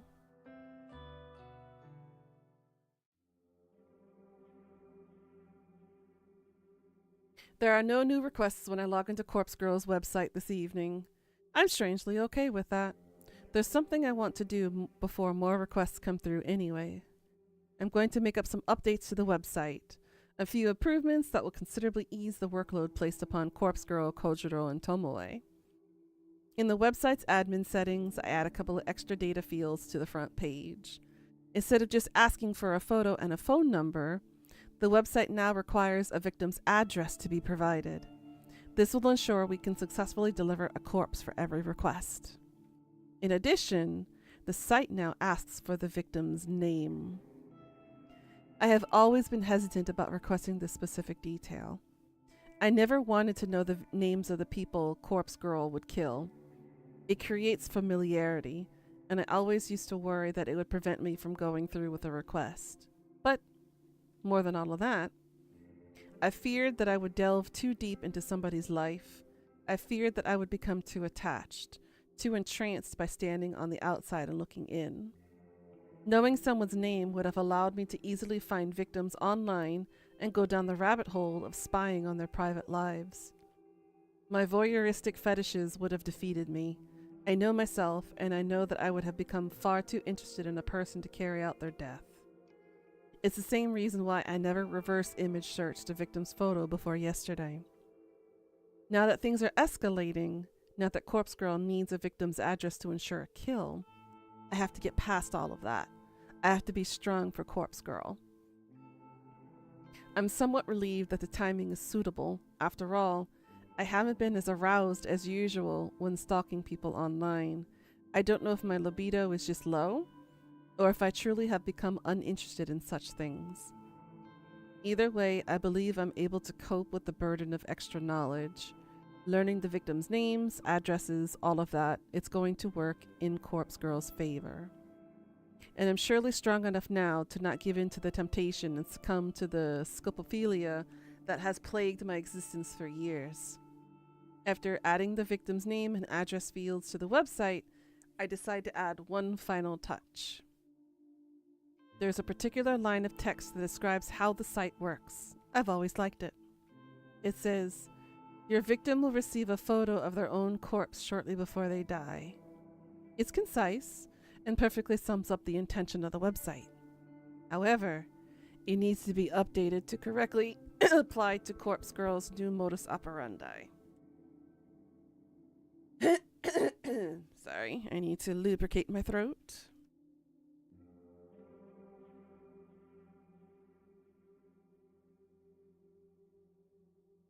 Nom, nom, nom, nom, nom.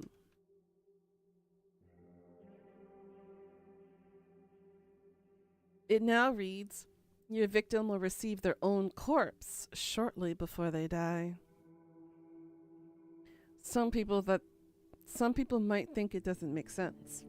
They'll think that maybe it's a typo or written by someone not familiar with the language. But it's completely intentional. Now that I've made all the changes to the website, I click the Save button in the admin panel. The changes are reflected immediately on the front page of the site. Corpse Girl's new and improved request form is online. With that done, I need to simply sit back and wait for some new requests to pour in. And it shouldn't take long once I put my next plan into motion. Because I finally figured out how my sister can be of use to me after all these years. She's going to help me become famous. Yoriko Kurosawa's death will ensure that everybody in Japan knows the name Corpse Girl.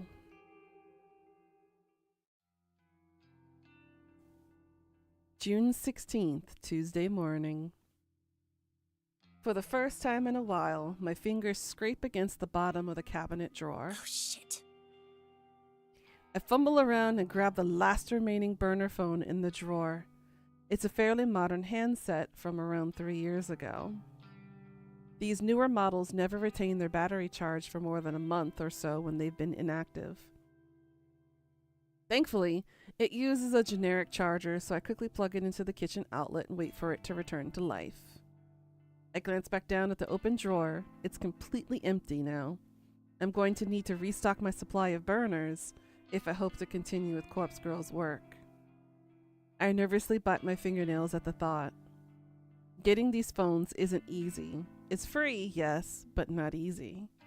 And if I get busted trying to lift a stack of them, that might very well be the end of me. I'll have to obtain as many new photos as possible at some point today. Once Corpse Girl kills my sister, my website is going to explode with new requests. I need to be prepared as possible. I decide to finish getting ready for work while the burner charges. As much as I'd like to simply skip out and deal with my sister, I do need to pop into the office. You have good news. What's your good news?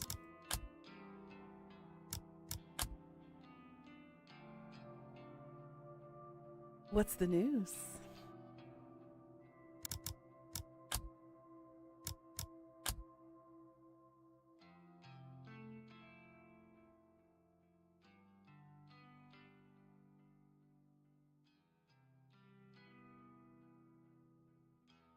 I think that music level is subtle.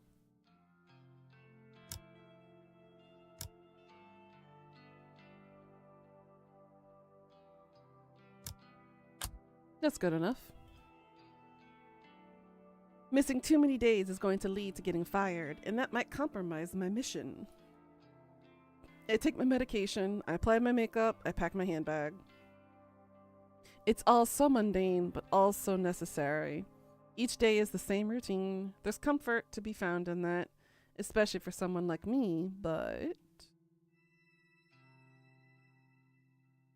You've been waiting for podiatry to get in touch with you about your feet, knees, and hips, and they finally rang you today? You have an appointment tomorrow? Hey, let's go!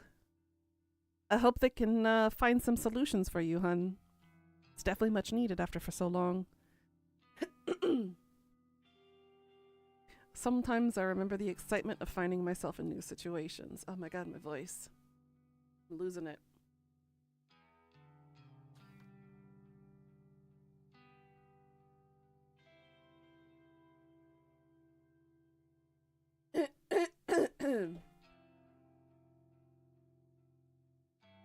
Even if those situations end up with me lying on the muck of the bathroom floor or against the stone-cold tiles of a morgue, when I'm ready to leave the apartment, I snatch the burner phone up and check the battery.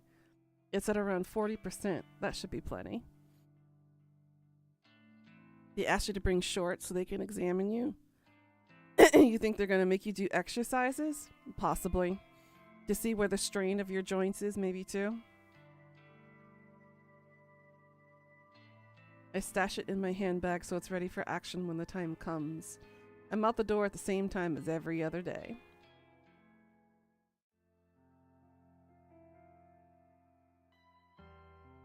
I find myself alone in the office well after the working day has ended. The entire floor is empty and silent. I shut down my computer and stretch my tense arms. I don't normally like staying back late, but sometimes it's necessary to get the work done. And when I say work, I am of course referring to Corpse Girl's tasks.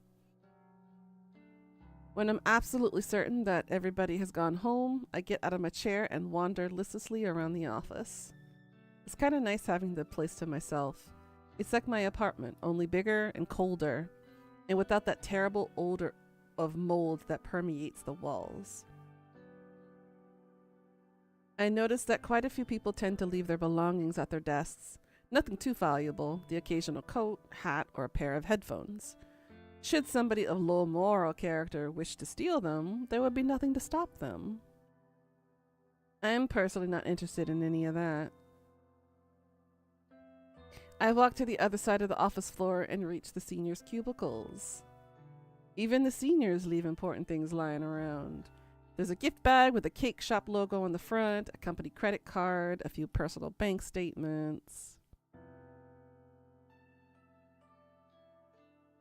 Your legs are swelled up so bad, the skin is tight and hurts. Oof, that's not fun.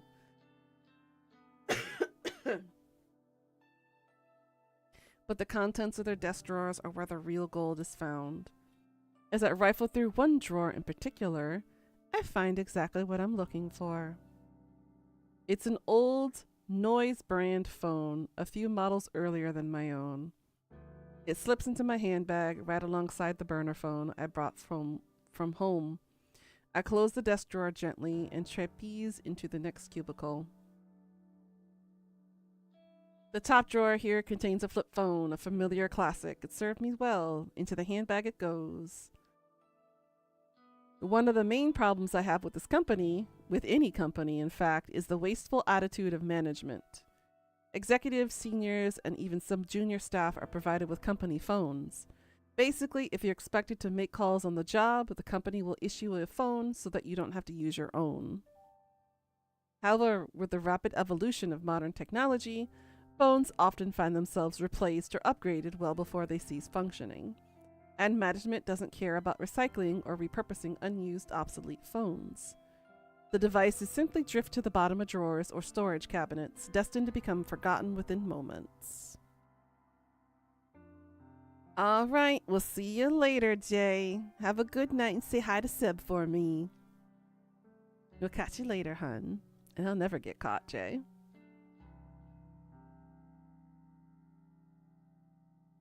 Am I really doing the wrong thing by taking these phones off the company's hands?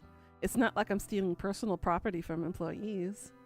I'm only taking what the company is likely to write off as a business expense.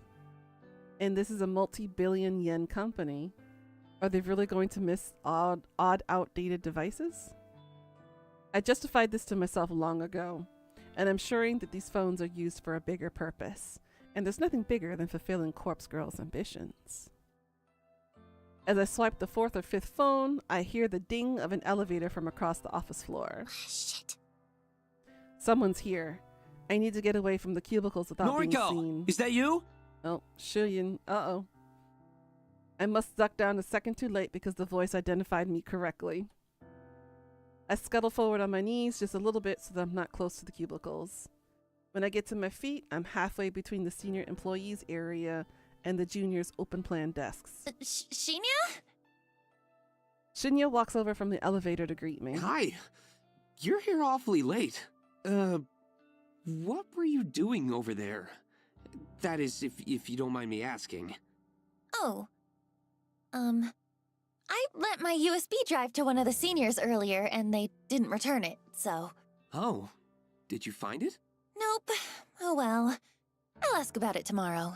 I could help you look if you like. Seriously, it's okay. I'm about to head home anyway. What are you doing here? I left my wallet at my desk. Can you believe it? Luckily, I remembered before I took Tomoe out for dinner. I would have appeared to be quite the buffoon if I'd been unable to pay for our meal. Yeah, I suppose so. Hey, how are things anyway? Things with Tomoe are great. We are truly in love. Are you sure about that? Well, okay, not exactly what I meant, but how are things here? I mean, what happened with Kotomi and... Ah, that whole kerfuffle. Can you believe Miss Ida is dead now?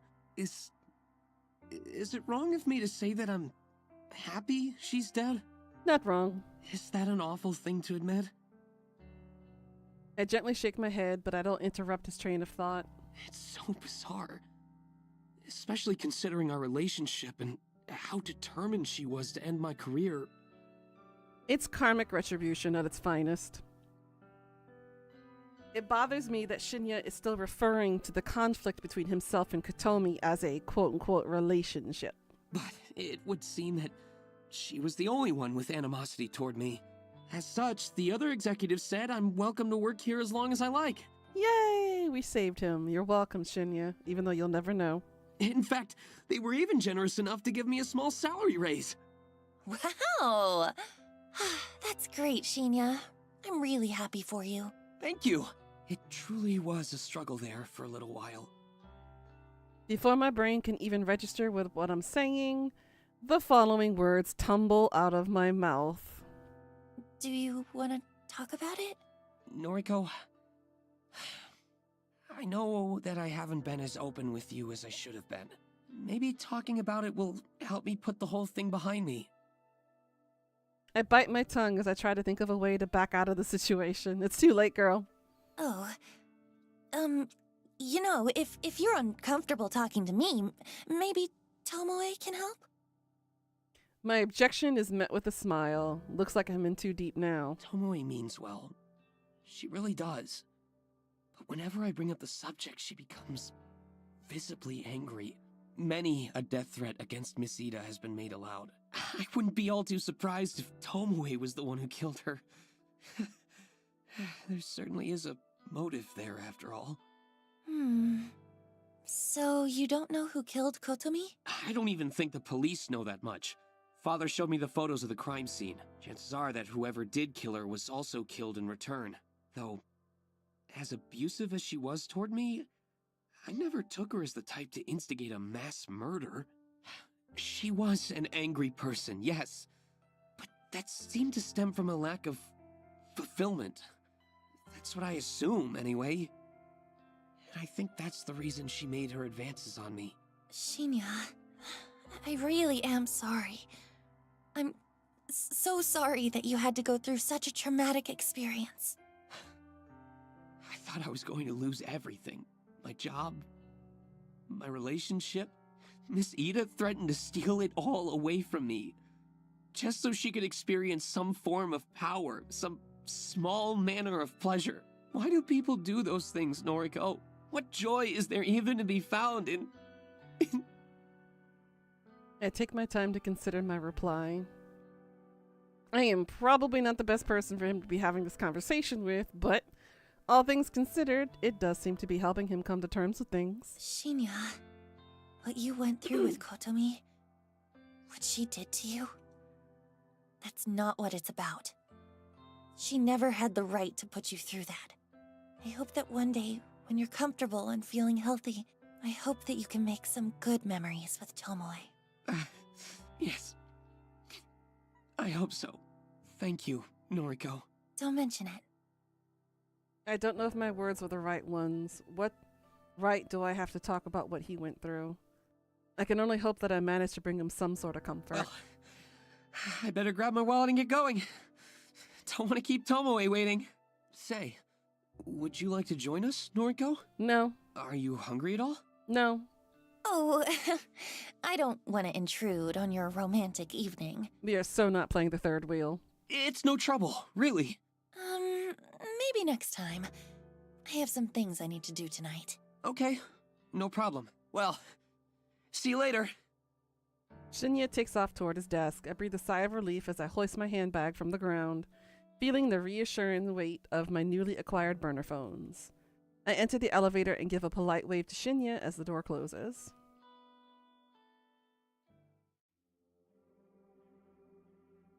Give me a call back when you leave the restaurant. You want me to drive tonight? It has to be tonight. We talked about this. But Please. Kojiro is on standby as well. fine. Not like I've been dying to bring Shinya back to my place or nothing. Don't push Shinya. Let him tell you when he's ready. Yeah, I know. Look, I'll probably be out of the restaurant in an hour. That cool? Yes. Thanks.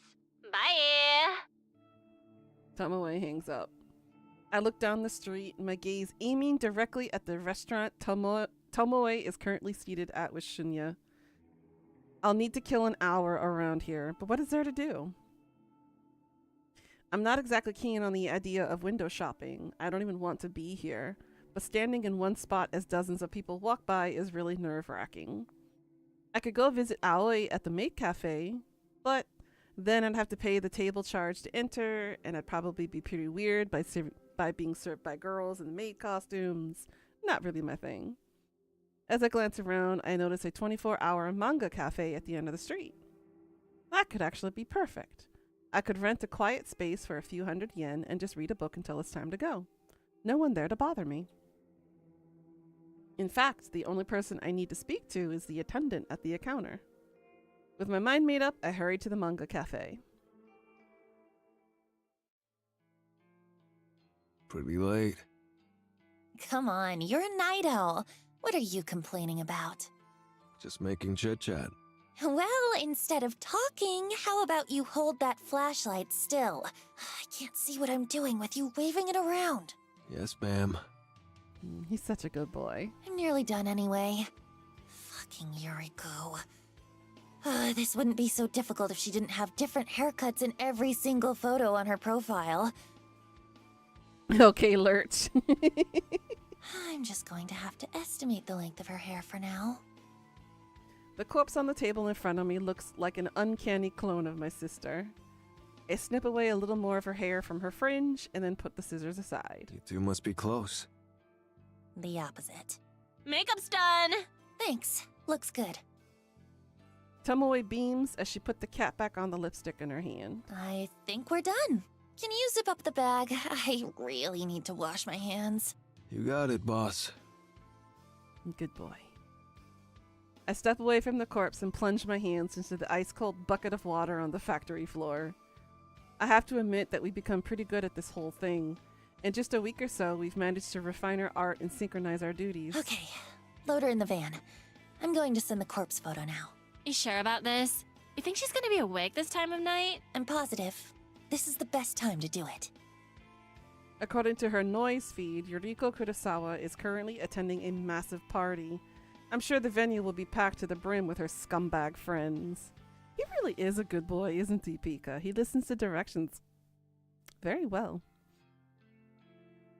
She's been posting about it for days. It wasn't hard for me to find out all the information I needed, since whoever organized the party posted it as a public event. Yuriko is just about to receive a photo of her own corpse.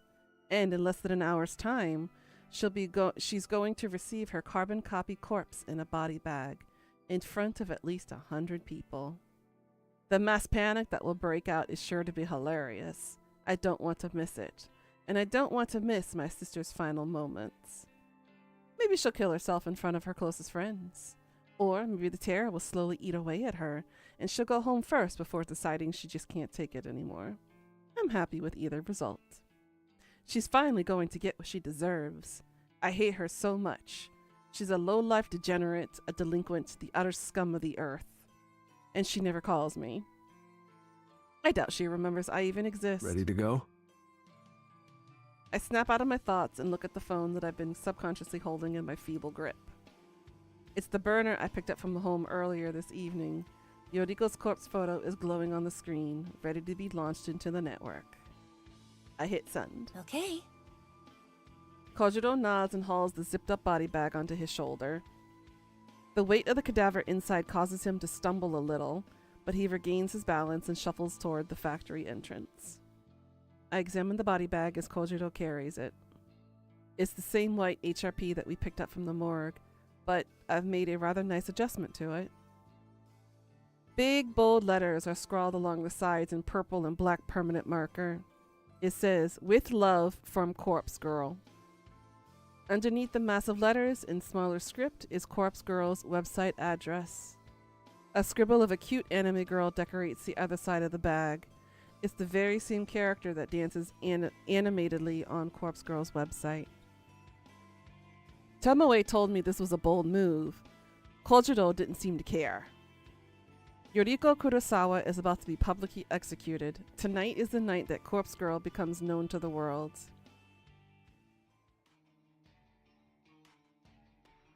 This is the quietest house party I have ever witnessed. I only managed to catch a glimpse of it before Kojiro shields my eyes with his ice-cold hand. I want to object to him censoring my vision, but the smell of blood causes me to slump against his shoulder, and I resort to whimpering quietly as he places me gently on the ground. The vision of the house party from hell is still vivid behind my closed eyelids. It's not like I've been to many house parties in my life. In fact, when I really think about it, I don't think I've ever been to a single one before this moment. But I've seen them on television, I've seen them in movies. They're always loud. Music is blasting, people are dancing, drinking, making out. The scene I witnessed doesn't look like any of that. I'm pretty sure dead bodies don't line the floor at a regular house party. I'm pretty sure trails of blood aren't on the guest list. This party is weird. The walls are slashed, there's broken glass everywhere. Specks of blood are dotted across furniture. Someone in the next room is sobbing quietly. Someone above, perhaps inside the ceiling, is groaning. Kojiro is sitting next to me now. I can imagine a bored expression hovering over his features. He still has his hand over my eyes. He taps the fingers of his other hand against the body bag beside him. His digits drum out a rhythmic beat upon Yoriko Kurosawa's clone, still zipped up and sealed inside her temporary coffin. I think Tomoe is still in the van. She said something about not wanting to get messed up. I never planned on entering this party, but Kojiro dragged the body inside, then returned shortly after he told me I should come take a look. So here I am. Here I am, blinded by Kojiro's misguided attempt to protect me from the carnage I willingly unleashed. I asked him if he killed all the people here. He said no. I suppose I believe him. I managed to squint through the gap in Kojiro's fingers momentarily. The blurred shapes of 4 to 5 bodies are on the floor in front of us. There's a stray arm lying limply on a chair that's currently unaccounted for. Kojiro presses down firmly against my face, and my vision darkens once more. I hear his voice, and I imagine his calm demeanor in my mind. Thoughts? Don't know. I haven't managed to sort my head out just yet. Your sister's over there. Well, a corpse that looks like her, at any rate. Give me a second. Okay. Kojiro releases his grip from my face. I stand. I tiptoe forward, stumbling thanks to my still blurry eyes. I can make out the shape of a sofa close to the wall, and I approach it carefully.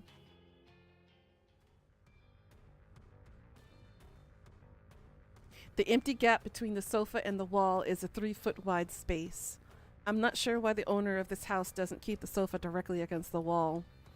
The empty space here kind of seems useless. Maybe if the sofa is all the way against the wall, it becomes too far from the TV. That's a possibility. I would personally just get a bigger TV so that the sofa can be kept comfortably flush with the wall. The gap here really annoys me. It's making me irritated. Like I said, she's got an OCD problem. I went to push the sofa back myself, but I know I don't have the strength.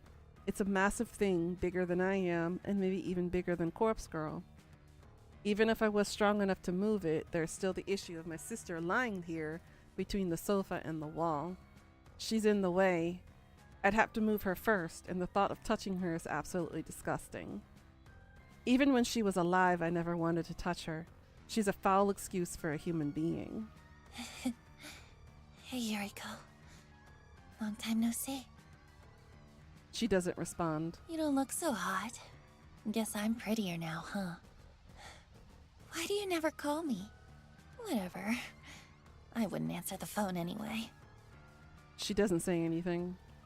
The sound of someone grunting behind me doesn't interrupt my concentration. I assume it's just Kojiro clearing his throat.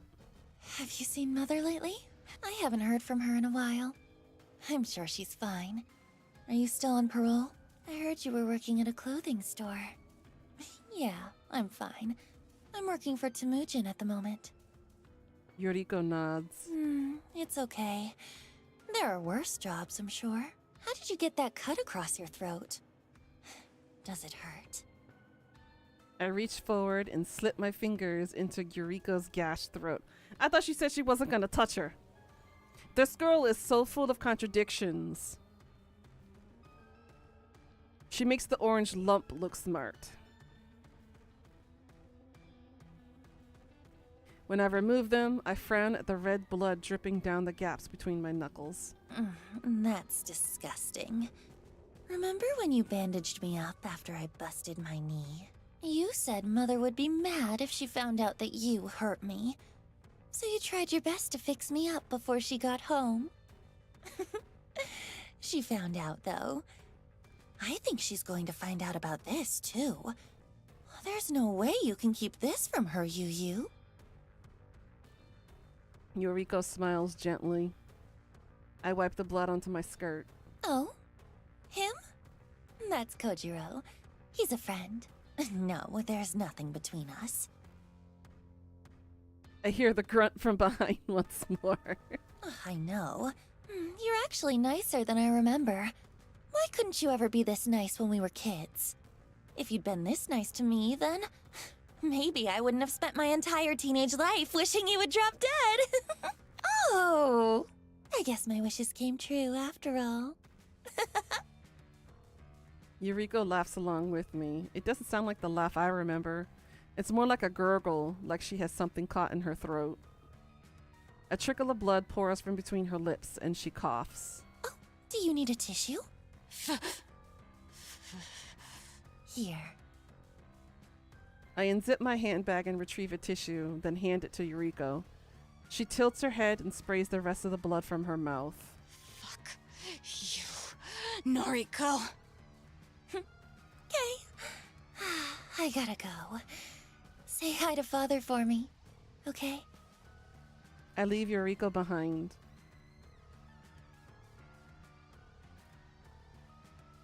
After making my way out of the cursed house, I find Kojiro waiting by the van. Tomoe has shut herself inside and rolled up all the windows. I think we're done here. Okay, leave this here? He lazily indicates the body bag on the ground. Yeah, I guess so. We didn't need it after all. Guess not. Kojiro slaps his broad hands across his trousers, dusting them off. He cocks his neck to the side and stretches his limbs. The wording in this paragraph, my goodness. I make an attempt to reach out for the van's door, but Kojiro stops me. Not curious about what happened? Only a little. She's dead, though. Or dying. That's all that matters. Oh, actually, give me 1 second. I quickly dart back inside the house.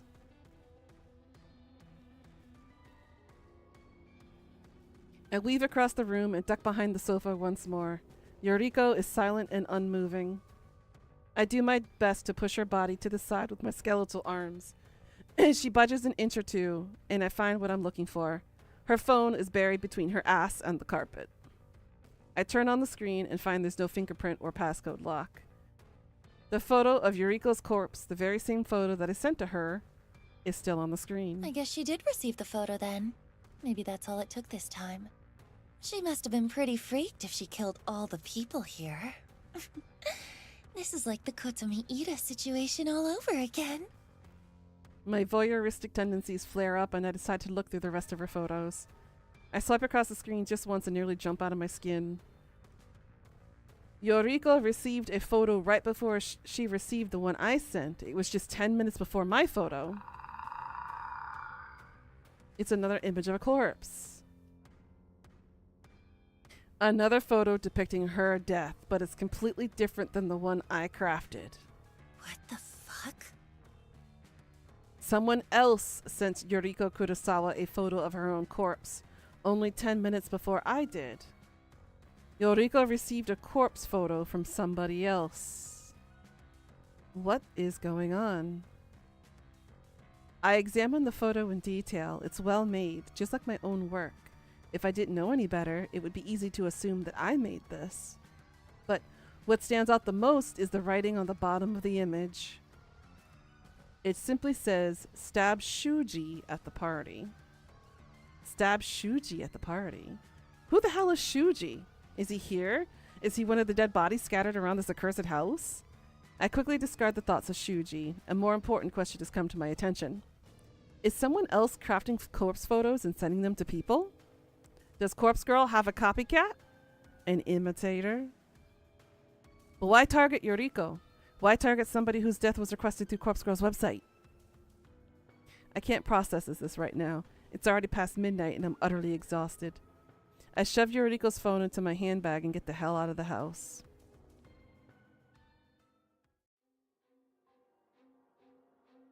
June 17th, Wednesday morning.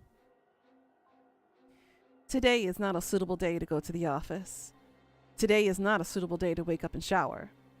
Today is not a suitable day to force those tiny pills down my throat. Uh-oh, here we go again. Today is the day I lay in bed and rest my face into the pillow caked with yesterday's makeup. I don't know what time it is. I don't really care. My phone has buzzed several times, but I simply don't have the energy to reach over and look at it. I just want to stay here and be warm and comfortable and not think about anything. I don't want to think about that house party last night, but I keep thinking about it. I don't want to think about finding Yoriko's body in that irritating, useless space between the sofa and the wall. I don't want to think about my sister's final words to me. Those bitter syllables that she used all of her remaining strength to force between her blood-soaked lips. I don't want to think about the fact that I'd probably have said the same thing to her if I was in her position. I don't want to think about the possibility that someone else was responsible for Yoriko's death. It was supposed to be Corpse Girl. Me. I was supposed to be responsible for my sister's death. Somebody else caused her death. How dare they steal that from me? How dare they? A copycat, a nobody. The more that I don't think about it, the more I find myself thinking about it. Think. Why would somebody copy Corpse Girl's methods? How would somebody copy Corpse Girl's methods? Corpse Girl is mine. Mine. Corpse Girl belongs to me. I'm not infamous enough yet to have an imposter. Surely, I'd be kidding myself with delusions of grandeur to think I've earned an imitator.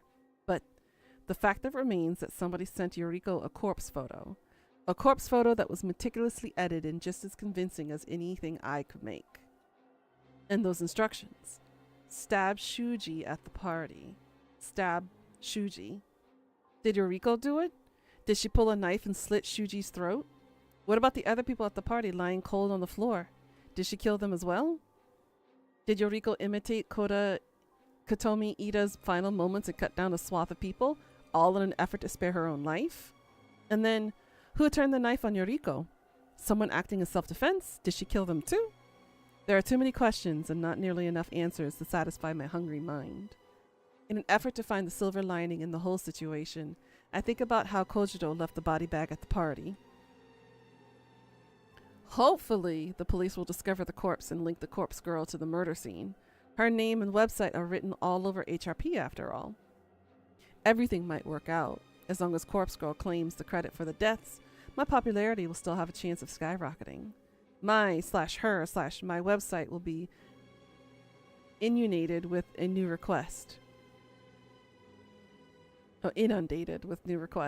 Requests from people begging for me or Corpse Girl to kill on their behalf. Yes, last night's slaughter may actually be the best thing that could have happened. I'll happily steal the credit to propel Corpse Girl's name into the stars. I roll over and bite my pillow until it's soaked through with saliva and blood, and I scream until my lungs give out. This girl's really got issues. The house party from hell is all over the news. It's being live streamed. It's all over noise. It's all anyone is talking about. I didn't expect anything less. A dozen or so people dead. A corpse in a body bag. A cryptic message with love from Corpse Girl.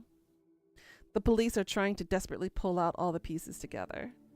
That detective, Shinya's father, has his face plastered all over every news outlet. He says the whole event is linked to the previous string of murders.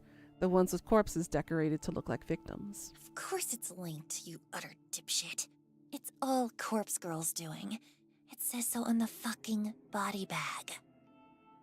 Except, this wasn't Corpse Girl's doing, but the more that I lie to myself, the better I feel.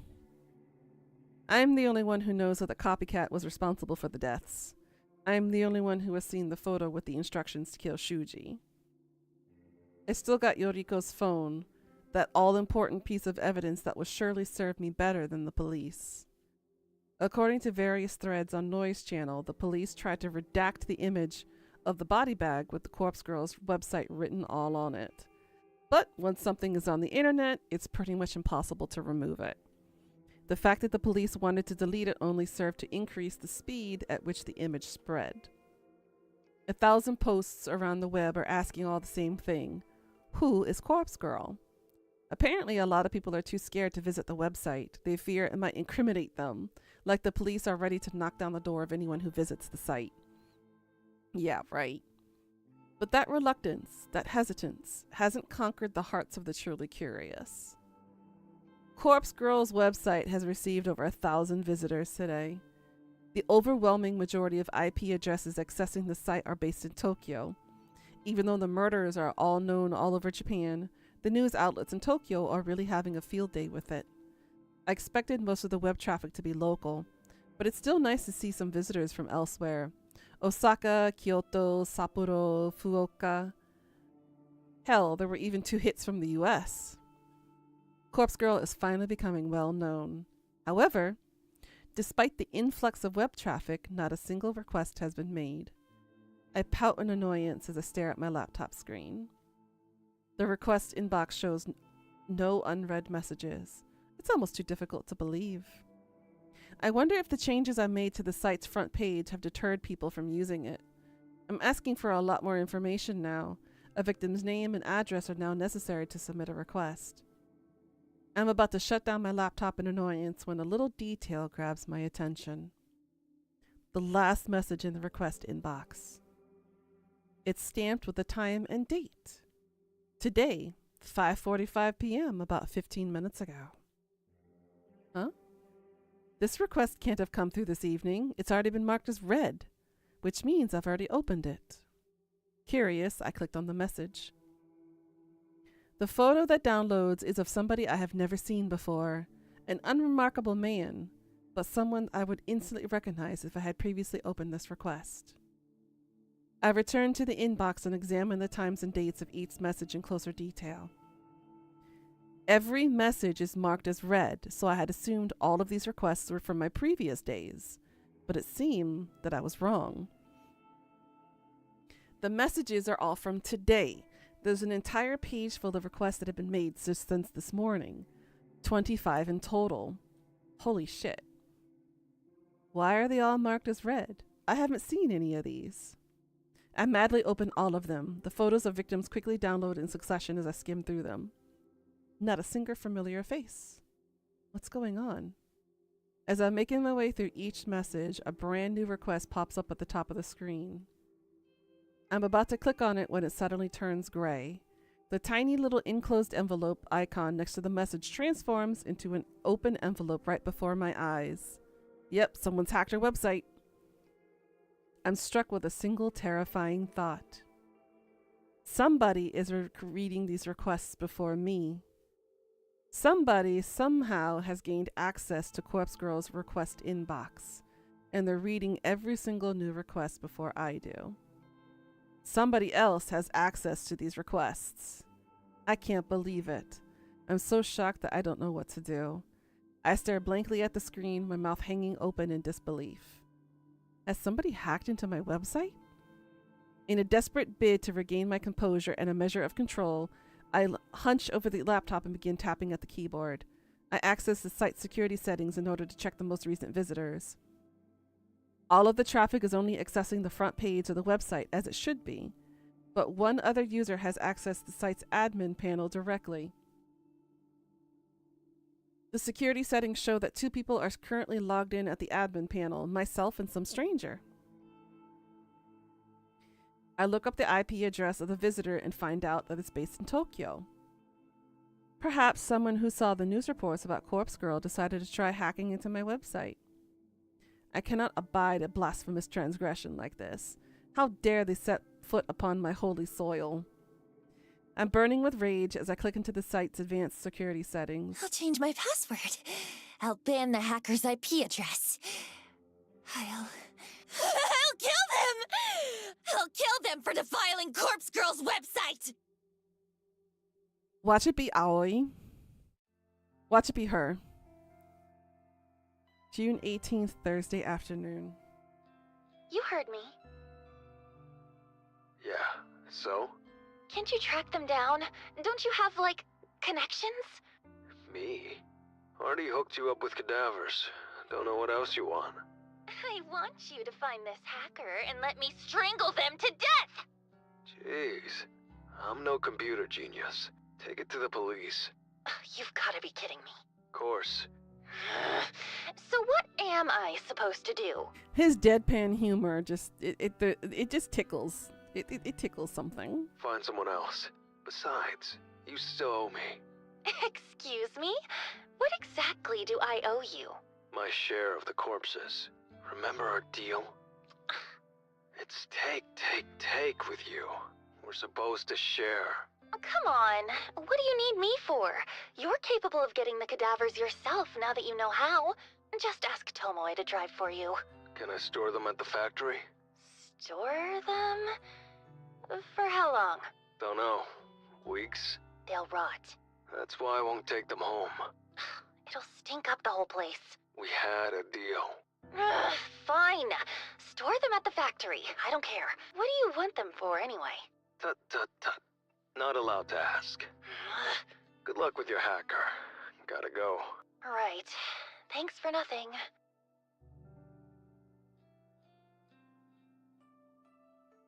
All good in the hood? Sure, whatever. I'm not in the mood for Tomoe right now. I just want to get back to work, get the day over with, and go home. Come on, cheer the fuck up. There's gotta be someone who can find that hacker.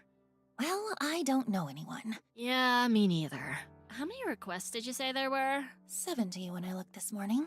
70? Jeez. How am I gonna deliver that many, Keep your voice down. I said, you know what? I didn't say nothing incriminating. I don't know, okay? Is that what you want to hear? No need to snap at me. Just shut up for a minute, will you? I can't think when you're around. Wow, sorry. Fucking skank. Tomoe's words hang in the air long after she's gone. It doesn't take a genius to figure out that her usage of the word skank wasn't affectionate as like usual. I curse under my breath and return to my desk. I feel like I'm drowning under stress at the moment. Everything is piling up on me, forcing me down, pushing my head underwater, and taking away my will to even fight back. 70 odd requests to work through, a hacker with access to my website. Even if I've managed to block them temporarily, I'm sure they'll return. And then there's a copycat responsible for my sister's death. It's all becoming too much. I don't feel like I'm in control anymore. I don't feel like the stoic, unflinching Noriko. I don't even feel like Corpse Girl, poor, defiled Corpse Girl with hackers prodding her and copycats mocking her. If I don't feel like Noriko and I don't feel like Corpse Girl, then just who the fuck am I?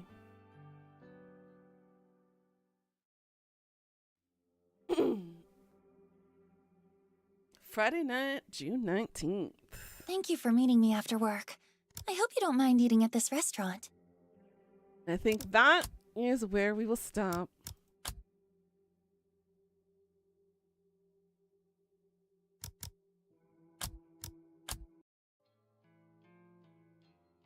Oh, we have all four on our screen now. We have Aoi kind of posing on the floor for some reason. I wonder if my theory is true.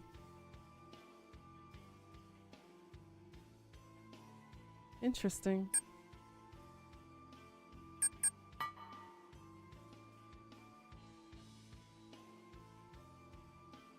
Actually, is there a yummy image? Oh yeah, there is a yummy image of him there. One hand on his hip, the other one... I don't know what he's doing with the other hand.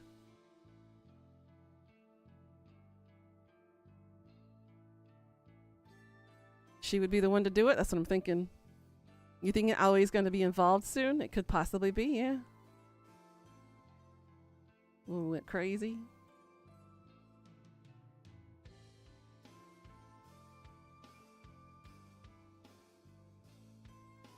That's so wrong.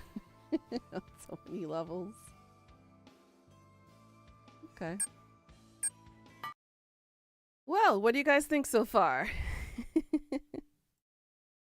Things just keep getting crazier and crazier. My God.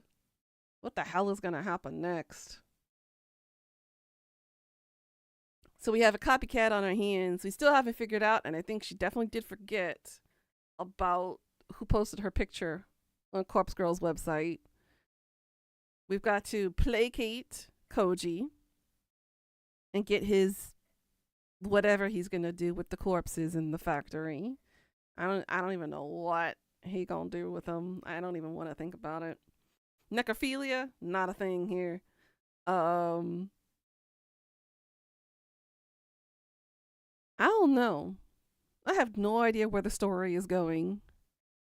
And I don't think we're anywhere near finished, too. From what it looks like.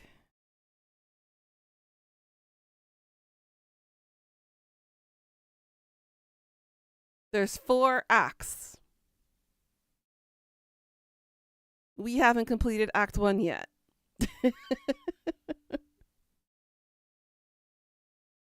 I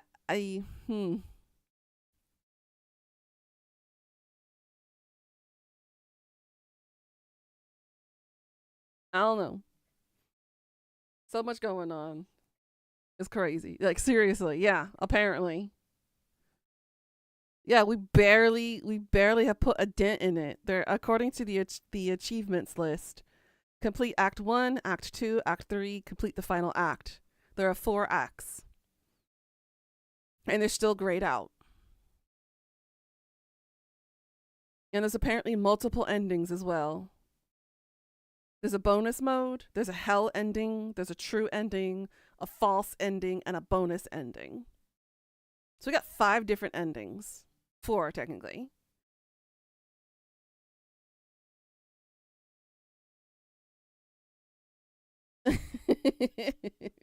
So we're in it for the long haul. Damn. Well, hopefully we will get through the rest and figure out exactly what's gonna happen. Cause good lord, oh, I got static. But yeah, we'll go wrap up here so that way I can go eat. We'll break it down, guys. If it gets too much, we'll pause and take a break from it and we'll come back to it. But I'm definitely keeping this up for live stream. I'm not going to continue the game off stream. So if you guys are feeling overwhelmed at any point in time with this game because of how deep this game gets, feel free to tell me to sit this game aside for a bit and we'll hop over to something, cutesy wootsy and a little bit more lighthearted. Okay. So just kind of nudge me and be like, hey, can we play something else for a little bit and put this on the side burner for a little bit? I'm completely content with that. Because we still have that little kitty in the big city game as well to look forward to. Well, again, nudge me if y'all need to, but I'm also thoroughly enjoying this game too, and I really want to find out what happens. Because KOJI is, he's all up in my mind palace right now, doing all sorts of nasty, dirty things. Not to the corpses, to me, and the person in my head. But anyways, I think that's a good place to stop for now. What's y'all's theories? Does anybody have any theories of what's gonna happen next? And who she's at the restaurant with? I'm thinking she's probably talking to Aoi. Is my guess. And I don't think she's gonna be completely over her either. She keeps saying, oh, I'm not gonna think about her anymore. I'm gonna move on. We're just friends. There'll never be anything more than that. But I think she's clearly Delulu. Because even the way she talks to Aoi on the phone is still very reminiscent of her feelings that she had for her back in high school. So it's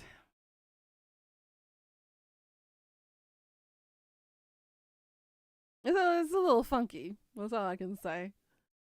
And I'm wondering what KOJI exactly is doing with the cadavers once he stores them at the... I mean, if he's saying for weeks, it doesn't take that long for a corpse to fully, get well past the decomposing stage. Especially if it's not in a environment controlled. If it's not in a controlled environment, it's a little concerning how fast those bodies are going to decompose, and what's he going to do with the bodies once they're past the point of no return. I think she either gets Aoi involved, or Aoi isn't as soft as she appears and could be the hacker. Okay. That's a possibility too. Yeah, they'll get ripe very quickly, especially in a factory like that, where there's no air control settings. They're going to thaw out from being frozen at the morgue. And they'll imagine all the gassy smells and everything that come out of that body. Or bodies, I should say. And how many bodies exactly is he talking about? Are we talking about like a handful of corpses? Or are we talking about like the entirety of his morgue coming into the factory? And how is the hospital not being investigated for having missing bodies? But then again, it's only been a few days, so I guess the police don't have that much time to act on it so far. I don't know. There's a lot of questions and not enough answers or details, but should be interesting. Well, we're going to continue this tomorrow. I'm going to hop out of here for now and go make myself some food and figure out if I'm going to work today or not. I think I am, actually. Boss man hasn't sent anything yet, so I suppose I go back to my regular working hours on Tuesday, Wednesdays, and Fridays. And he is hiding it by replacing the ashes, yeah. But then the police have the corpses in custody. I mean, they have it in evidence. They're going to figure out, you know, with DNA and everything, where those bodies were supposed to be. So it's I don't know. There's a lot of holes in their planning. Yep, it's a question of time. Exactly. She's only going to be notorious for so long, and then the police are going to catch up because all the evidence is mounting. I mean, they got the body bags. Body bags come from the hospital, the morgue. So there's your connection right there. They can immediately hop onto that. Number 2, the Corpse Girl's website. They can track her IP address. She is the admin of the website. All they have to do is track that and track the source of the person who's in charge of that, and boom, they got her dead on sight. And this game was created only like what? How old is this game? This game was released in 2022.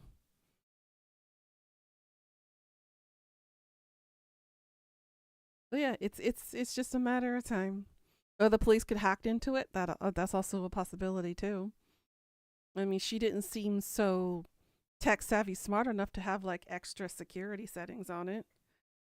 So it could have been easy for the police to hack it.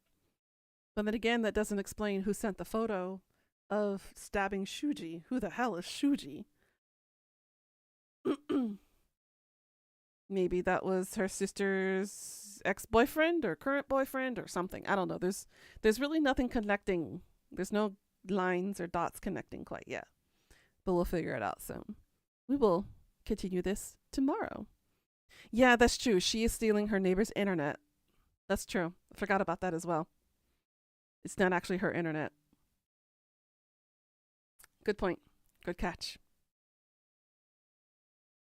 All right, with those thoughts in mind, guys, I hope you all keep thinking about it and see if we can come to a conclusion as to who the hell is involved and why we have a copycat on our hands. But we will continue this tomorrow. We'll start at our usual time, 6 a.m. KST. And we'll continue this craziness, all right? You guys go get some sleep. Enjoy it, all right? Dream of KOJI getting his hands on you. Right, Pika? Right, Pika? Nudge, nudge, wink, wink. Unless you're of the female persuasion and you'd rather have somebody like Aoi or Noriko. Or if you like the sweet, innocent Shuyin.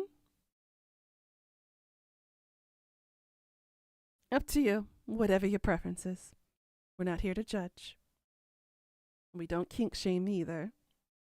Except it's Noriko, then feel free to kink shame her because she's a one freaky bitch. Or if you like fake boobed women like Tomoe,